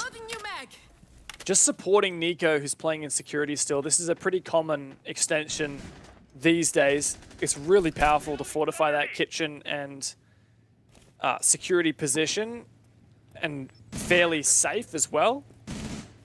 You can hop down the hatch if you need, or hop down the stairs, and it looks like that's exactly what Order do, as they slither away before any engagement comes through. Still only 6 drones left for Knights. That's actually a decent amount of info damage from Order. I find it really interesting as well. We've got the double reinforced wall in Freezer, so Knights won't be contesting, Order won't be contesting the long line, but I guess as an extension, Knights won't be able to either. And Juicy though, that, again, just a big kill. Specker, unfortunately, a little bit too far into Freezer. No one's there to help Order trade, and that's the ability that you are kind of afforded when it is double reinforced. You don't have the support of another player. Yeah, but that said, you know, another great thing about having double reinforcement over Freezer is it just means that the amount of damage you can do as an attacking squad once you get Freezer control is just so much diminished. So Knights will really want to be breaching that wall. The Thermite comes through from Dino. Oh, he might actually be able to get it around the mute jammer. This would be insane. No, it's still within that radius. He can't get it. He's going to have to pick it off. Even though Thatcher is not banned, Knights didn't bring it, and this could be to their detriment. Certainly could. Nico as well, getting a bit antsy here. He's going to have to go quite large. The C4 just going to be tickling the backside of Josh as he continues to push into Freezer. Really well traded from Dino there, as slowly and surely Nate is left in a 1 versus 4. He's already found one, but Haywood puts him to rest, and that is a great round from the Knights. That basement defense is not looking good whatsoever for Order. Yeah, look, I think that a lot of things went okay there for Order. They managed to forfeit the roam without losing any players, but doing a lot of drone damage. And Knights couldn't breach that wall. You know, that mute jammer was their biggest enemy. And then Josh just goes and finds, what, 2-3 kills? Completely opens up that round. A valiant attempt from players like Nico, aggressing into Freezer, but sometimes it just does come down to one guy getting a really impactful multi-kill and getting a bunch of ground with it. That's what Josh has been doing all day long. really has been such a massive player for Knights. And Attackers need to locate and again, I just reiterate my statement here. Should Knights progress through and verse Chiefs, I am sure that Chiefs and Bliss are watching this just thinking of what Knights will really be able to do, the kind of damage they will be able to cause. But as of now, we do see the meeting site. And the extension above as per usual. How long they can test it for. Kind of feels like you at the very least have to show your body and force Knights to flush that out. But with so much of the access to kitchen from that vertical play, could almost be a do or die for 1 or 2 players. Attackers' objective is to locate a bomb and defuse it. Yeah, look, this meeting kitchen, there's not like a one-size-fits-all defense. People are still interpreting it in lots of different ways. It looks like Order have a nice fortified position at top white. Oh my god, just Nico. I hate you, Nico. I don't think he can get this angle. I know there's an angle over the top of the barricade you can get, but I don't think it works with Castle, only with just normal barricades. Yeah. This was the one that you saw on his stream the other day, didn't you? Yeah, literally tuned in for quite literally about the first 2 minutes, and he tried 3 different disgusting angles that saw over, under barricades. It just Nico things, man. Just Nico things. Yeah. Gotta love him, but I'm sure many hate him. This from Dino though. Nice exothermic, gonna completely open up attic. I will say that was pretty small brain from him. He put the exothermic in the middle. Only the left wall's reinforced for some reason. Putting the exothermic in the middle meant that you could literally just shoot the left side of it from inside attic. So yeah, that was. Yeah, I'm not gonna shoot a credit. That was pretty bad from Dino. I don't know what happened there, but yeah. See if he can right his wrongs. Oh. I mean, that was the other option, right? The soft breach just to open things up and put pressure on. But Jack Daddy in an incredible position here with 1 player on drone. He could find a multi-frag right now. Surely he just got spotted. Yeah, there's no way he's going to get out of this alive. Goodness me. He does actually down Dino, but that's all he can do. Yeah, and this isn't looking so great now for Order, is it? Had a big opportunity there. A couple of misplays from Knights gave them a shot. Now, at least 2 players are low HP here for Knights, but Order significantly disadvantaged in the man count. This setup, though, does make it really awkward for Knights to try and execute. That said, Juicy's been finished off, and Order have some really aggressive positions. Oh, no. Oh, Nico might have... I mean, I'll be honest right now, there's just no drones left, right? Knights have 2 in the pocket, but they've got no intel on where things are. They're running off old information for pretty much everything as it stands. Specker now trying to take a fight, but has to fade away. Josh might have just been able to take control, or at the very least a little bit of control is split. It's coming down to the wire depth once again. Oh, what a close angle for Nico as well, but it's just him and Nate left. He's really put under the pump here. And as he tries to hold on, they just overwhelm him. Nate, the last man standing, they know exactly where he is. They can force this plant down. Oh, he will be given a free kill at the very least. Sage, given in the position. Don't you dare give Nate this. He is hunting for it. Diffuser goes down in a very difficult position for Nate to clutch out. The only information he's got is but a yellow ping. As the rest of the team watching. Wait! What? He takes down Dino, but Haywood from behind the desk just finds the kill. Oh my god. Bloody hell, Knights. Like, that was a 1v4, and Nate nearly won it. Holy crap. That would have been insane had he pulled it off. Came down to a 1v1, and that's another 1v1 to add to that tally we've been running. Rob, my god, if you are a Knights fan, I really hope that they are subsidizing the medical bills that the doctors are going to have to do on your heart after you watch this series. Yeah, Order are just now really pushing Knights to their limits and testing them on all fronts. It's very clear to see that, you know, Knights are dealing with it. I mean, you just looked at how close Clubhouse was. But surely Order can't rely on that back-to-back games. Surely not. Yeah, but hey, it's been a bit of a storm now for Knights. They've now managed to piece 2 in a row together and take this advantage. 10 seconds remaining. Order flailing a little bit. Meeting was kind of a Hail Mary from them. They couldn't make laundry supply work and Dorms was still locked. So they just went meeting to see what they could do. And by all rights, they lost that round convincingly. The only reason it was close was that almost clutch, which seems to be a bit of a normality here for Order. But back to Dorms now, at least it's some comfortable territory for Order. And again, this round did, though, come down to a 1v1. Last time these teams played this site, it was Josh almost clutching, and then Nico takes the 1v1. Oh no, you hate to see it for Juicy. Put to bed by Bailey. That's the Ying as well. No impact for the Candelas, which we know on this site just wreaks havoc, Dev. That is pretty devastating, but Knights move on without hesitation. Yeah, while it is pretty frustrating having that Ying go down, and you know, Juicy's actually been pulling his weight this map, fragging out decently. I'd say if I'm Order, if I'm Knights, I don't mind too much. You know, I'd rather lose the Ying than lose my explosives. But for now, it's the fact that Bailey's just still allowed to be a little bit of a rat in the rafters. Difficult for them to hunt him down. He's still an X Factor. We know how much damage he can do with these cams. Oh, no. What is that?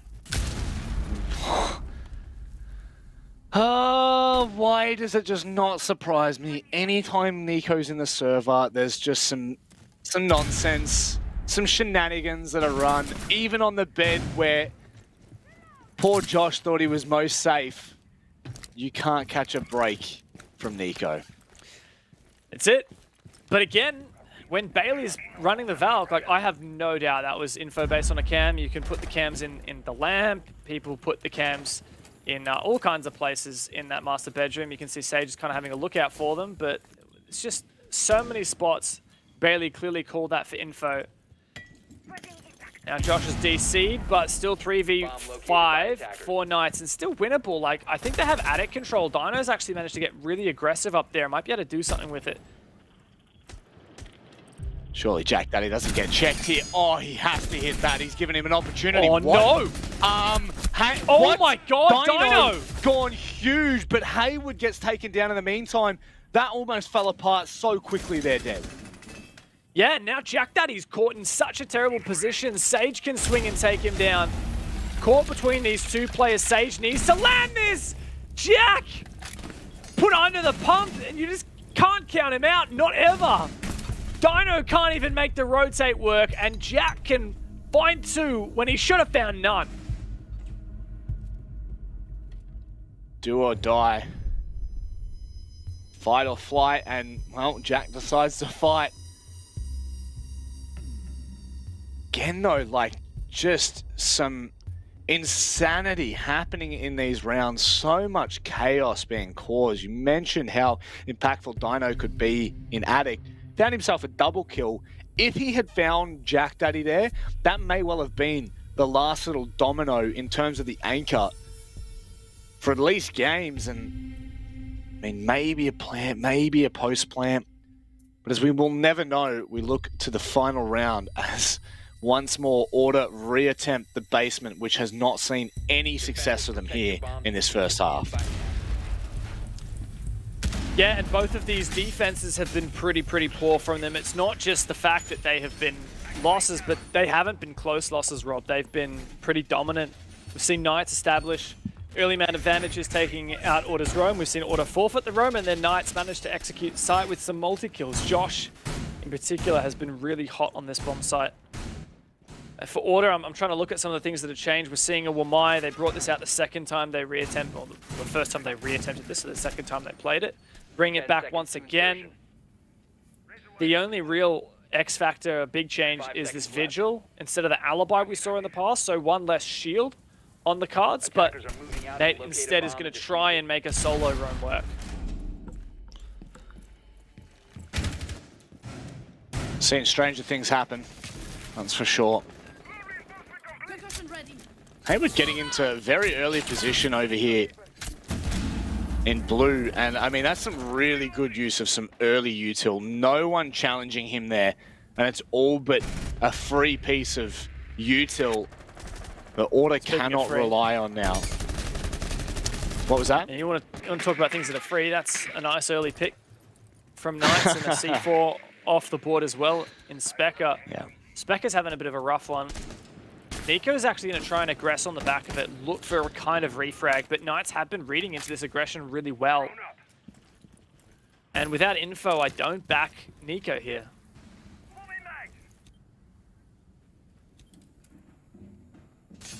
What's Nate's decision? You know, can he afford to stay in a more aggressive position, or potentially can he continue to roam while the rest of his team are getting pushed on site? Could well be the flank that determines the round for them when it comes down to the wire, when push comes to shove. He may be the highlighted player here, but looks like Knights are going to deal with that pretty quickly and pretty swiftly. Oh my Wow. God. He goes to contest that line of sight. Bailey's actually in meeting, holding an aggressive angle. Sage needs to be very careful here. He could be caught off. Juicy gets found. Now Bailey is most wanted #1, and he finds another kill. Dino shut out. Order have been thrown a lifeline. Imagine bringing this back to be a 3-3 half for Order. The storyline continues. Nico as well as aggressed up onto the second floor. He's going to go ahead and maybe push towards Z, come back in behind, and there's no way Josh expects that. The round has crumbled in Knight's fingertips, and nothing remains. Yeah, what a troublesome spot they find themselves in. Excellent play from Bailey in meeting, and the team played around it so well. You know, Nate was baiting for Bailey by playing the rear stairs, and after Bailey made that 2K work, Nico sends it up and goes for a flank, takes down the freezer player. So difficult now for Sage and Hayward. A nade maybe can work, but 20 seconds, it's just not enough. No, it's all about Knights hitting their shots now. They're going to have to go for their ones. There's no doubt about it. Both these players can. Hayward and Sage side by side now. But separated, coming through blue. What can Hayward get done? He'll find one. Sage now starts to stick the plant, but all is not lost. My goodness.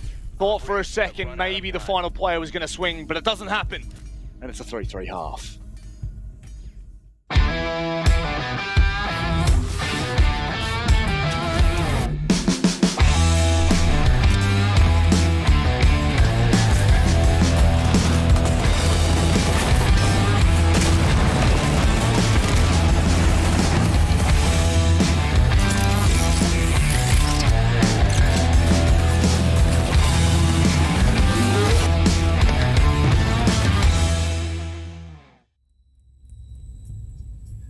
Well, Dev, I'd have to say it's game on.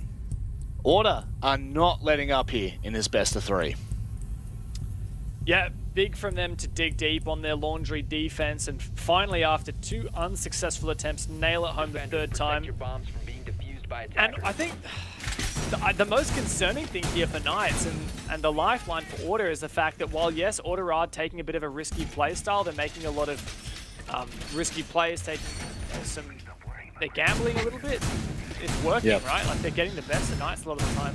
It's funny because it's what eventually led to the demise of Rufflecopter earlier today, is that Knights were good at reading into that. But this time around, Order, I think, are playing quite smart with their risk-taking. For example, Bailey last round, rotating back into meeting, and just like the entire team plays around that. I do wonder whether Knights will be able to hold firm on their defense. I'd be surprised if Knights don't at least take 2 defenses here. Oh, sorry, at least 3 rather. Like, I'd be surprised if they don't at least push overtime. Like, I don't think from here we're going to see Order win 4 out of the next 6, but I'm ready to be wrong. So am I. I'm here to be wrong, honestly. It's kind of like that's pretty job stand-up description of a... Oh, here we go. I was about to say it's in the job description of being a play-by-play caster, but you had to go and do me even dirtier than that. So sorry, mate. Yeah, Hanging out with Xenox That's too fine. much. Yeah, way too much, man. We got to cut that back. Like Really 10 unhealthy, now. honestly.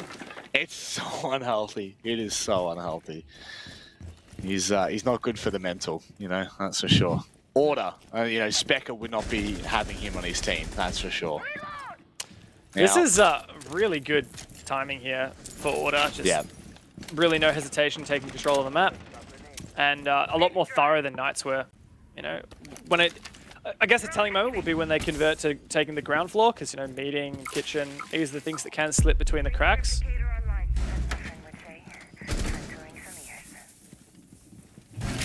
Oh, Juicy. Could be devastating with a shotgun on Freezer stairs, but he is going to be pressured from behind as well. Now, unless he's got someone to watch that hatch, which he may well do. He may have to fall back, but he's not going to do so. Juicy staying at the forefront of this fight. Nico trying to use some util to flush him out, but surely he's got someone there waiting and watching. That he does. Can he get away? That is some incredible time burnt and a lot of utility that Order have invested in.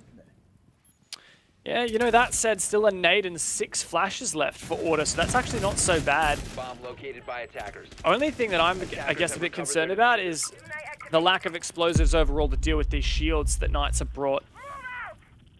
At least Juicy was allowed to get away alive. And there, speaking of the shields, that's one gone down. Now Knights still holding firm. I reckon this still favors Order. Guess we'll wait and see whether the great Dev Marta is right or not. Oh, God, Spec is going to make you right whether you are or not. He doesn't give a damn, but Dino now stepping into his own. He aggresses into Laundry, and now he's given Knights a chance. 2-2 as 30 seconds rolls around. Big play there, but Order still hold a lot of the cards. Jack and Bailey left. Still one more flash. That's the last one for Jack. Hayward actually got flashed. That was a good one. Bailey's in a great position. This crossfire is perfect. Knights need to hold on. Love this. They're teaming up now. They have to take these fights. It's Bailey to hold. This is so important. Oh, the flick does not come off, and Sage. That's what we wanted to see. A massive round finally gone the Knights' way. Massive 2K there from Sage. You add that to the 2K we saw earlier from, I believe it was Juicy, just getting aggro on Laundry. Oh, Knights keeping themselves alive when probably they shouldn't have. A 5v3 Order found themselves in after Specker found that opening double. And by all rights, they probably should have converted that round 2.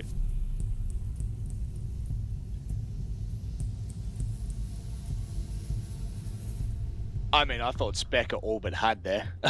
Yeah. I'm not going to lie. That was really large. Oh, hello, Nico. Welcome. Defenders Welcome. I can't wait for this. I like this. 6 pick this as is- well. Yeah, the Lion was revealed, but not the Monty. This is going to be kind of gross, not going to lie. I'm expecting something pretty disgusting, but, you know, Order have shown us they're not afraid of doing things a little bit out there, taking some risks, doing, you know, what some people would classify as cheesy plays.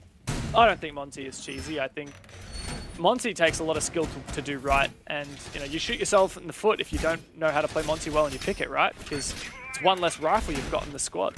10 seconds left. But we know, right? We know what Nico can do with this. It's just about what Order can do with this, right? It's about what the team can achieve. It's Nico things. He makes his own meta. You know, He does. Seen him use pretty much every shield operator there is in the book, and every time he's got some sort of impact with it. Now, what I'm finding really curious, right? This is that the Dorms defense, and Order have only been able to bring one hard breacher, which is the Habana. So anything that they want to open to allow Nico to push in, they're pretty much going to have to send into one avenue, which will either be games or, of course, Addict. So where Nico approaches from and what they decide to do with this Monty, that's what I'm keen to see. Yeah, it's a really good point, especially considering we have 2 sets of impacts from Knights. You've got Juicy and Dino. So if they're on the ball, they could really deny a lot of X-Kairos here, especially if Jack's going to put them on 6 at a time, right? Maybe even 12. One impact could get all of that. They need to clear off this jammer. They're even struggling to find that. But, I mean, where is that impact? Did it get the pellets? Oh, he missed it. Oh no! Juicy. He was worried about moving into a position where he'd be vulnerable to the player below. As a result, that breach gets open. I love this from Nico. He's just pushed through the attic window, not worrying a damn about trying to open up that reinforcement. He's now pushed all of Knights back onto site. So they've either got to play site or underneath. Order are playing this masterfully right now. They are setting themselves up to be in an incredible position, but Sage, could he be their undoing? Sage has a C4, and there's a Valk and Maestro on the board for Knights, so they should have a lot of info here. Might be able to enable something pretty special here if Sage can get up. It's actually rotated now to Pillar. You can see Knights don't really know where this execute's coming from. They don't know how many players are behind that Monsi. And as Order start to strip away that information, it's going to get more difficult for the defense. Which they are doing a fantastic job of, mind you. Hello, just a hair off.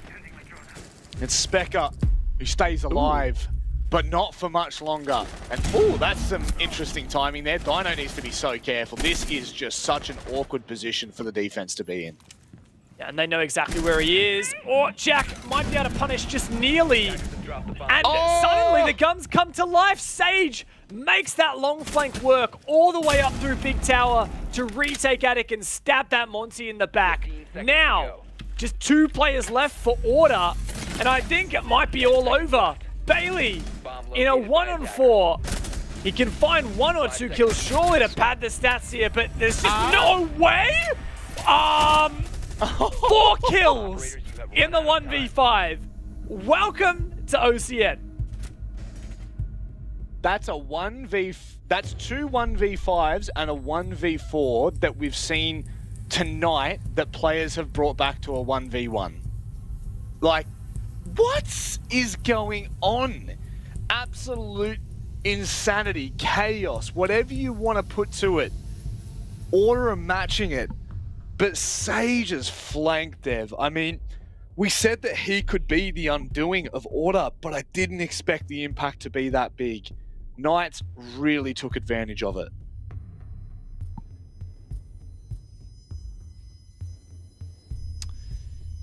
Yeah, look, Knights have done a great job of holding their line in these defenses despite deficits. And sometimes it's individuals stepping up, sometimes it's a whole spread of players doing their part, right? Like Sage, for example, he made that flank, he was very slow, but he got there eventually, and all he did was take down 1 player.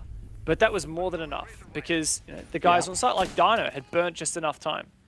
Really well played from Knights, and they're setting themselves up well here. A 2-round lead. It gets dangerous here. If they can make this, like, meeting kitchen bomb site work, they'll be on match point with Laundry unlocked. Even if they don't make this round work, Rob, like they're going to have Laundry and Dorms to go back to. So if they can repeat wins on both those sides, like this is going to be over in regulation. Attackers are moving to defuse a bomb. It does feel like it's headed that way so far from what we've seen from Knights, but they still have to convert it. That's just the big thing. Order have not really given them anything more than is necessary. So you know for a fact that this is not done by any means, but it does, you just have a feeling like Knights have got this covered. But as we get into it, Nico fronting all of the information. Oh, I love this. Oh, see you later, Mute Jammers. No util for you. Yeah. Once again, the Monty's a great pick here, even more so than on the other side. Like, these offsites tend to have much more exploitable entryways for Monty to go through. That said, you already clued into the fact that there's only 1 hard breach, and that does make things difficult, right? What are they doing here? So that's all of the hard breach gone for Order. It's going to make it very difficult now because they can't get a breach on... Oh, okay, here we go. Nico's actually brought hard breach. I didn't realize Credit to him, but Specker goes down. Oh my god. This game is just constant chaos. Must have brought it last time as well, because I was trying to figure out how Sage should have flanked. Oh, Josh just using that C4. A little bit of poor timing as the Monty now pushes into a choke point. That's when you can capitalize the best. And look at this. Order. They felt like they had everything they needed, but Knights just continue to find a way. Oh, having said that, Nate's positioning. Big position from Nate, but Josh, his position revealed. Bailey takes advantage. 2-on-2 now, Rob. But Knights actually have Haywood upstairs. If he feeds Nate and dies here, it should be over. Should is the key word there. Haywood just trying to spray through, let himself be known. And that may actually force Nate down, or at least to back away as Haywood. He rotates back across. Really like how kind of calm and composed they're playing this Juicy. Can he get into a position to deny this? Absolutely not. Dev, 40 seconds. This round is huge. Knights go to map point if they win. These long magnified scopes here for Order are going to make it so difficult for Knights to retake. Bailey, he's not sure about the cross here. What are you doing? Oh, Haywood. Haywood, wake up, mate. Bailey's shooting you from behind, but Juicy can take him down. Nate, 1 HP. Juicy has no gas. They have to stick this. There's info on site, but Nate has to hold on. He needs to deny this. Juicy clutches it massively for the Knights, and they storm onto series point. How well played was that from Knights? Haywood and Juicy combined to bring that back in a post-plant situation. Unreal. Juicy has stepped up massively in this series against Order. And that right there, that gives Knights 3 rounds, Dev. 3 rounds to play with. Basement is unlocked. Kids and dorms next, and meeting. I mean, if they really wanted it in the final chapter of this book, but it looks like that it might close a little short. Order pushed so hard here, Rob. It'd be gutting for them to once again lose to the lower seeded team in OCN. It happened in Stage 1. Rufflecopter came through and swept up the competition all the way into 3rd place. And Order, you know, they thought they'd booked themselves at least 3rd place, potentially even better. And they may well get swept up here, and the gauntlet run that Knights are starting to build some momentum with. 3 match points in a row for Knights now. Order have their work cut out for them, and they're attacking 3 bomb sites, like you said, right? Laundry now. Order haven't won yet on the attack. Next up, if they do win it, then they've got to go for dorms. Like, Knights have all the cards. Well, they essentially are the house right now. You don't bet against the house. The house always wins, Dev, no matter what you think. And Knights are certainly in a position to convert and send themselves into what would be considered the semi-final for our gauntlet format. They'll be coming up against Chiefs tomorrow, should they be able to close this out in the next 3 rounds, which you just cannot see another world in. Order have fought valiantly, but 3 rounds is such a tall order. Not sure this order is tall enough. Nico once again hard sticking this Monty to see what he can do with it. Hasn't been everything that Order wanted it to, not everything it's cracked up to be. And once again, Order take map control very efficiently. The entire map settled with only 1 minute down, and they're already working on these hatches and making good progress. This is excellent time management. But it's about this execute. It's how do they start to pick away at this site. Now, Rob, last time Order attacked this bomb site, they didn't have the Monty. Now they do. That's an extra tool in their toolkit. It's going to be said, though, Dev, we've seen all 3 rounds. Order do an incredible job early on. Don't tell me that's what I think it was, Dev. I think it was. Was that the... Yeah. Was it Zephyr's concussion? Zephyr's concussion must have got caught by a magnet from Wamai, and it opens up that shield and exploits, opens up the opportunity to exploit for Knights. At least Order find a kill back again. Dino goes down, but this is grim, Rob. Nico is out. That's the ace the Order thought they had up their sleeve. And guess what? Even Nate's all out of Candelas. He doesn't even have smokes. Wow, this is massive for Knights.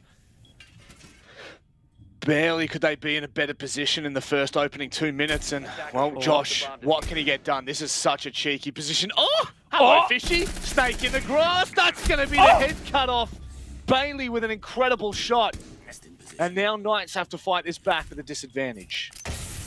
Juicy has been so good this map. It's been a hard day of matches. Knights have clawed through, taken down Rafflecopter. Next, Order is up to the plate, and it looks like Knights may be booking their way into the prelim final. Not if Specker has got anything to say about it. As Order put their foot down, it's all on Hayward in the 1-on-4. Just waiting for that last bullet here to send us to once again another round. Order not giving up without a fight. Really showing us what it means to dig deep and what it means to push the limits of a final map. They now need 2 more rounds. Do Knights reattempt, or do they move on to meeting rather kids' dorms? It looks like that is on the agenda. No more basement for them. Yes, while Order have won that round, Knights, it's just going to, every round is going to unlock them a new defense, a new option, right? So now they can choose between reattempting Laundry or going back to Dorms. Now, Dorms was very, very close. Knights didn't start great. Order set themselves up pretty well, and then Knights managed to collapse and turn that into a 5v1. Remember where Bailey got 4 kills out of that as well, so ended up at a 1-on-1. Now, the thing for me here is, once again, we're seeing most of the hard breach from Order being relying on this Hibana. Now, we do see the secondary hard breach gadgets on both Monty and Ying, likely one to be used on Attic. But if we see a good impact trick from Juicy, he could deny almost all of Jack Daddy's pellets and force Nate to use his hard breach charge on this closet wall. So if Knights can manage to make that work, I'd be very impressed. 10 seconds left. Oh, with bated breath here, Dev, because this could be it. Order storming back into this match, forcing their way in any which way they can, and there's just this belief in there. There's the belief that Order can do the impossible, can do the unthinkable. No matter how rough things get, there is always that chance that Order will just be Order at the end of the day. And I'm sure that would be playing in the back of the minds for Knights. You can never quite count them out. 13-7. He's had an absolute banger this match. Oh, hello. That's a good cam.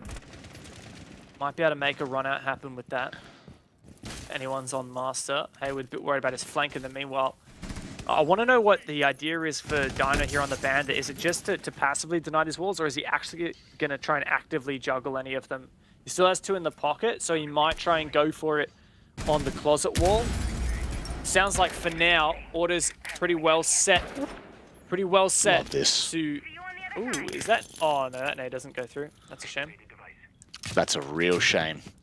Thought maybe if that had bounced off the wall correctly. Was that both nades? Yeah, so Specker had actually tried that just before. I heard an explosion but couldn't figure out what it was. So that is how Nico got into Attic in that very first Dorms defense, was actually with his hard breaching device. I had assumed that he'd gone through the window, but I guess that all but confirms it there, Dev. It shuts them out, and now Nico has to try and find a different way in, as well as Knights kind of bunkering down. Time is running out here for Order. How much have they been able to achieve?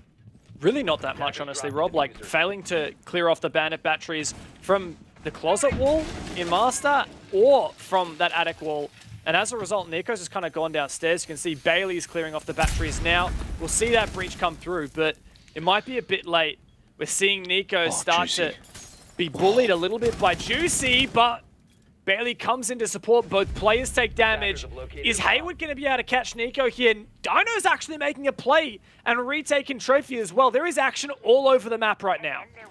Yeah, and the problem is how much control the Order have. That's the thing, like, where is their space? Dino going down reopens trophy and, well, of course, bedroom, but Bailey is really putting in the work. That's the bottom of white. Now Nico's into Attic. They can start to push in here, Dev. Order are forcing their way in. They don't give a damn where Knights are or what they've got. They are forcing this to OT. This plan not to be denied vertically as well, and Bailey once again! Oh my god, Nico! Now it's all Hayward in the 1-on-2. He cannot hold on. And Order, they just aren't letting go. They're pushing step by step, piece by piece, closer to OT. You know, if you had tuned in halfway through that round, you would have thought all hope was lost for Order. They didn't have games open. They didn't have Attic open. Nico was kind of scrounging around trying to find a place to go, a place to have an impact. Dino gets the opening kill, forces his way into trophy. All that space that Order were taking seemed lost. The hope really let back into this final post plan, and boy did Nate come up clutch right at the very end alongside Nico. I think OT's on the agenda. We're certainly inching closer piece by piece. Order have done a great feat here. They've achieved quite something. They were on match point for Knights, 3 match points in a row for them. Knights have had a chance to retry or go back to Laundry Supply where they already won and go back to Dorms where they already won, and both times they failed, just barely. Now they've got the tack. They can go to Laundry, they can go to Dorms, they can go to Meeting. Every site is wide open, and this is their last chance to close it in regulation.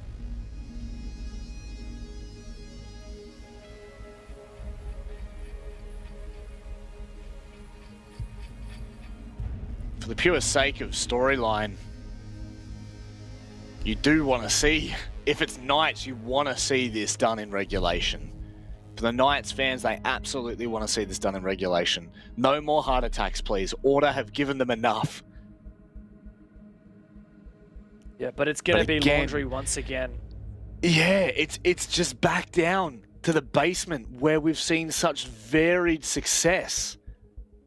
I think Knights are 1 for 1, and Order lost it twice and won it once. So it's such a... I don't know, there's a fair bit of turmoil right now between these two teams, there's no doubt about it. Even though the Both Monty teams went down, scrounging. even though the Monty went down first on the previous attack from Order, like they still won the round. And I guess that's kind of what scares me for Knights, is the fact that Order, even when things aren't going to plan, they do somehow manage to pull something out of nowhere on these attacks.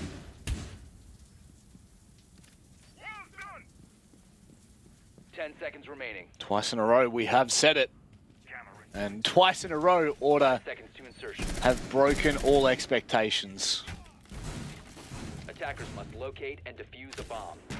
And now it comes down to it. Knights, this is where they have to show up. This is where they have to not falter. The team that is going to be representing, I mean, really, you know, APAC South, but also Oceania at the major in Mexico. This is their chance to also show their prowess when it comes to the domestic league, the national league. And you could not have asked for a better opportunity, considering this is a gauntlet and they can run it all. They can play every team, the best teams we have to offer. They can really show what they're made of. This map control take for Order has just been so good and so efficient once again. It always has been. I wonder whether Hayward playing a bit aggressively here could potentially punish. Looks like Josh is on those stairs. He's going to aggress here, maybe baiting a little bit. If Nate goes down here to Hayward, that could be massive. But Hayward's biding his time. He doesn't want to risk it. Wonder how much he's just heard in Attic there. It kind of feels like, yes, Nate has found the kill on the Josh. So what has happened there? And he's gotten away. Hayward sniffing around, realizes that there's no more. There's no more free kills.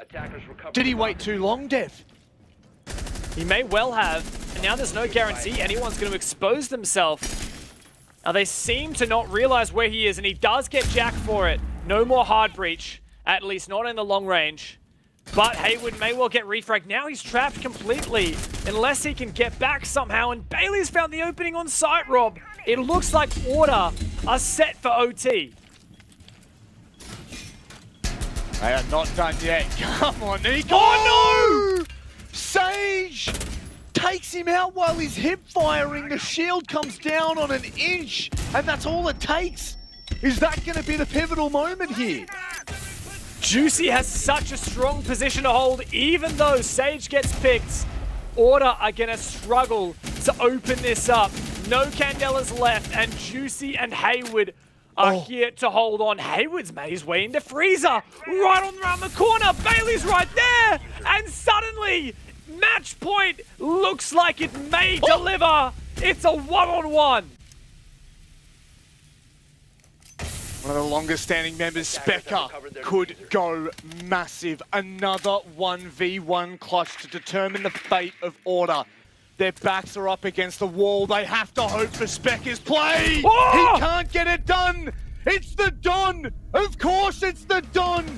Juicy sends Knights to the semi-finals. They will face Chiefs tomorrow. They are running the gauntlet. Is done, is good. Juicy steps up in the one-on-one, and the number of one-on-ones we saw between Order and Knights was unbelievable. 4 1v1s on map 3, 3 1v1s on map 2. Order threw everything they had at the Knights, but they couldn't get it done. And your Aussie team heading to Mexico is still in OCN. Woo! What a way to finish a series as well. Something that had been hard fought. Order never letting up. One-on-ones coming left, right, and center. Massive clutch moments, and it takes Juicy and Specker, some of the most experienced Siege players we have in ANZ. That is where it's decided. I mean, what a fitting end to an incredible, what would it be? Technically quarterfinal here with the Knights and Order. That's it, yeah, look, Order gave it everything they've got. They really put up a fight, and they played some incredibly entertaining Siege. And I'm going to keep saying, like, those map control takes on Oregon were just so efficient, but apparently not effective enough when Haywood was able to flank. So good from Order, but even better from Knights here. And the fact that we counted them out at the start of the day, we said, no, their focus is split. They're not completely heads in for OCN. We underestimated them, and they have delivered. They've taken down Rufflecop to easy 2-0. They took down Order in a close 3-mapper. Next up is that revenge match, that rematch of the Stage 1 Grand Final. It is Knights and Chiefs tomorrow. Guess what? Ducky's dream is still alive, and I am still kind of bamboozled as to how that is. So, Dev, that will do us on the casting desk. We're going to hand you back to our wonderful analysts and, of course, our incredibly handsome host, Xenox. Enjoy. What a seriously impressive game and some seriously impressive casting. Well done, boys. Go and enjoy your break. Boys, what a match. So that went down to the wire, almost quite literally had it gone to OT. The third map of a best of 3. We had just about everything, guys. In the end, though, Knights pull it out, 7-5. They get the win. They move on to take on the Chiefs. Wow, this really did end up being such a great best of 3, and the third mapper, I would argue, is probably the best of all of them in the end. It was pretty chaotic Siege, let's be honest. It wasn't the best match of Siege ever played, and not the prettiest. Definitely some eyebrow-raising moments in this matchup, but it was super close. It was super entertaining. A lot of clutch plays from both teams, and in the end, the Knights keep their run alive. And Milo, obviously for Order, another loss in a playoff sort of environment. Again, they can never quite get to that, holy grail at the end of a playoff run. They got so close, man. They got so close. Just what a match, honestly. What a match. Like, I don't know what to say. Just went as expected. 7-5 wasn't the right team, but it was what I expected. Especially, we kind of expected these two teams to go the distance at the very beginning in the pre-show. We laid it out. Knights would win Coastline. Order would oh my god, I just can't do it today. Would win Clubhouse, and then that would go down to Oregon 7-5. Probably should have even gone to OT. What about that Nico moment, Guz? I just can't believe that. There were a lot of Nico. Wait, which one? There were a lot of Nico moments in this match. There were a lot. The very, very final one, I mean, to see him die like that immediately as soon as he does, I'm just thinking that's it. That's the round over. And yet it still technically wasn't. Specker had actually a pretty winnable 1v1. He saw the drone, got info, saw him on the shield. Just comes down to that 50-50 coin flip, Guz. Yeah, and that really was the tale of this map in particular. Like I said, a lot of super close clutch moments, a lot of 1v1 engagements.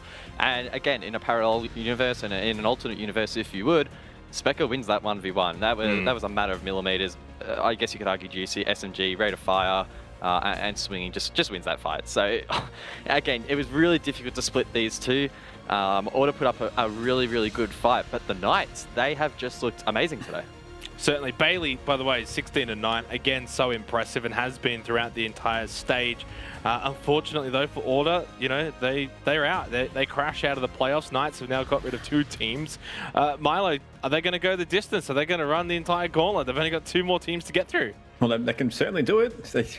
Well, not if they play like that, but, you know, if they play a little bit different, a little bit more tight, then yeah, they can definitely do it.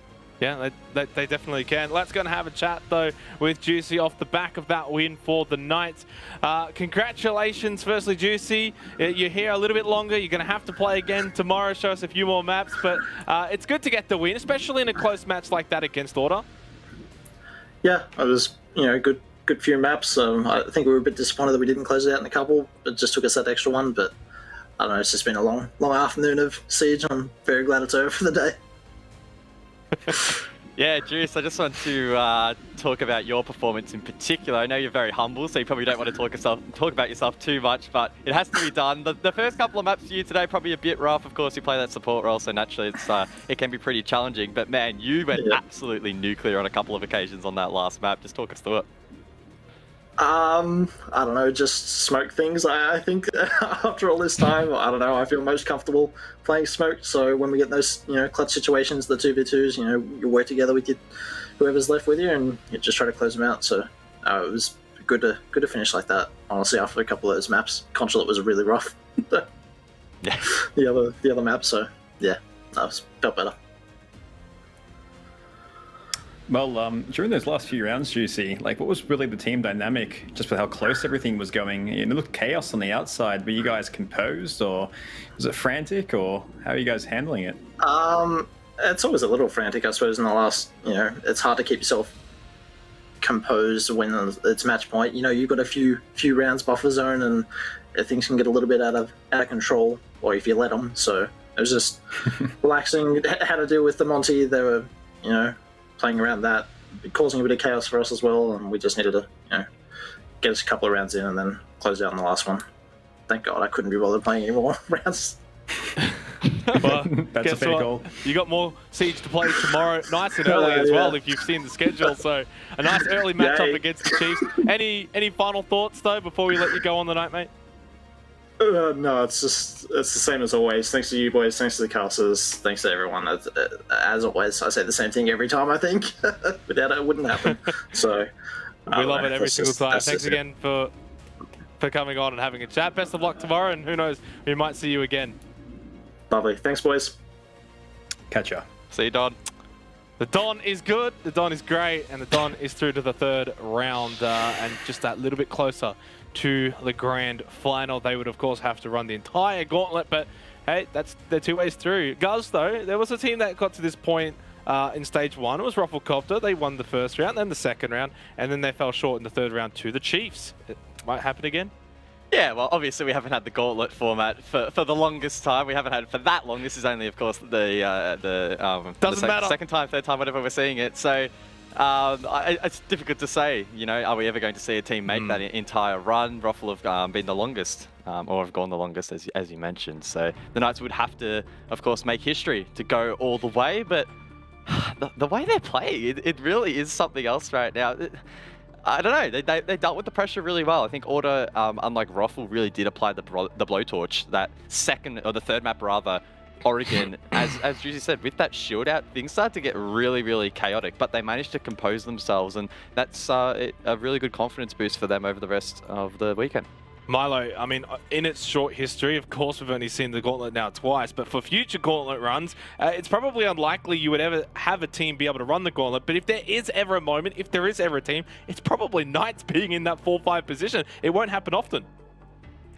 Yeah, certainly. Like, I don't know, they're having a bit of a run tonight, and hopefully they can continue that momentum tomorrow, and if they can, well then Team Bliss has to watch out, because, I don't know, when they're actually running hot, I don't know, they're a team that you really just can't beat.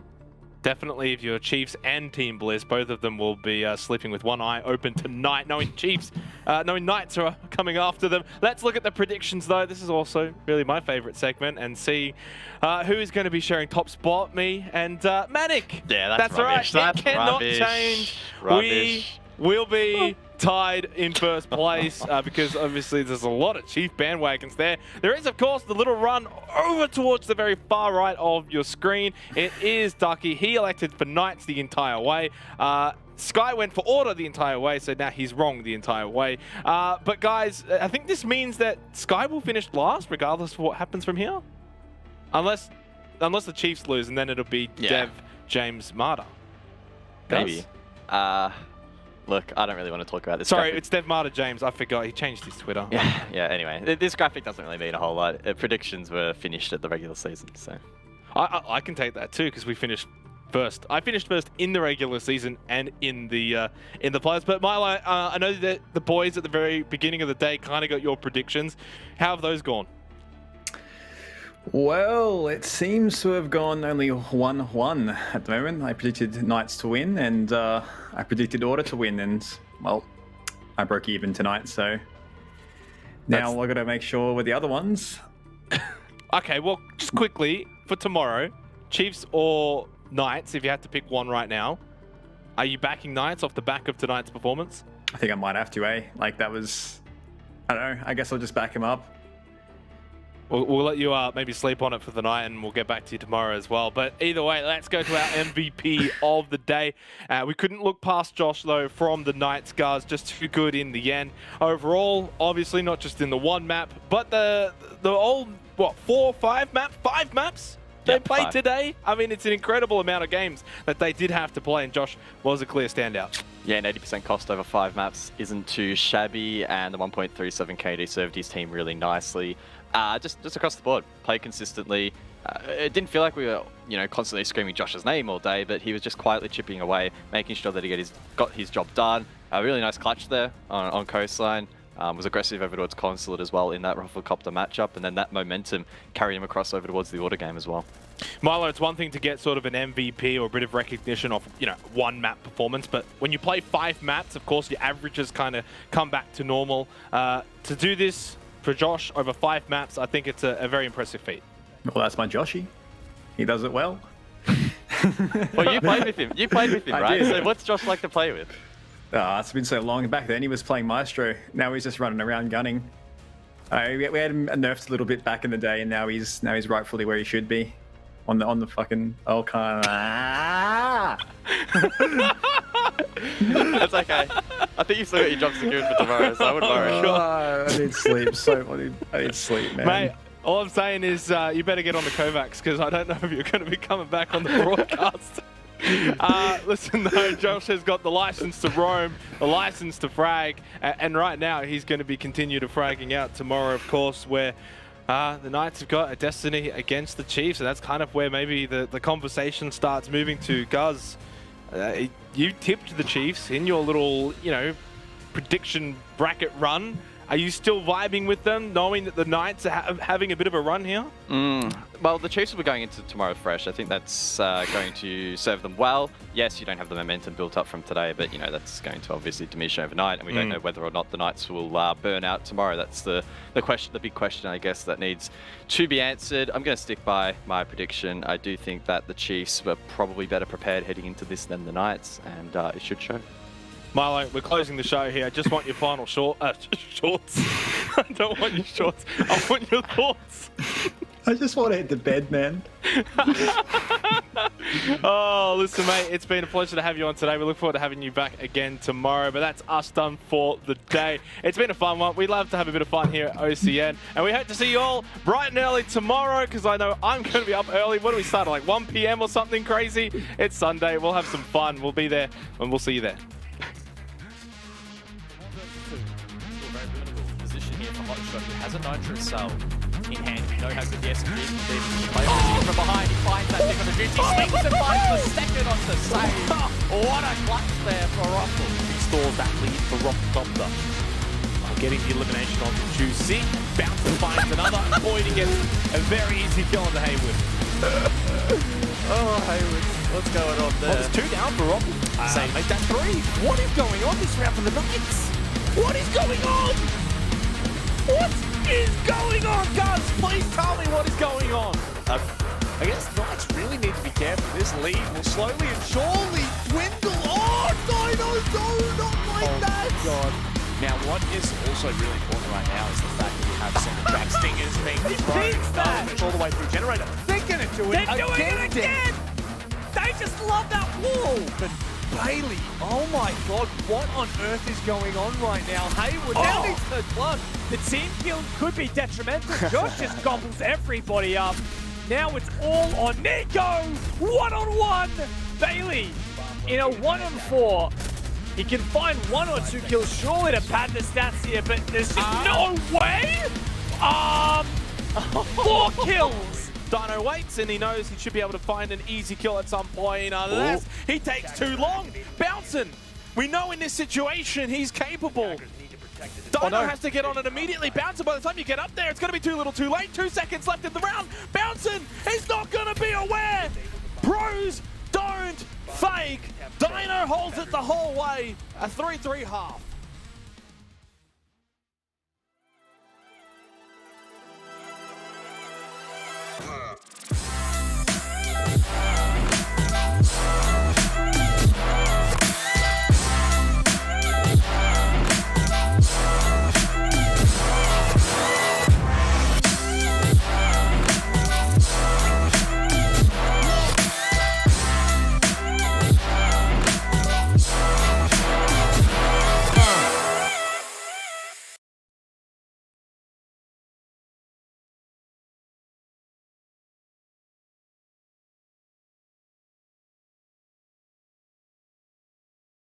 I'm running out of time.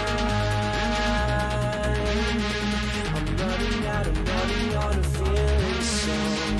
I'm running out of time.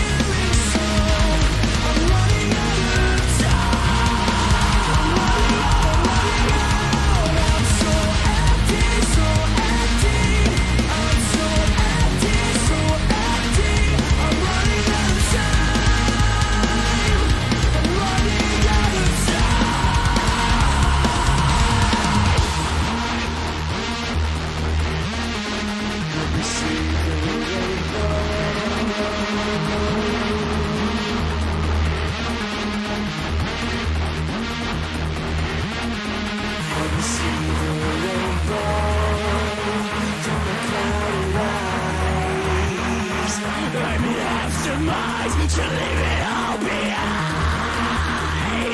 You'll be saved